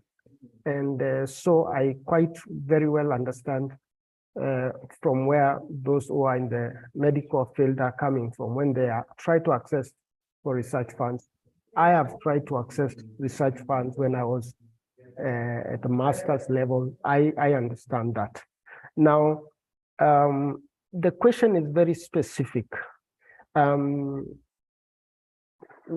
One is within the health sector. NRF is in the education and within under the umbrella of the Ministry of Education. How is the funds accessed? Let me clarify this. In as much as these government sagas might be situated within their mother ministries, most of their mandates are national. For example, CALRO and the like, they are national. For example, NRF is the apex agency that deals with research funding. ST&I Act, the funding is, the exchequer funding is channeled through the National Research Funds, and then through very well stipulated legislation, policies, and guidelines, that funding is disseminated to researchers. Incidentally, the health sector and the agricultural sector, the sectors that have been have the largest beneficiaries with respect to our fund. So also the statistics. It will be mentioned that also our fund. Yeah, so structured grants, for example. So let me say, without a fear of contradiction, that we put a lot of funding and emphasis to health research. The previous call, one of the previous calls was specifically on cancer. And of course, those who applied were mostly oscillating from the health sector. So I think it's very important that our researchers from the health sector understand how the National Innovation System works, and the roles and the mandate of the National Research Fund, proposals that have been successful from the Kenya National Hospital. That so we have funded quite a number of researchers from KNH to the University of Nairobi. So with respect to that, let me, it's important that how these funding agencies work and their mandate, just like the previous speaker, Mr. Njogu, mentioned. The second question, if you could remind me. The second question is about funding for innovators. How there seems that innovators are getting their funding from external sources, not from the NRF. Understood. Thank you so much for that particular question. Why is it that there's this perception that a lot of funding, and also Mr. Njogu mentioned, that goes to research in this country is from external sources? Let me say that the government provides a significant amount of money from the exchequer funds. If you count from 2015, it now goes to billions to research. And some of the funding that we provide and they are allocated to research go directly to the organizations. The one funding that go directly to the organizations and the institutions from the exchequer is allocated to research based on the priorities of those organizations. So when one looks at the narrow picture, one may not be able to totally visualize the amount of funding that is coming from the government that is going to research. Those who have been in the university space will know that there is funding that goes directly to the university, and some of it is allocated to funding activities. So perhaps it's just a matter of ensuring that we have got good data that is able to really allow us to visualize the extent to which the government is funding research in various sectors. That said, I wish to acknowledge that we have got very many partners from external partners who are funding research in this country. And the NRF is very key in promoting this partnership.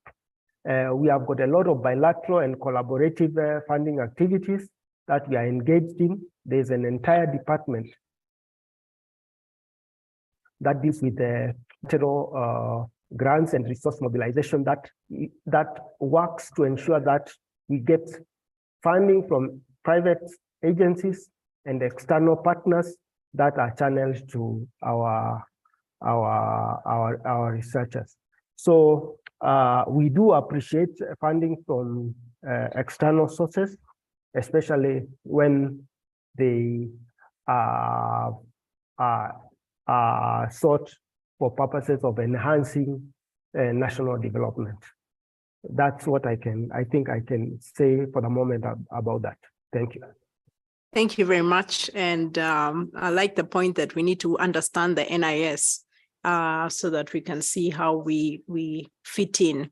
There's a question about what would be some reasons that when maybe people would fail to get funding or they would be unsuccessful, and what can they do to improve their success rate? There's a question also about research materials that sometimes they have to be sourced from outside the country and it's expensive. And then there's this other question that also ties into the other one, that that sometimes funding calls can be disruptive to researchers as they try to apply for bids or open calls that are focused on things that are not addressing local needs or gaps. And what criteria does NRF use to get priority areas when sending out funding calls? So they're sort of tied in together. There's one about what would be why would you be unsuccessful? There's one about the cost of sometimes the researches that people are doing, like reagents. And then there's the aspect of the idea, the calls might not be answering local problems. And then, of course, the priority areas, what is the priority areas for NRF? Thank you so much for these questions. I'll take them in chronological order. These questions really make me reflect younger when I was making some of applications to certain funding agencies. I have, in the course of my research life, submitted successfully to applications to DFID, CEDA, ICCR, WIPO, ARIPO, and UNJC. But that said, that's not the entire picture. I've submitted many applications for both fellowships and the grants that have been unsuccessful. And understanding the reason why I was unsuccessful is what built the basis for my success. For example, applying for a Commonwealth Fellowship, which initially I thought was a tall order, until I applied for other fellowships, which really had very difficult processing and procedures. But what I came to understand is that, and that is true for many agencies, and I'm sure Mr. Jogu will attest to that. For the most part, many of the successful research applications tend to go to PIs or principal investigators who are extremely seasoned. You notice that, for example, Kemri, Calro, you'll find very many successful applications from there. ECPE and many other agencies are very highly ranking in certain research indexes because of their output and the nature of their human resources. For that reason, we have been advocating for mentorship and training for grant writing, because some of the grants that even come to our offices simply fail because they fail the smell test, for lack of a better word. They are not really speaking to the grant call. That one will be thrown out the door even from at the get-go. Now, for those who are seasoned researchers. I know many from my former alma mater in the University of Nairobi or the Milton Keynes in the UK. You find many of the students who are under consortia and working with seasoned researchers, they tend to be very successful because they work within those mentorship programs. And that's why we are promoting these applications, collaborations, large collaboration consortia with one PI, and they can mentor other students, other budding students, young students, including researchers, young researchers who are starting their careers.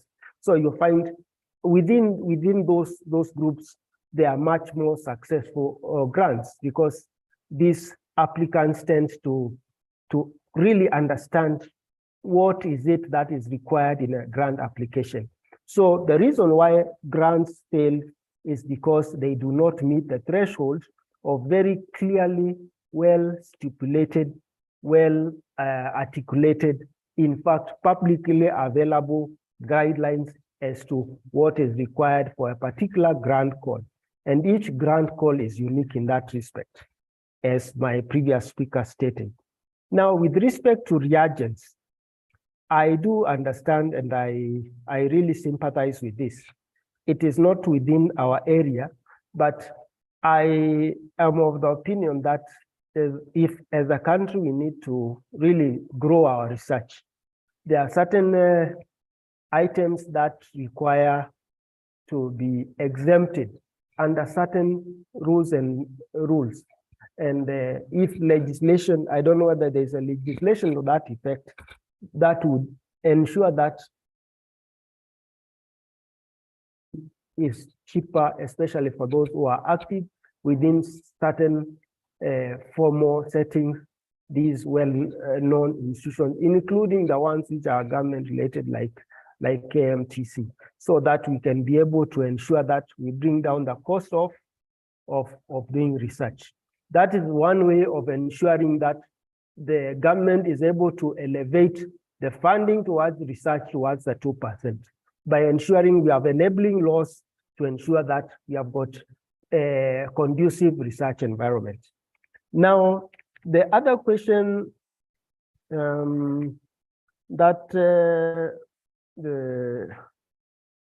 it was a question on addressing the calls that are not addressing local needs. Yes, and the priority areas, the calls that are not addressing local needs, and the priority areas, and what is the criteria for the priority areas. The last, if I may address the latter, then before I move to the former, the latter is easy because we have got national documents that clearly stipulate which are the national priority areas, and some of these documents do not. The Vision 2030 document is a document that we have had for the longest time, and it has been a guiding document, and it has been informing other national priority documents like MTPs and so on. So we have apart from the legislation that also speaks to the national priority areas, we also have got the Vision 2030 that also speaks to the national priority areas, and we have NACOSTI, which is the policy agency with respect to ST&I within the National Innovation System that has also stipulated ST&I priority areas. So once you look at the research priority areas as stipulated by NACOSTI, then you can be able to understand from whence we get these priority areas. So they are clearly articulated, they are not arbitrary, they are well understood, and they have been derived from the national needs and the national development goals that have been articulated in the country. So that one is well understood. And now, with respect, now considering that we have got these priority areas and we have the priority gaps as articulated by in national documents, you'll find most of the funding will be going to those areas. Some of the funding will be going to the emergency gaps and emerging issues like COVID and so on. Yeah, so I understand where researchers are coming from. I understand that there are certain novel research areas that people would find absolutely enthralled and interested to research, and then they are not getting research funding. For example, I started off as a social scientist. That was my primary training. I did my master's in medical anthropology, but funding was hard to get. When I moved on to intellectual property, I found a lot of receptive funding agencies. So it really depends on the environment which one would be looking at.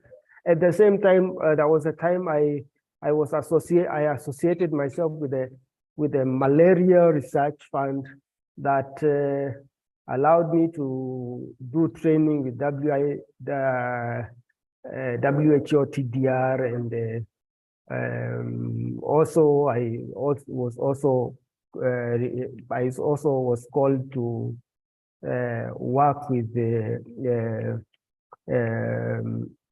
Cambridge, but I opted to work with the government.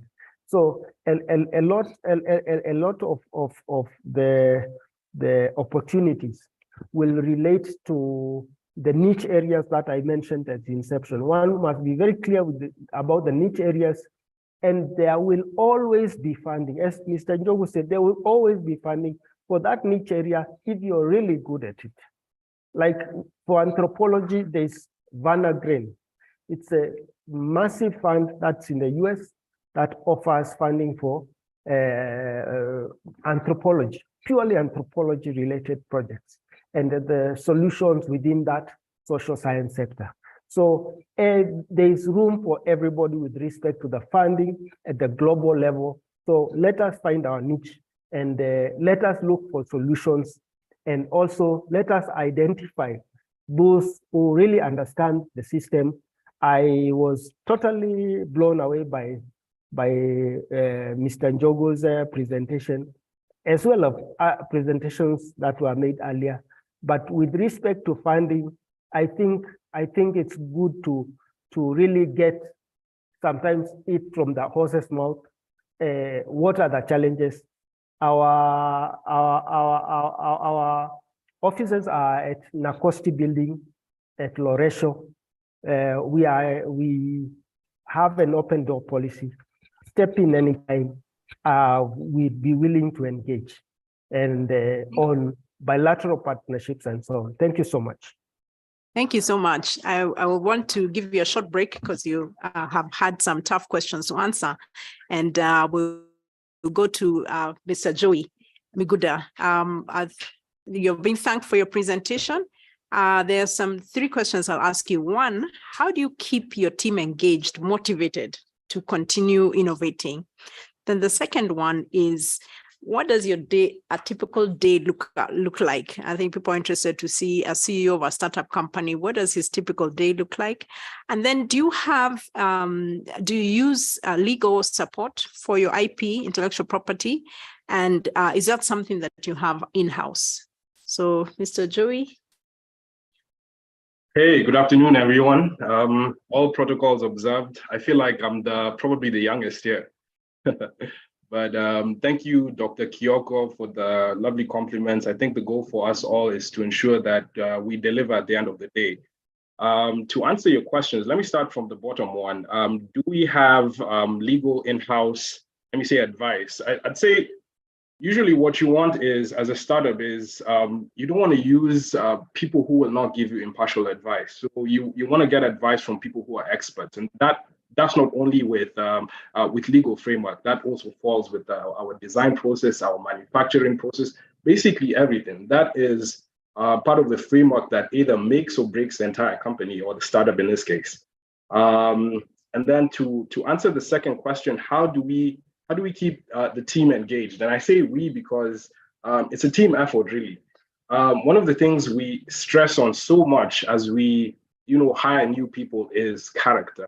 Once you take care of the character bit, you're usually sorted from there. Having the right people on your team is, let me say, super important. In fact, I place it at the top, before the idea, before the work, before everything. Having the right team is super important. You can imagine having smart thugs working for you. That's exactly not what you're looking for. And aside from that, the reason why we stress so much on character is because there are tough days that you need support. And I like to joke with my fellow colleagues and tell them what we are in is a relationship, and this startup is more or less our baby. And to join that with how the typical day of as a founder, how it looks like, just to join with that, it's kind of like raising a child, right? You have to give it love literally every single time. You escape working for someone else, that's 8 to 5. Running your own startup is a different story in itself, because I don't think there are days off.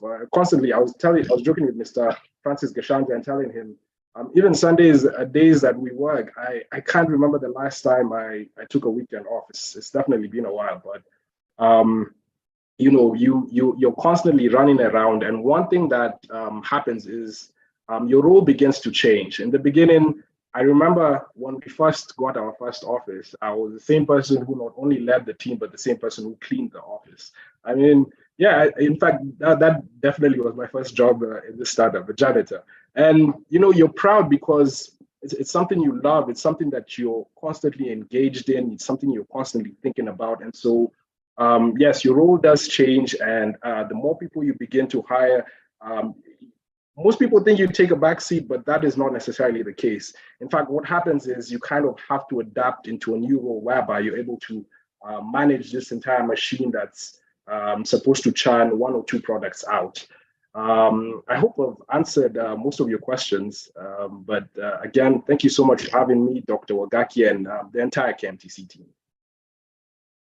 Yeah, so thank you very much, Joel, for answering that question. And I recognize that even though you're busy, I know at least I had one of my children talking about you, speaking about your company. So you still have time to engage upcoming innovators and young Kenyans on your journey. And we do appreciate you for that. So I want to just take the last question for Dr. Kioko. I guess here at KMTC, we're asking ourselves, how do we get into getting funding from NRF? And then there was a question about, does NRF have a forum for matchmaking with external funders for local researchers? So I think those are the final 2 questions, and then we'll close this Q&A session. Thank you so much for those 2 very informative. There are questions that really speak to the issues that are very close to the hearts of perhaps KMTC researchers and other researchers out there. First, let me start with matchmaking. NRF recognizes the importance of networks. Networks are absolutely key if we are going to have access to those massive funds that are out there that are seeking good ideas. We have the Euro 2020, we have got French partnerships.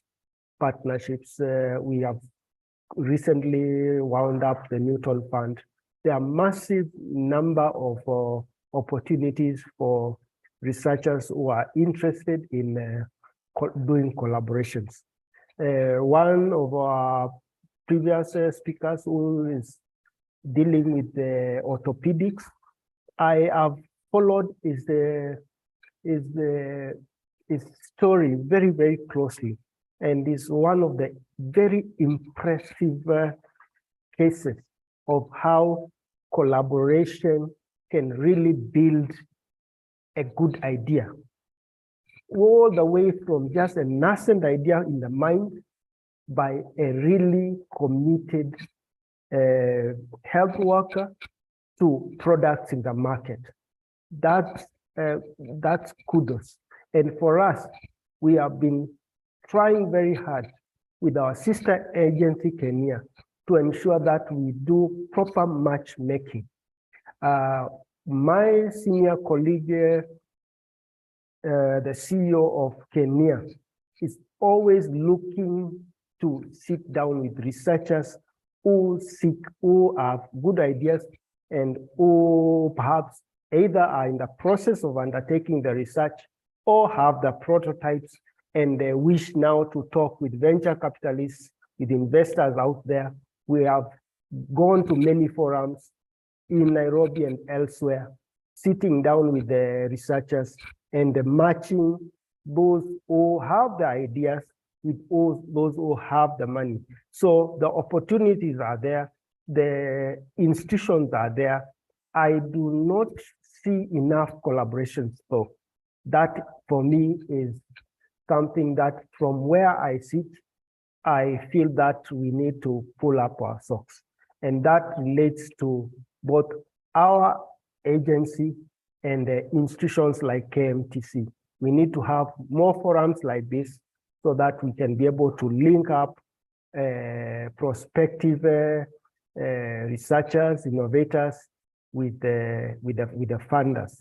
We are giving funds to Kenya and an agency that is very well equipped for moving innovations to commercialization. And they also have got their own channels for doing matchmaking. So we also do a lot of matchmaking for those who just want to do basic research. And for example, the Moi Teaching and Referral Hospital, there's a massive project that is called HEPWORK that we managed to get funding from the French through the embassy. And the HEPWORK project that looks into hepatic-related cancer diseases, why there's so many cancer diseases in some counties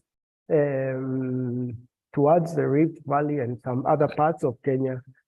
Some of our best researchers at Moi Teaching and Referral have been doing this research, and NRF has been the conduit and did the partnerships and linkages. So that is something that we are very keen to do, and we only wish we'd see more researchers, especially from the health sector, including the middle-level institutions, coming so that we can engage in these collaborations. I don't know whether there's anything I've left out. No, I think you have covered it quite well. And we want to just thank you for taking the time. We recognize that, yeah, I think listening to you realize that NRF looks like they're very receptive, wanting to really build the young researchers and innovators in this country, young and old. I think you have repeatedly said that there's room for everyone. And I think there is opportunity for us to find out more and find our niche as an institution, as individuals, as researchers. Thank you also for the encouragement that you've given to the innovators who have been in this call, and also for just the highlighting even the work of research at Beeline in terms of just providing the opportunities for people to actually access funding. So I think the questions have been answered adequately for this question and answer session. And I want to thank the speakers who have been here on this particular session, starting with Mr. Jogu, who is the CEO of Research Beeline. And I know that we shall be talking more about how we can access those resources in your database. We want to thank you, Dr. Kioko, for taking the time to represent your organization very adequately and passionately telling us a journey that you have taken in research, as well as a journey that we ourselves can take. And we also want to thank Joey Miguda for sharing your startup company story and a glimpse into your life. And we are grateful for that. I want to now hand over this session to the DDA at Kenya Medical Training College. Research is under the Office of the Deputy Director Academics. And I want to invite Dr. Nyawira Mwangi to give some comments. And then after that, we'll have a vote of thanks and then a closing prayer. Thank you very much, Dr. Gisheru, and all those who have led or facilitated or presented during the symposium today. I have sat all through, I've been present throughout, and I must say I have quite found it very, very enriching, very useful. I want to thank you, entire team, for making this a success. On my own behalf and on behalf of the Chief Executive Officer who was here at the beginning, I want to thank you we have learned a lot, and I am sure this particular session will have an impact as the organization goes forward. As the CEO mentioned, we are a training and research institution, and innovation is one thing that we want to participate in. It is important for individuals, for the institution, and also for the country. Our speakers have kept on mentioning that knowledge, really contributes to the economy. Innovation contributes to the economy. So we are quite conversant with the fact that what we're doing here is important, not just for health, but also for development and for growth of the nation, so to the benefit of our people. We have learned so much. Our objectives were, number one, as the CEO expressed, to raise awareness on the issues we have talked about here, intellectual property and innovation, other things we have talked about, and I believe that has been achieved. We now know. Personally, I know more than I knew earlier. I know quite a lot. We needed to have, I think, a form for feedback. And I'm sure in that feedback form, we are able to tell people have learned. We also had envisaged that we will learn best practices in these processes, which our speakers have helped us to understand from their experience and from the system that we have, the National Innovation System, from the existing local and national environment. We have learned the best practices, even how to take this forward, how to get into this space, how to, the skills we will need, the expertise we will need. We've heard about it. We want to thank you for the vivid examples that we have heard about. We have heard about the hip spiker, examples at individual level, the pathway. We've also had at an institutional level, like earlier, their experience, how it has been, very, very vivid examples that all the speakers have given. They quite help because we can now conceptualize what is going on. We've heard about commercialization, the process, right from the idea through all the phases, till you have the launch and the marketing and so on. It's very, very useful to learn about that process, to learn about the funding, how to get the funding, who can get the funding for what, and so on. How to protect the intellectual property, let's say like through the patenting. We've learned a lot of that. How to mobilize resources for that entire process. It's been very, very useful. We've also learned, how to leverage on partnerships. To this thing, you basically can't do it alone. You need to partner. And who we might partner with, we have heard about. We've been told this is something we need to engage different disciplines. So like the legal, like the technology people, the marketing people, business development, and so on. So we have understood we need to work together, even internally, besides the external, we need to work together. We've heard about the policy environment. the policies at the national level, the policies at institutional level, and how we can ensure we are taking advantage of what they provide, but also developing our own, understanding the laws and regulations are really, really helpful. The skills that we need along this way to do research, to write grants, to manage those grants. There are many, many skills that we need. Even for commercialization itself, there are quite a number of skills that we need. So going from the idea all the way to actual implementing, and we have been told it's a pathway. We check progress at every part because not every idea may be, coming in at the right time. Maybe some of them need to be cooked a bit more, or some of them need to be forgotten. But checking success is helpful so that you do not spend 10 years and then you find, oh, it did not have commercial value, and that was the interest.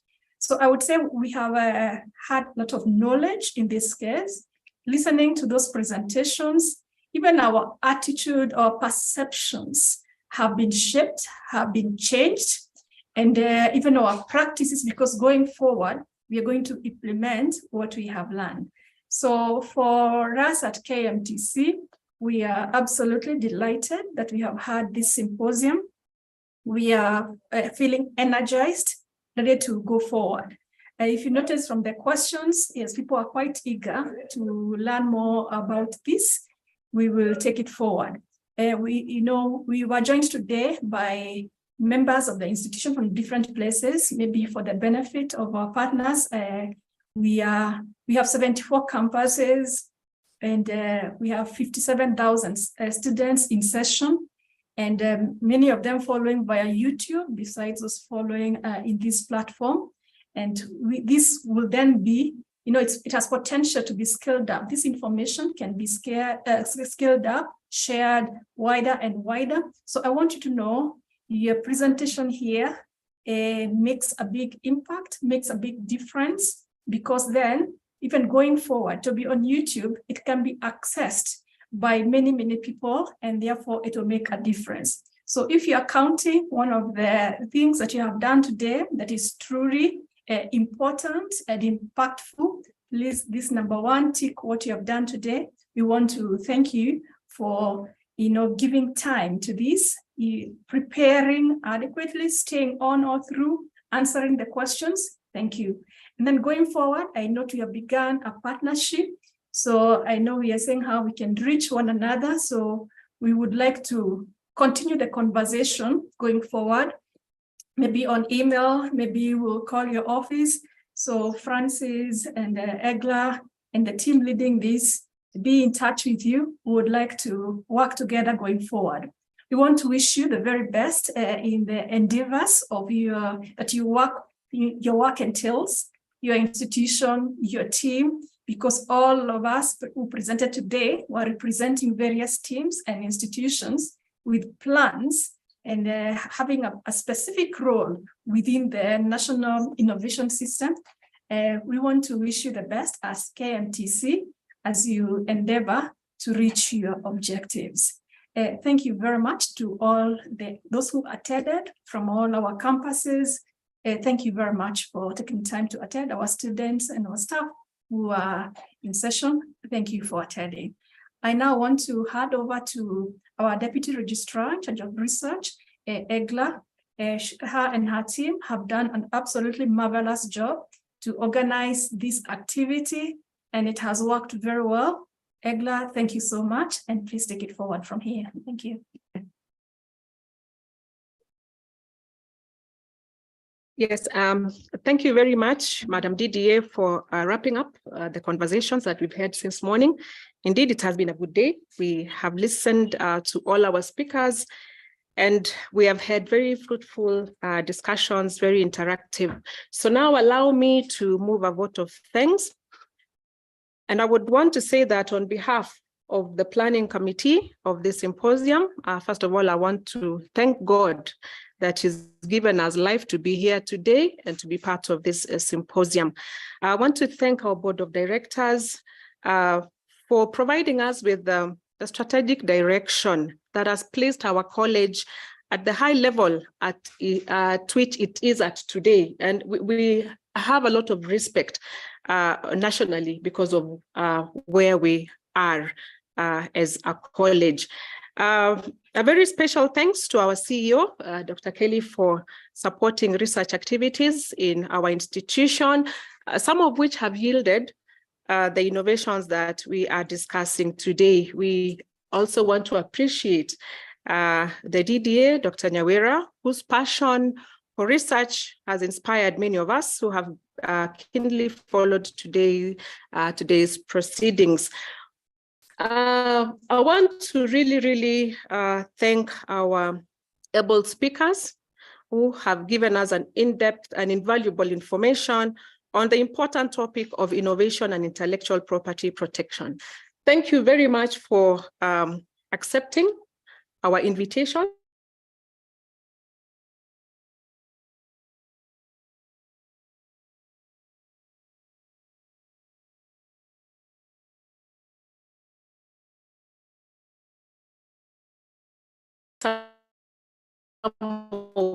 Which were a little bit late.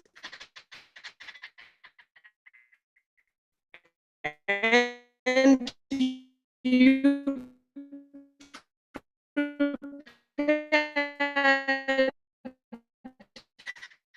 your work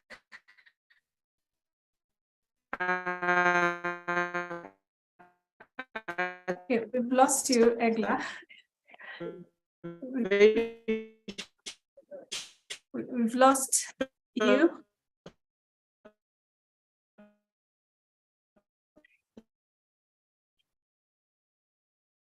So we've lost Egla, but she's expressing a great appreciation for every person who has presented. She's expressed appreciation for all our speakers, for each of you, for your time you have taken. I know before even this day took time to prepare. Thank you, and for the willingness to do that.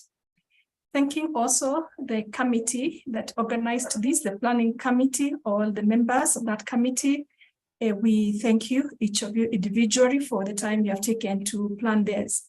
We thank the team in the backstage, the communications team that is making sure our communications work well, both on Zoom and YouTube and in that interface. We want to really absolutely thank you for all. We thank our chaplain who was able to come in and start us off. And I am not sure if he is present so that he can also lead us in a closing prayer. Maybe if he is present along with Egla, we can see you.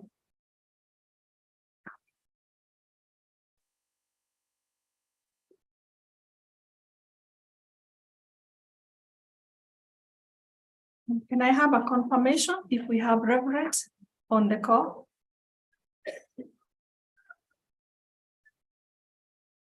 Okay, if we do not have Reverend on the call, allow me to close the word of prayer. And once we close, please hold on a few minutes, just in case there are some announcements from Egla. So let's pray. Father, we want to thank you, seeing that we have had a very fruitful engagement in this symposium. Thank you, because it is you who gives us wisdom, it is you who gives us creativity, it is also you who inspires innovation. Thank you for the good plans you have for our nation as we look forward to Kenya Vision 2030, achieving every stage, every milestone. We thank you for the role that innovation is playing in that, and we thank you for the players in the NIS system. We thank you for our institution, for where it fits in, and for the ability to make a contribution. We commit every person in the institution, right from the board of directors and the CEO, to all staff and students, that together we may pull in the one direction, supporting our nation's development through innovation. We thank you for all the speakers who have made a presentation today and the institutions that they represent. We also pray that you guide, you direct their steps in every way, that they will fulfill their mandate to the glory of God and to the benefit of our population. As we end today, We pray for impact, the impact of this activity, that it will even outlive us, because, oh God, you will make it successful and fruitful. We pray this in Jesus' name. Amen. Amen. Thank you. Thank you. So any announcements, Egla? Go ahead, you can pick up, Egla.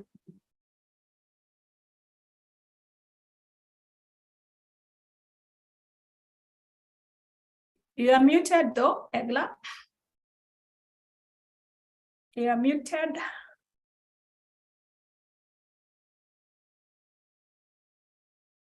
Egla, you're muted.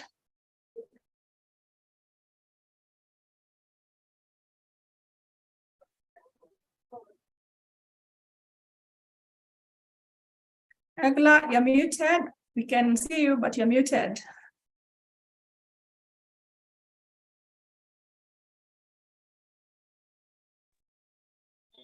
Okay, now you're unmuted, so you can go ahead. Apologies. Yes, we were not able to unmute ourselves. Sorry about that.